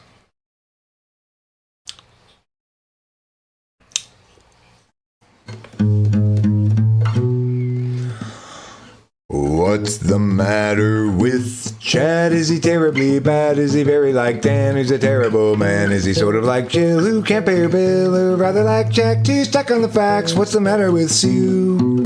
Will she know what to do if they bring attitude? Will she show ingenuity? She talks about you whenever we go walking. What's the matter with Bryn? Is she living with sin? Is she sharing with Jim, who's looking terribly thin? What's the deal with Frank stealing fish from my tank, colluding with you, and they're talking to Lou? What's wrong with the ladies? What's the matter with men? From the feelings of Katie to the coldness of Sven, they talk about you whenever we go walking. Paths that lead to lesser days, but still at the overwatered past, and whoever's left of it's still okay. Just tie the sails to the mast. Are you angry at Kent or at Neville again? Don't bother with Kev, he's practically dead. Just focus on Bert, he's medium hurt. What's the quandary for Liz? Did she fail a quiz? What's the matter with Drew? Will she know what to do if they bring attitude? Will she show ingenuity? She talks about you whenever we go walking. Paths that lead to lesser days, still out the overwatered past, and whoever's left that's still okay. Just tie the sails to the mast. Each of us has much engravely sent. Throw up the hands, stiffen the chin. Catastrophe looms heavy overhead again. Time's gone will never be again. That wasn't the cleanest rendition of that ever, but you know, that's fine. It's whatever. Amelia, go from that place. Take unto you the details of your case. Amelia, when you rise above, floating ahead and soaring like a dove, What will they say when they look at you, then moving sideways in the place you're in, and staring sidelong with your thirsty grin? Amelia, can't you see? You and I will never be Amelia, yet you're still free, with too much opportunity to leave out in the rain. Amelia, Amelia, we're watching you fail for sure, no matter what we do. Amelia, when you rise up above, floating ahead and soaring like a dove, what will they say when they look at you, then moving sideways in the space you're in, and staring sidelong with your thirsty grin? Amelia, can't you see?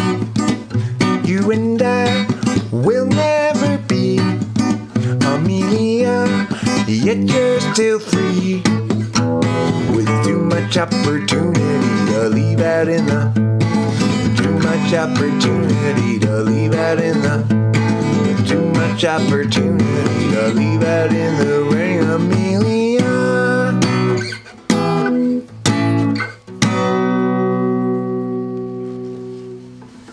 that was pretty good.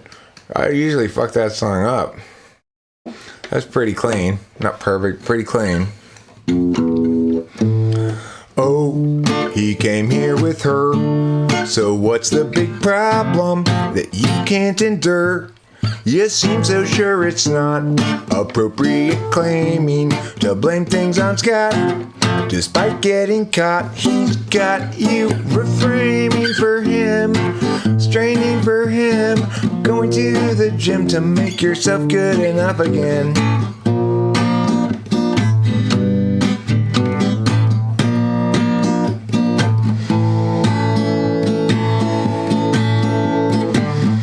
Yeah, you guys both have lots invested. That's not a reason to stay around. Through the years, you've both been tested. Time to move up, find higher ground. Oh, you came here with her. And what's the big problem that you can't endure? You seem so sure it's not appropriate claiming to blame things on Scott. Despite getting caught, he's got you reframing for him, straining for him, going to the gym and make yourself good enough again.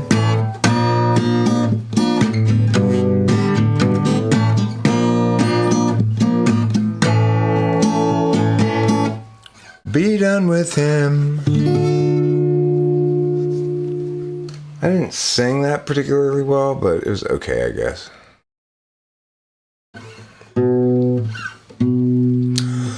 You're living on a time frame I will never know. Alienation and humanity's soul. Imagine you a future after the collapse, returning to the urgency of isolated past. Picturing community free of metaphysics, hunting buffalo while you're picking red delicious. Knowledge of the seasons, wisdoms of old. Fires blazing in the night to keep away the cold. Hostility is kept at bay by what you think is in the way of life as children of the land, with an agave weatherman. Imagining a history that never could have been. You lecture at the college, advancement is a sin. Lamenting disconnection and every corporate act. Asserting all your feelings and ignoring all the facts.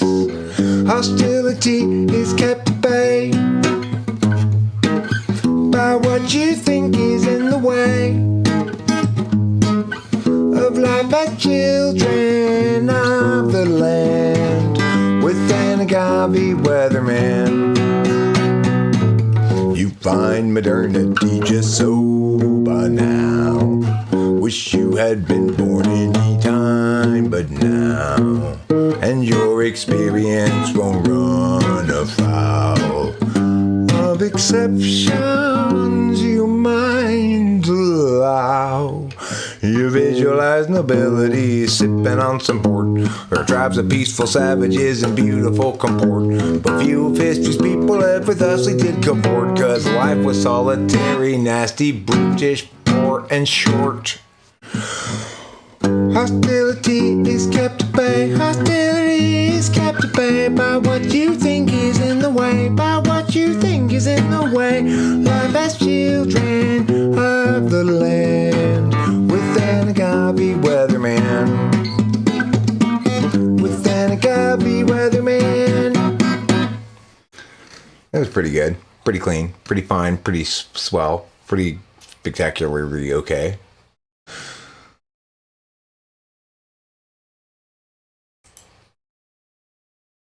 Thwiggity thwack, thwiggity thwack. Don't attack, it's just thwiggity thwack. Playing on even though there's no reason to continue any longer.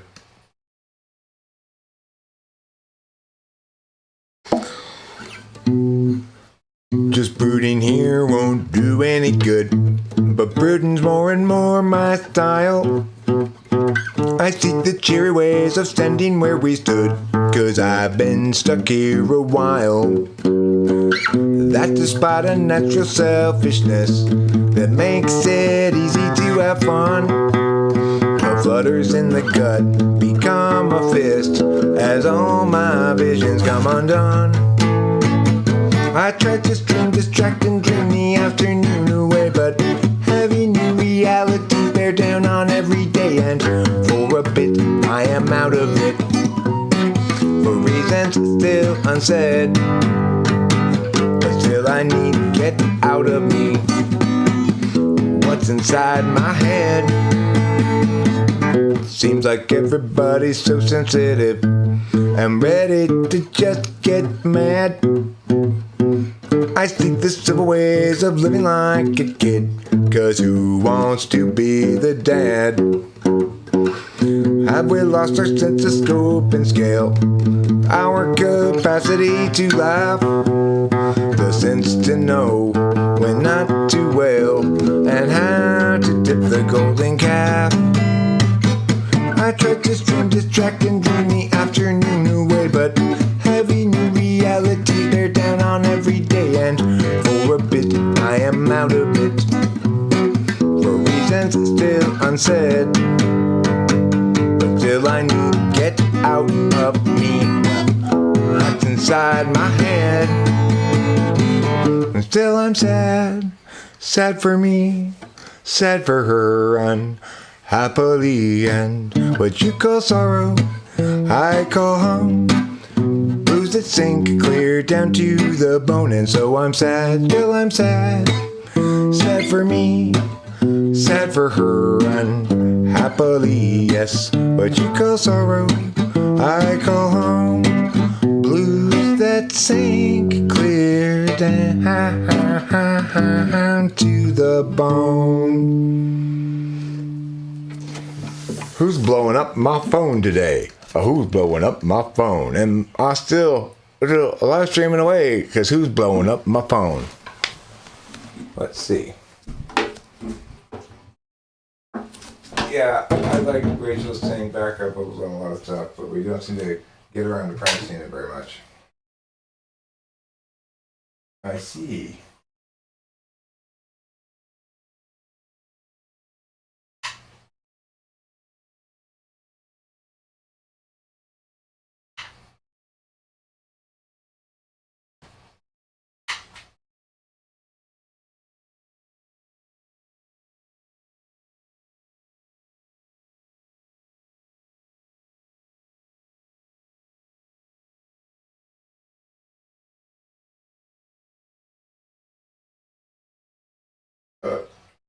Okay, I'll tell her.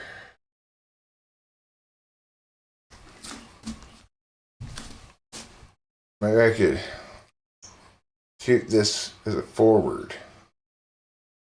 Forward it. To whom? Rachel.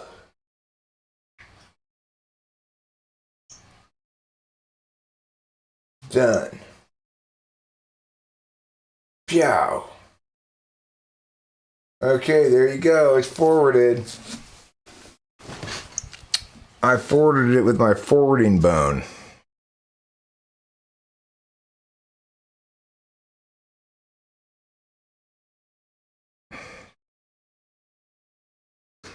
I gotta deal with emails, I guess, or something like that. Almost 5 hours. That's pretty good stream. Pretty long stream in terms of length and endurance. You know what I kind of want to listen to? Now that I'm going to wrap up this stream. Is I want to listen to the song about failure and mediocrity. That felt cathartic as I was playing it. I wonder if it came out good to listen to. All right. Anyway, does anybody have any idea, like approximate notion of when that might have occurred?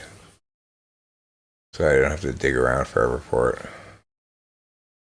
I guess it's like, I think Mia, Winston's mom put a Mia stamp somewhere.